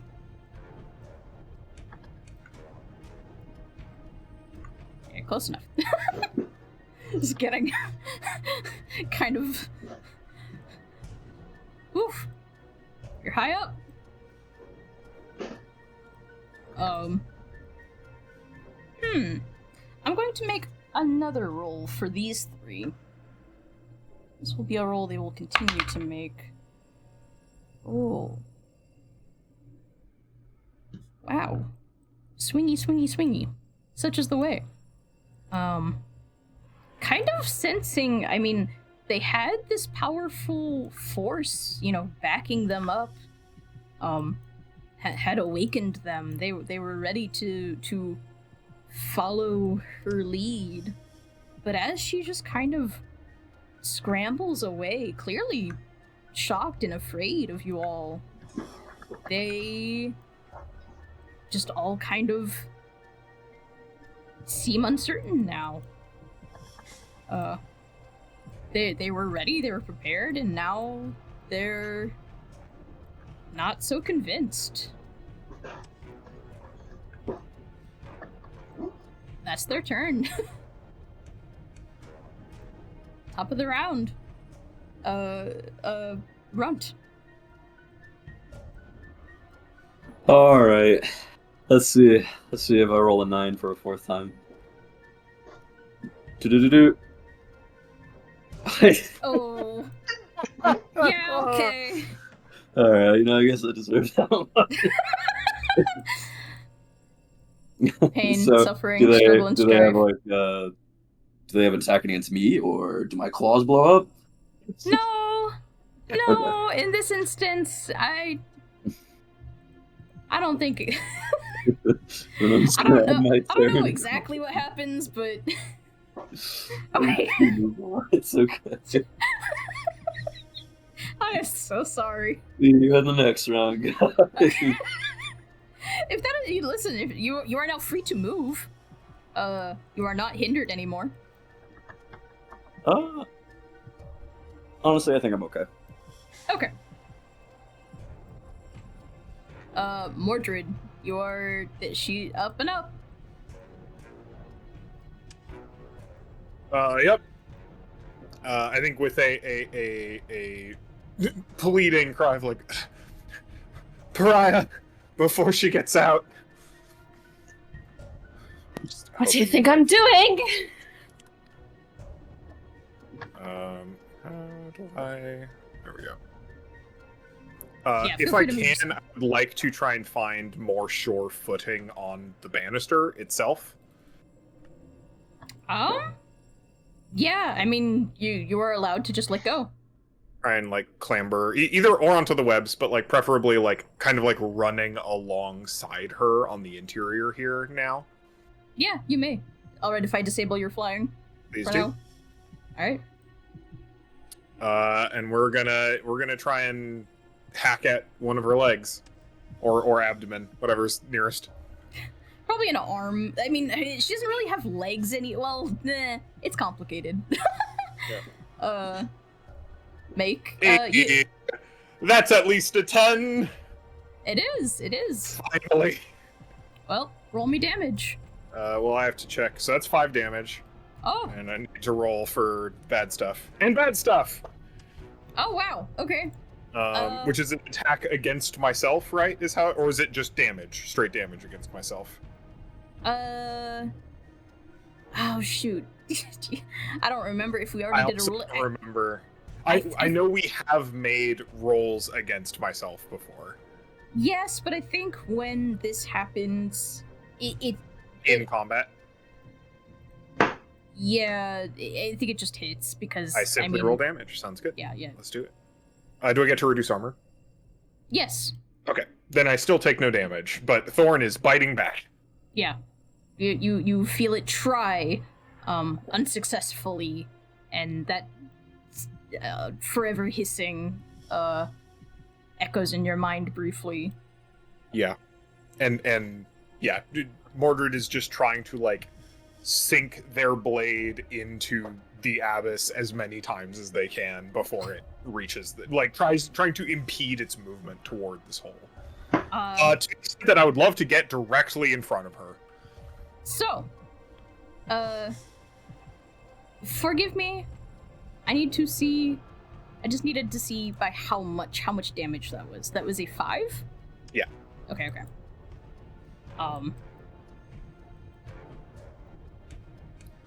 With that, Sorry,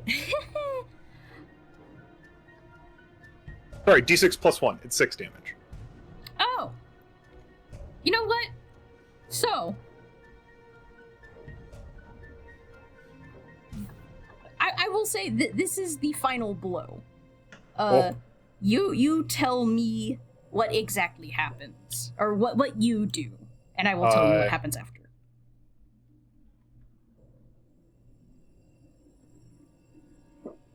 Am I allowed to make a bad thing happen to me? Yes, always. I would love to a clambering around, trying to dash forward, trying to get into her way, and plunge the sword as deep as they possibly can into her abdomen chest, looking up to her gruesome face, and have it fall down through the web on top of them, onto the chapel below. On top of you? Correct. Wow, okay. Yes. It's okay if I die. Well, we'll see what happens. Friend, I'm going to give you an opportunity to not be a part of this. You will have time. Nah, no. Friend is in fight mode. Friend is grabbing and stabbing. Is grabbing and stabbing and biting. Alright. Damn, we all fall down. You do this. You like you said, Shadow of the Colossus, on a being bigger than anything you've ever fought before. Drive your blade into her, and though sightless, she still seems to blink in disbelief at you. And just with a hoarse, tremulous voice. What is this?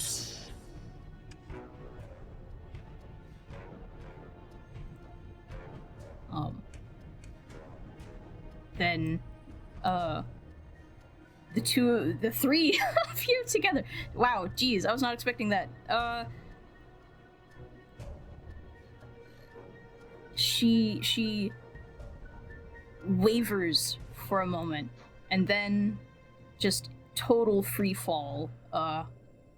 We'll have to fall like this since there is technically an obstacle in the way. Hits the floor hard. How do I knock down? There we go. Quite hard. On top of you. Yeah, feel free. Friend.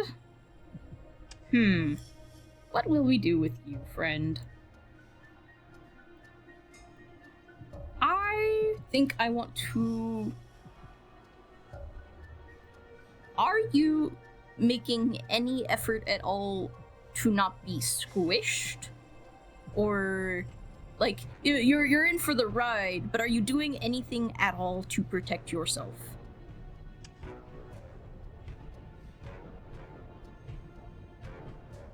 Friend?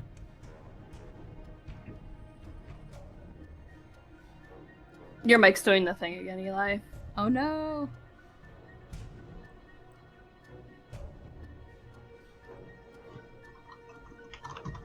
Oh, I hear typing. I hear you typing. Okay. Eli, we can hear you typing. Oh, okay, good. Friend has no sense of self-preservation right now. Then, with that, I'm going to... This will just be like a chance die of like, well, I mean, gravitational forces and whatnot are weird, and you're not... Squishy moth to fall onto. Okay. How do I tabulate the damage done by crushing forces of something this big? Take like, a d6, multiply it by the size. I don't know. I'm going to... Oh my gosh, I hate trying to navigate my own tabs. Oog.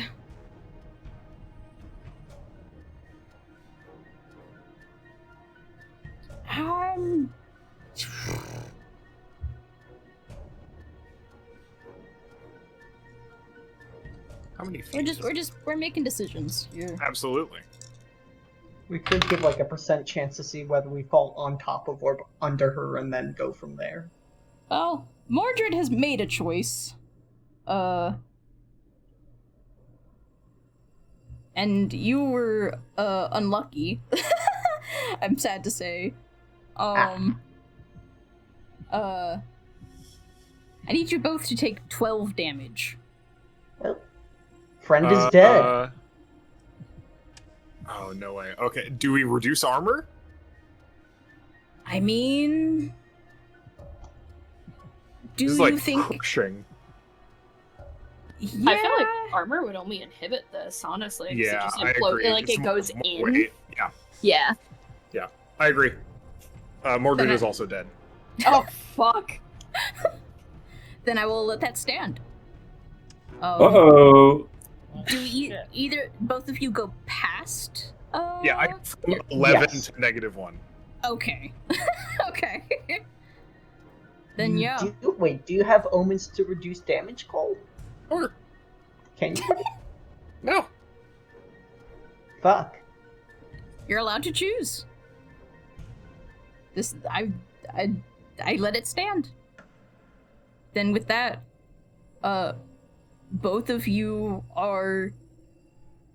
Yeah, I mean, it's something that happens slowly, then quickly, where you teeter over the edge, and this massive force weighs you down, and the ground practically leaps to meet you, and you are smacked between two forces too large for you to even comprehend. Not that you have much time to do so, because you are dead.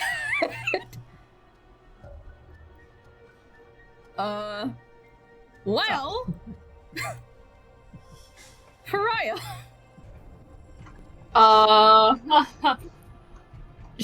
I'm full disclosure, she's ignoring the other nuns. That is not her priority right now. She just watched two of her companions get crushed by a giant moth. She's running over, and she is going to try her best to drag them out. She knows she's not strong enough to do this. She's going to try anyways. Make me a strength test regardless. Okay. Alright guys, watch this. The sickest nat 20 of the century. I'm waiting. Manifest it right now. That's why you don't say that. It's why You you roll don't to say high five that. them. That's a 6. She can't do anything. No. I mean, like, you can start to, like, move the Abys's limp arms around some, but the weight of her, the bulk of her, is not going anywhere. And they are just buried. Come on! She is struggling. She's dropped the crossbow to her side. She's trying her best. If that's all you would like to do... That's all she really can do. Sorry, friend. On to Rust Bucket. Do I know for a fact that this lady's dead? Give me a presence check. Jesus Christ almighty. 3. You can tell that for the time being she's immobilized, but other than that, you don't have a sense of, like, has she truly passed on? Is she just kind of unconscious? Is she... that you don't know. Yeah.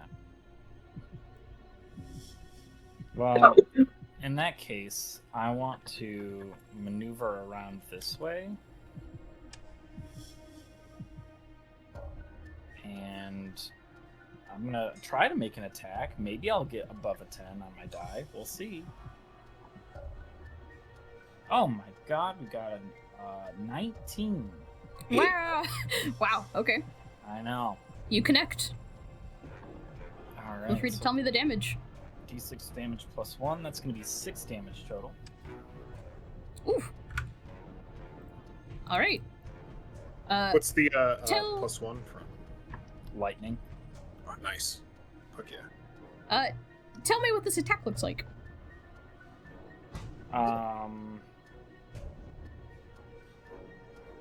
Ooh. He's not particularly martially adept. Like as a person, so I don't think he really knows like how to maneuver around somebody, but he is kind of strong, so he grabs her and kind of like plays a quick like 180 of Ring Around the Rosie with her. And as he comes to a stop, he brings this club down with the other hand. It hits her, and then like just like a little arc shoots off from his shoulder to his arm to his hand, and then it zaps her. Yeah. This hurts her a lot, both the blow and the shock. And she cowers from you, and tries to like slither out of your grasp. Man, okay.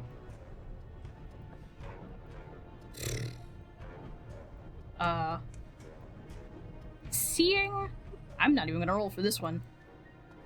Seeing their Abyss, their leader, their kind of head sister, their and now brood mother in this state, they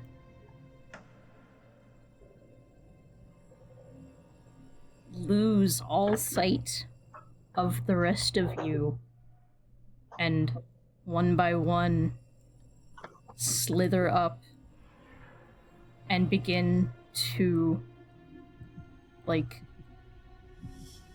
poke and prod, and in voices that you can no longer understand, language that makes no sense to your ears, but their intonation clear enough, begin to plead and beg, and you see that they're distraught. They're saddened.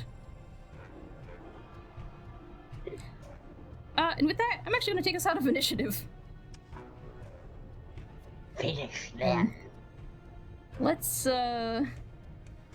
maybe...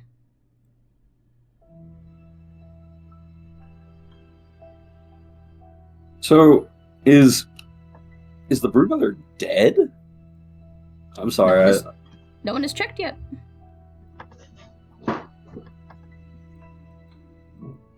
I guess I will, because I'm right like there. Like, I'm trying to move her body, but still.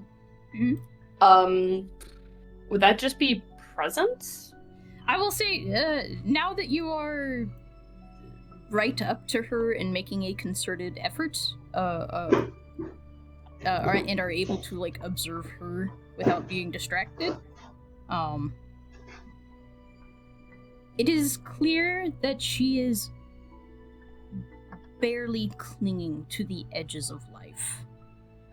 She is immobilized, she could not move, she cannot act, she's just barely conscious, but she is not dead.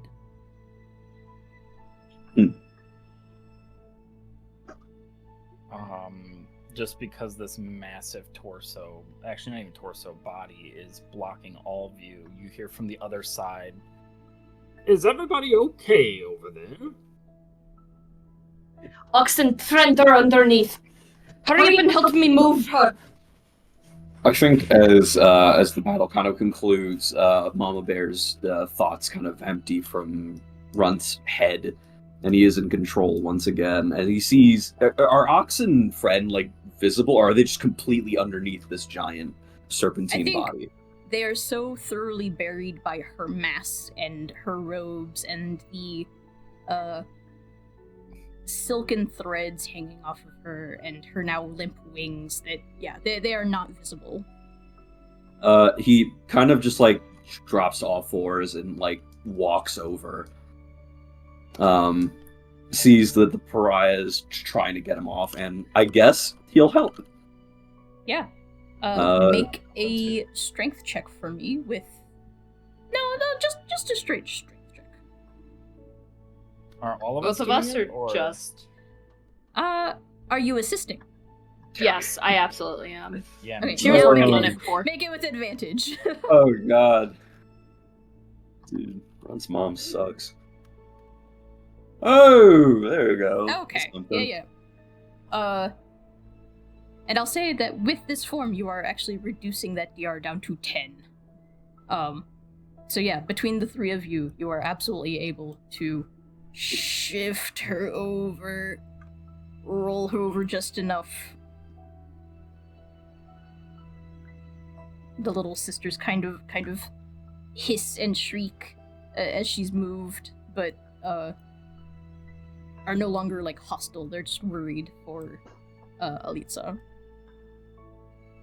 I think Runt immediately clocks Friend and Mordred, and just like kind of juts at one of their Friend's face with its big snout. Sad bear noises. Yeah. Friend? Hey, DM. Oh, yes. Go on. No, go on. You do this, and Friend does not react. He looks at the two of you. Okay, now I'm gonna ask. Yeah. DM. Yes. I have a scroll in my possession that can heal. Does it work on people that have been reduced to negative HP? It doesn't specifically state it. However, I do know once you reach the negatives, you're just dead. This is true.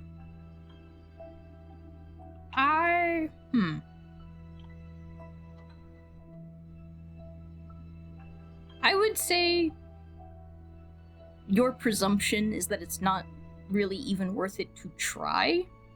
If you are feeling desperate enough, you may, but you also understand that the scroll could still be useful in other ways. I'm trying to think if she's smart enough or wise enough in the moment to not want to waste it. You also know that there is a chance for scrolls to fail in different ways. Yeah. You know that using magic is a bit chaotic. So that's up to you whether you or not you would like to take that chance. I don't even know if it would do anything. That's the thing. The best you could surmise is that while physically healing their bodies, it would not really bring them back any faster. It's not exactly how death works in this way. Mm-hmm. Then I think she's died enough times that she probably knows this. Yeah. And the best that she can do is, I think she, with Mama Bear's permission, because Mama Bear, she's going to move them one by one over and kind of get a bunch of the pillows from the pews and just kind of lay them out to a side area, probably over here where it's empty enough. Sorry, I see. Yeah, it's empty enough. There aren't a lot of webs, and just make an area for them to just rest on as comfortable a surface as she can. Probably has to ask for help from Bartholomew and Runt, because moving bodies on your own. Moving someone in full armor is also... Yeah, friend is certainly easier than moving the ox. Yeah. Aptly named.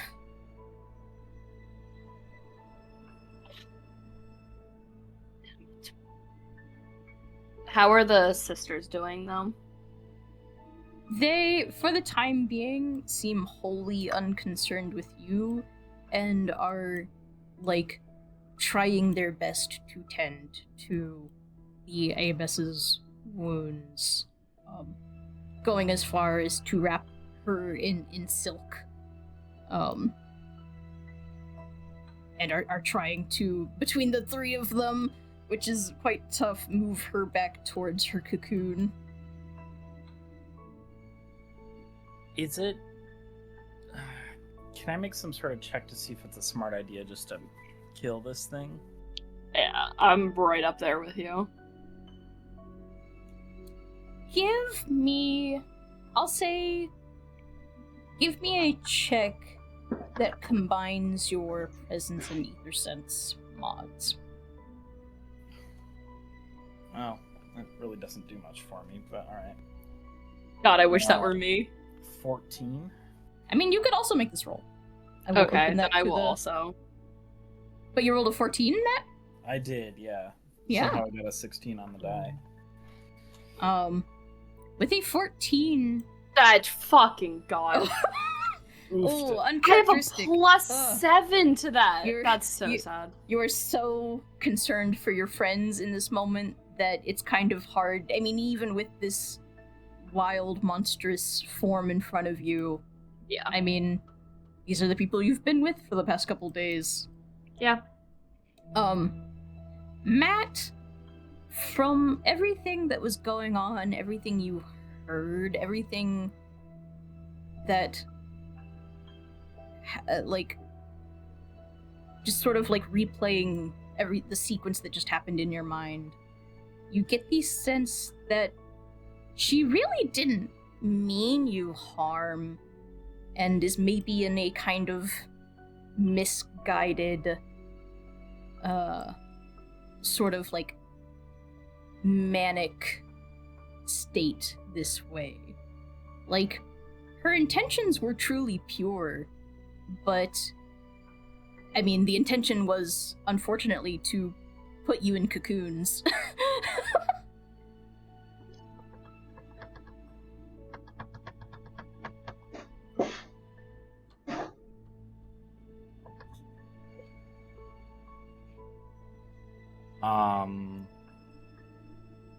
They're all kind of gathered up around here, right?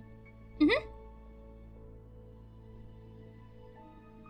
As you do approach, they kind of cluster together, protectively around her and each other, and hiss as if to warn you off, but know that at this point, they really just can't take any action against you.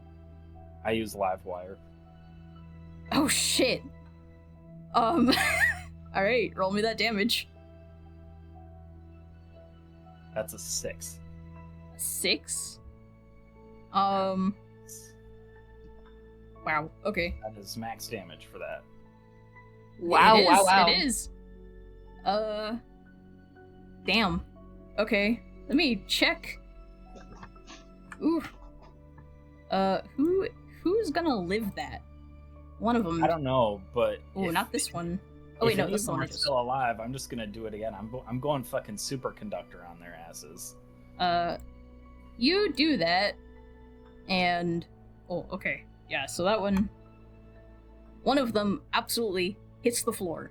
Like you do, they do the sort of like muscle spasms, and then are just like, boom, down. Then the other two, once the shock is over, like slither and scuttle away from you as fast as they possibly can, and are trying to get back under the tiles that they had crawled up from to get back down to the lower level. Did that kill Elitza? You may check her. If you're taking a moment to observe her. It's 5? Hmm? A 5? I mean, I'll say you are close enough, and if you are now paying attention to her, that was enough to shock her system, and she breathes her last breath and just fades away.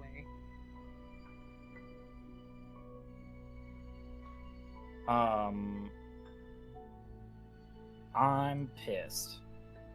So, if you're alright with this, I'm gonna slowly fucking walk my way forward until these cats get the fuck out of here. And the entire time I'm gonna have Livewire active, so I just I have lightning fucking shooting off of my body to the ground.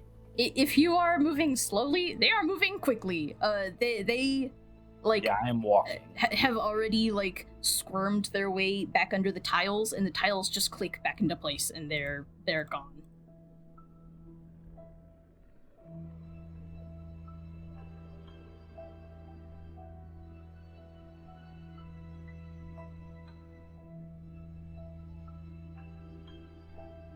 Runt, Pariah. They have all been dispatched one way or another.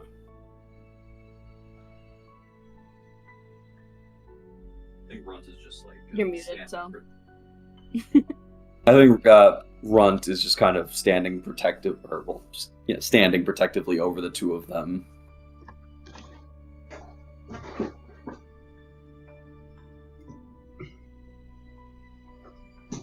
There is a possibility, of course, that they come back, but this large one and this other one are dead. Good riddance. Good.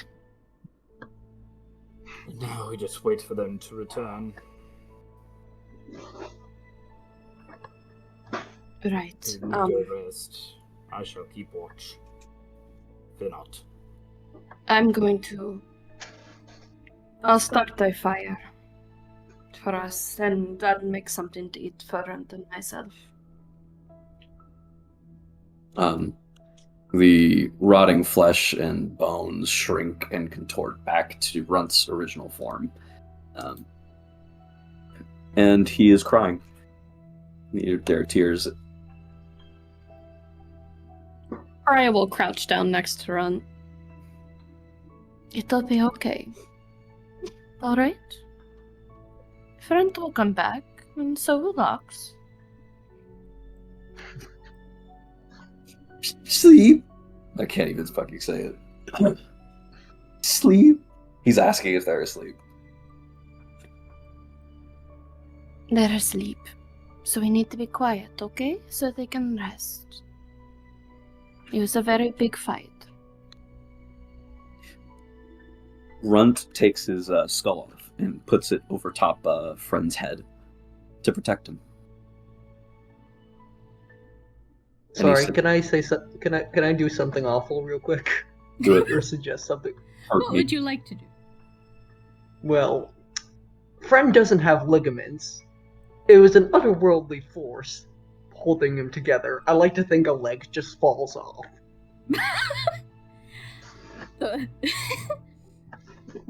Yeah, the shifting has been weird.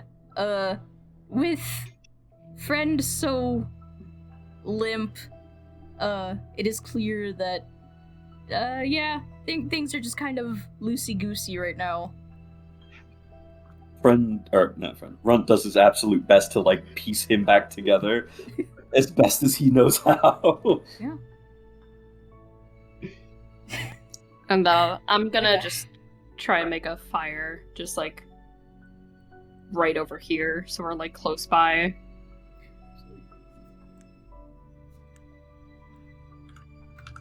And Runt will kind of like It's a very big fire. Hold on. curl up next to both of their heads.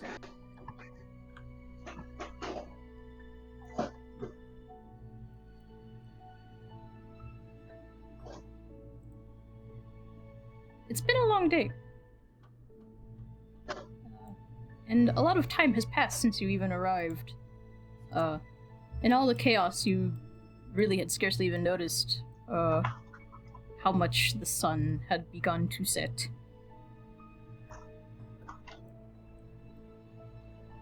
The fire is nice.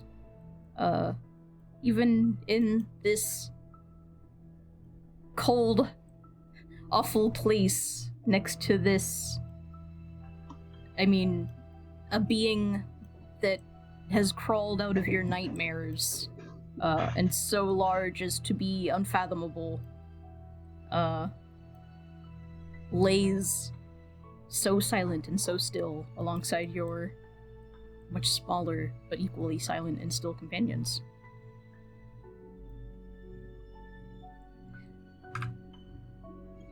That is all I have. Oof.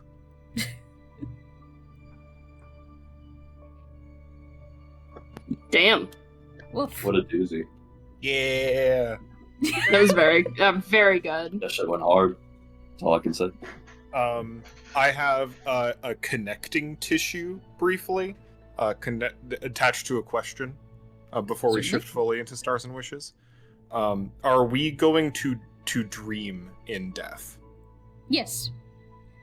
May I try to dream about something specific and use my omen to make the DR of that check lower? I will say, if you want to have a specific type of dream, this is something I will absolutely allow. My request is that may I interpret what you want. Yes. Okay. Mordred wants to, or either wants to or is going to. Maybe intent is unclear. Dream about the night they were killed. Absolutely. Taken into account. Noted. I will allow if friend has any similar wishes, or if I may interpret a dream for them, come up with a dream. You are welcome to come up with whatever piques your interest. All right. That is the fun work that I like to do for this. Whatever piques your interest about friend, give me a dream. Oh, you got it. Boy, howdy. Wow, yes. Thank you all for playing with me. You can just jump right into Stars and Wishes then. If no one has anything else to bring up or wants to do before closing. Nope. Then with that, I don't remember what we did last time. People may volunteer. Let's roll a d4. Or something. Roll a d4. Oh wait, well, There's let's 5 roll a of d6. us. Yeah. I don't count. No. Yeah, A Sal. six. Sal, Six you have with not been D. fully initiated yet. Oh, am I starting? Is that what that Maybe. means? I don't. You're also allowed to volunteer. Damn. Wow. Where I guess the DM starts. I don't know. Wow. You are all always amazing. The best times are when I can just sort of sit back and you are all talking and inquiring and probing and getting into drama or mischief, or basically the best time is all the time. The best times are when I get to shut the fuck up. I'm my wish, my hope, and maybe I'll get to hear about it, is knowing again what people thought of combat, because again, such a new system. I'm trying to go even looser than before when it comes to like how we're taking actions and whatnot. So I'm interested in hearing even more feedback about it. What people thought of this encounter, what people hope for in possible future combats, what they would like more or less of. And with that, we'll go start from one end and then jump to the other. Cool. That's me. Stars, especially around the encounter. Holy shit, that voice changer. Holy shit, that voice changer. So that was a hell of a thing. I can't hear it because if I turn it on to where I can hear it, it becomes a speech jammer. Yeah. So I have no idea what I sound like when I'm using it, other than like I've tested. Really cool. I desperately hope that it turns up well on the recording, because it ruled. Okay. I felt stunned into silence for several moments the first time that character spoke in that voice. Really, really cool. Wow, boy, howdy, am I using that for a Lancer? Yeah, holy shit. Like, this is why I kind of hope that the drop in my overall mic quality is not such a bad trade-off when that is the effect. Worth it. Okay. Worth it. Very good. Fully. And the dip isn't even that large. Okay. Good. It should be better, especially now that I have like a functional noise gate. I didn't have that figured out before, but that's figured out. Yeah, right. Like this session, that it felt very doable. Okay, good. That encounter ruled. That combat did feel looser. And a little bit more narratively oriented. I thought that was cool. Morkborg be Morkborg. Sometimes you fail to roll a 10 on a D20+1. Looking at you, Mama Bear. 6 times in a row before you finally land a death blow.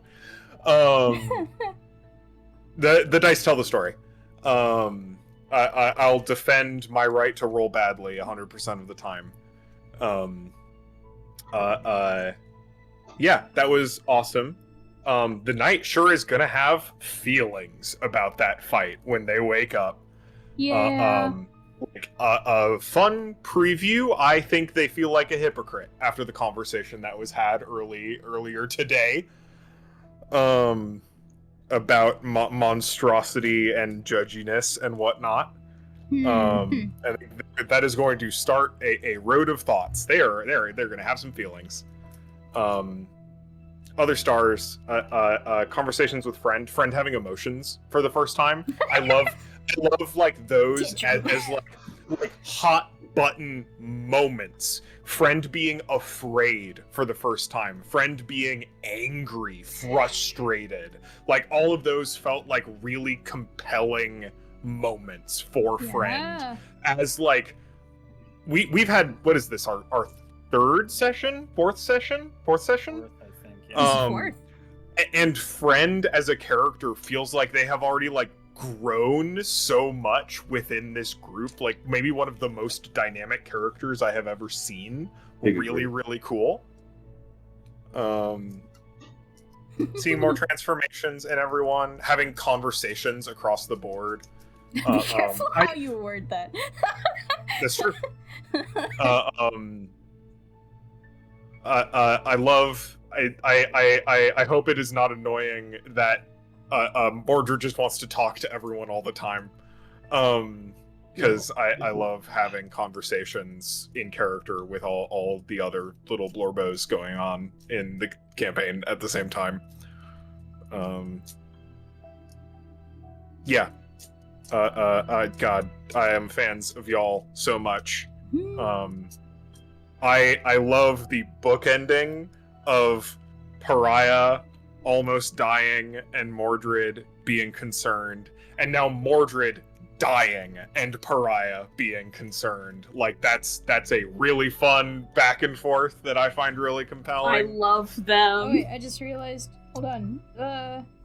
Sorry, just changing the mood a little here. Let's. Oh, sad music, great too. By the way, sad music was excellent. I just like to listen. We're bowing at the end of the show, you know.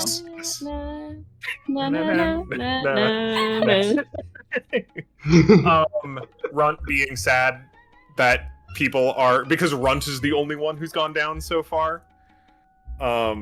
Thank you for allowing me to do a big dramatic weird thing. Because I'm just well, they're up high. I've just killed them in the most reckless way I possibly can. I've got to go down. I've got to go down with them. Listen, if you're gonna try and pull heroic moves, and you're just telling me that I'm allowed to kill you, you think I'm gonna say no? We have to play now. Where you died? You say you want to die. You get to die. Yeah. But and like in a like I and prevent me from taking too much of Stars and Wishes. I love this session. But everyone jumping in after Ox, deciding to like go in on this. I really hope this is more of a wish than a star. I really hope that generates conversations next session, if and when we become cursed and get back up. I'm really stoked to talk about that, because I'm really curious the extent that how various people feel about that. Because boy, was that a Dark Souls boss fight, where it's like, wow, you really aren't evil, but you also are harming everyone around you very badly, actually. Is a problem. Yeah, it fucking ruled. I loved talking to Bartholomew. I loved talking to Russ Bucket. It's the same character, but I'm expressing my joy twice. Hanging out with Runt, trying to solve things with Runt, trying to protect Runt, getting genuinely heated at Johan. What a great conversation. Anyway, I'm gonna stop spouting. I had a good time.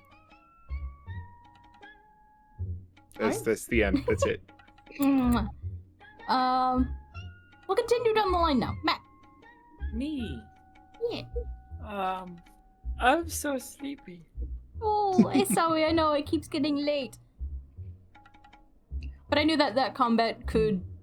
I wasn't going to let it drag out. You weren't what? I wasn't going to let it drag out. Oh, yeah. Things played out the way that they needed to, but also, I was not going to let that become a whole thing for too long. I don't know. I really enjoy role-playing with all y'all.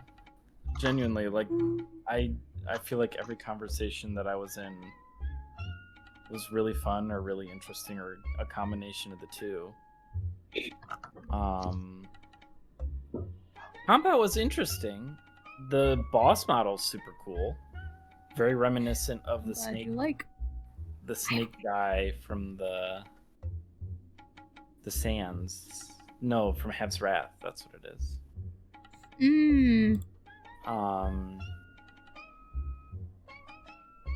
But yeah, that was super cool. I want to put a note on what Cole said too, of like the morality of this thing being really ambiguous, but also like it's gotta die. You know what I mean? Like, I mean, like I said, she was trying to put you in cocoons, whether or not her it's impact versus intent. Like, yeah, you don't want to be in a cocoon. No. No, I'm good. I'm already in a metal suit. I don't need to be a metal suit inside of a cocoon, too. That would be super weird. Yeah. But wish with combat, I think it's just Morkborg combat that I'm not jiving with as much, because I feel like you get to do two things. You get to move and you get to attack. Well, so I'm trying to avoid that, and I'm hoping that I can kind of help express that, like, if you can think of something to do that is not necessarily on your sheet, then I encourage you to try and, like, play it out, narrative it out. Like, we'll make just some regular checks, or hey, if you could explain to me why something should happen, like, I'm hoping to kind of break the barrier of, like, role play versus combat a little bit, in that, like, if you can imagine it, or if you want to talk, or if you want to do anything else, you can. Yeah. But I understand that in the moment it can be, there's a lot going on. Well, there's that, and also, like, it doesn't help when it's like, oh, I rolled a 7 and a 5 and then 4, and you're just like, well, now I really just don't do anything. So I'm wondering too if it's like that stuff is kind of being coupled in my mind, where I'm like, this wasn't as good as it could have been. The next time we're in combat, I thoroughly encourage you, even if you're rolling poorly, feel free to take actions that are not anything listed on your sheet. Anything at all. Whatever you can think of, we'll make it happen. I will do that. Wishes. Oh, start. Cole just deciding my character's dead now. Like, that's nuts. That was cool. I liked that. And wishes. What are my other wishes?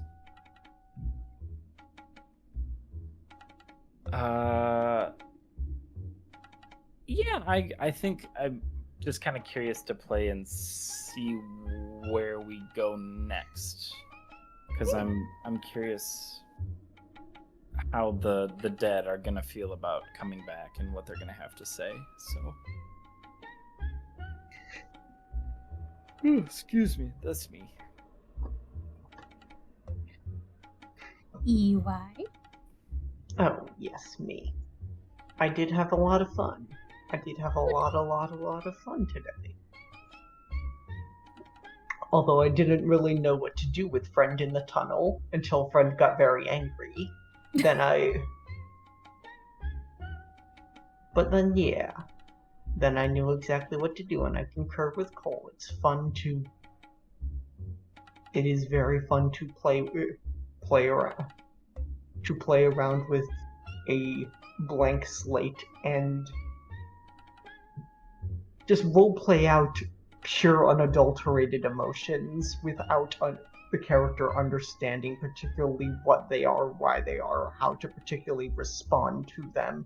It's fun. And it... what else? Runt. I like Runt. I love the lad. What else?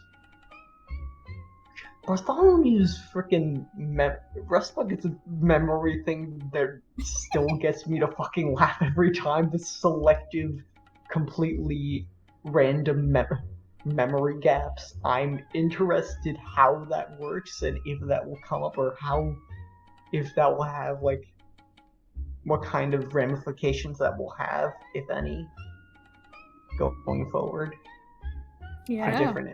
Definitely have a system in my head of how that works, but that's for me to know for now, and for y'all to know. Oh, fuck. Asshole. Hell yeah. No, I like that. Pariah's a clown.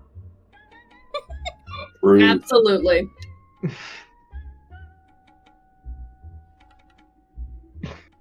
Yeah.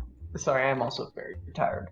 Wishes. I'm also interested to see how post-combat conversation goes, because that was big decision that Mordred made for the team there.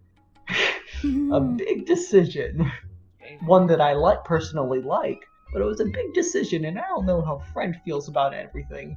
Because Friend didn't want to fight until, well, they had to fight, and then they went bonkers because of their friend.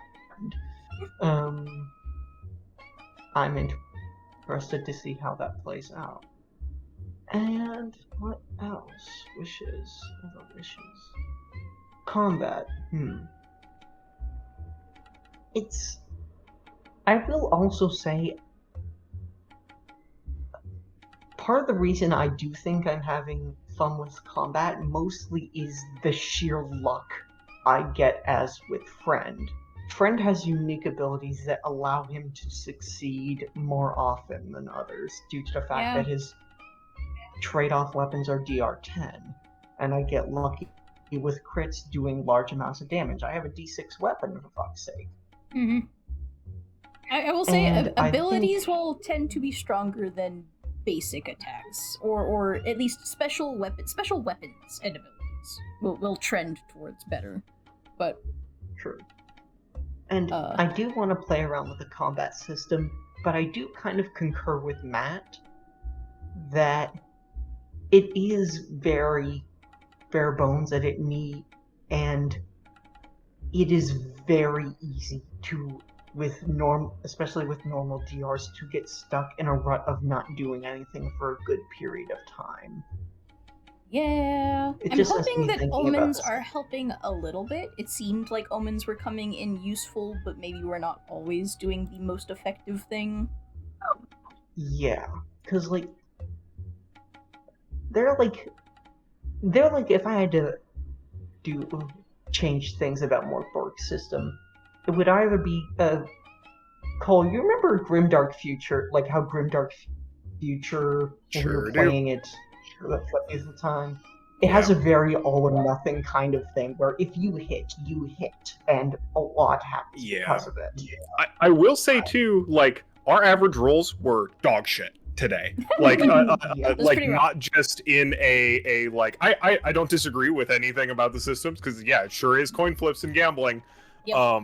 But like, the like middle 2 turns of that combat, collectively, I think we rolled over a 10 once, and that was like 13 die rolls. If it helps, more crits though, which was wild. That was cool. That was fun. But like, bonkers. If it eases the pain of whiffing for the time being, everyone will, even those who died, will get to improve. So in between sessions, I encourage everyone to roll their improvements. But but also no, I had a very fun time with it. And I was happy we were to fit a combat in. It was very dynamic. I specifically liked the model and how it moved around. If there's one thing I will say I really like about how you are changing up combat is the additional physical action we get to do, even if it doesn't do damage. Like the grappling and Shadow of the Colossus kind of thing that you have going on. I kind of like that. I like that a lot. And I want to see what else we can play around with that loosey-goosey system. We're just playing pretend now. And sometimes there's dice. Sometimes I've got an everything-proof shield. But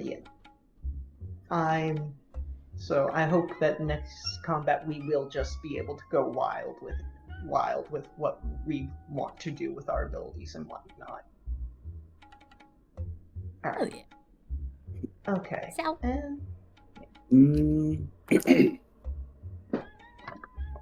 Well, first and foremost, this combat was great. I really liked it.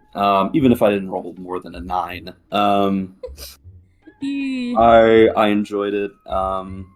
Slight wish I did a better job introducing just 2 new forms just kind of out of nowhere. I still have a couple more, so hopefully I'll do better with that. Star, like Cole said, that voice changer kind of had me like enraptured for like the first couple seconds, and I was like, oh my god, wait. The monster design was great. I thought the artwork was like absolutely crazy. I was literally just sending it to people like as we were fighting. Like, so meanwhile I'm fighting this, and it was I loved every minute of it. I think the moral ambiguity of the sisters and all that was also very good, very cool. I kind of really just dug how they just stopped fighting us entirely after the broodmother just kind of went down. I thought it was really interesting. Just to explain a little bit, kind of a peek behind the curtain, unless you're familiar with how the monsters in this game work, is monsters do have a morale system.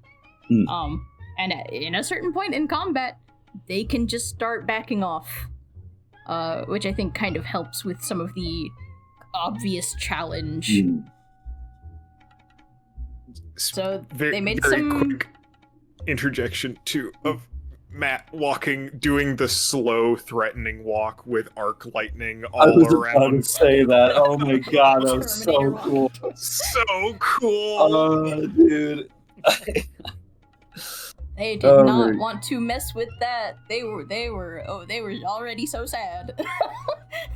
Like, perfect segue into my next thing. I love all of your characters so much. Like, just the Ox, willing to just shadow the Colossus, this eldritch horror right in front of them as they spawn. Like, just pulling out the sword like, okay, it's time to fight. I'm here to kill. Like, as soon as it didn't even say anything yet. We didn't even know who was the bad guy yet. I love that. It's so flavorful and fun. As Cole was saying earlier, like, Friend, like, facing the brunt of, like, their emotions for the first time and, like, being able to see that and watch that, like, right before them wondering why squirrels have small bones and how they get like that, or right after that, like, they're such a dynamic character. I love them so much. They're just two ends of, like, a spectrum. I don't know what spectrum it is. It's just, like, one that I love watching go on either end every single time. Bartholomew, you make me laugh just by being there, just by doing absolutely nothing, and I love it. And I want to see more of Bartholomew. I genuinely do. I want to hear more from them. I want them to do more stuff. I want to learn more about them. I want to know about this memory loss thing. It has me hooked. You have me hooked. Pariah, having these, like, tender moments with people, despite being, like, just nihilistic clown girl. I think it's just really nice and sweet, especially, like, the moments that they had with Runt, where you see that he's crying and you're just like, okay, it's time to like be tender toward this person now. And, like, the hurriedness in their voice as they were trying to help out Friend and Ox from the broodmother, like, underneath them. It was just so well done and well voiced and acted. I couldn't ask for more. And I enjoy the combat. I also very much agree with Cole. Our roll sucked. It is what it is. It's really unfortunate. It's really unfortunate. With TTRPGs, that's just kind of the battle you have to struggle with, really. It depends on the system, it depends on the fucking day, it depends on the alignment of the goddamn planets. Like, the lunar alignment was not in my favor today. It just happens. It's okay. I still enjoyed watching you all do your thing. And my biggest wish is that we keep just having fun like this. That's all I got, really. Aye, aye, Capitan. Caroline. Yeah. I'm gonna try and keep this brief because I'm now running on red and I'm like, oh. Yeah, I understand. I don't want to repeat a lot of what everyone said because a lot of what I had said was, or what I wanted to say was already said. Star, I loved the boss design, and I'm gonna call it a boss design because let's be real, this was just a Bloodborne Dark Souls boss, and I really liked it. It was really good. I low-key stopped the music at one point to just put on the Vicar Amelia theme because why the fuck not? Yes, absolutely. Because I kind of had to. So that was up on the side. Funny. Stars, I also love everyone's characters. Bartholomew makes Pariah's eyes twitch, and it's great. She wants so bad to like him, but it's just like the forgetting and then remembering again briefly. It's getting on her damn nerves. Just, what the? She fully believes you're fucking with her. She fully believes that you're just fucking with her, and I love that. Echoing the star from earlier, I also like the dichotomy of Mordred fearing for Pariah and now Pariah fearing for Mordred and friend, and I love that. I eat that shit up. It's very good. Very good. A star, I also really like the soft conversations of Mordred and Bartholomew just talking about like old flames, honestly, just like things that they remembered when they were alive. Can I say one thing about that? Really good. Yeah. So,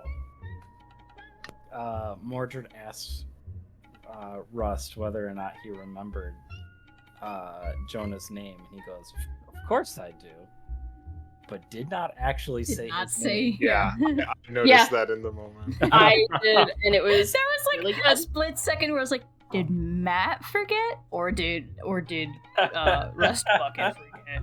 Mm-hmm. Because I forgot. I forgot. It was really good, and I really like that. Going off of also something Cole said earlier, I love the little talks. Mm-hmm. I genuinely do. I like the little downtime talks with everyone because it's like it's so cute. It's adorable. I like the little bits of like humanity in each of us that are still kind of like showing, because we're all just a little bunch of freaks, but we're also just little guys at the same time, and I really like that. I did like combat. It's just dice tell the story. You can't really do anything about that, but I like that it was more freeform. I like that I don't have to just be like, okay, how far can shoot? Yeah. How far can shoot? Because fear. If you can see it, then you got a ranged weapon. It's a goddamn crossbow. Yeah. That thing's got crazy range. I need to remember to pick up those bolts next session. Oh. We'll see. We'll see. I still have half my bolts, but still. Wishes. A lot of just already been said. I hope that we can have some conversations about what happened. I hope that we can get to loot and scoot, and yeah, just excited to see what's going on next. Hopefully, maybe getting to the capital, ? And but we'll see. Hopefully we get to play soon. Hopefully, very soon. With that said, I think we're done. Small question. When you say we improved, does that mean we leveled up much? Yeah. In this system, they call it improvement. It's on the improvement page on in the Bare Bones book. Okay, thank you. Mm-hmm. So either sometime between now and next session, or maybe at the top of next session, people may go through the motions of improvement. Yay. All right. I will do so then, because I need to eat. Good night, everybody. I'm gonna go. Night. Have a good night.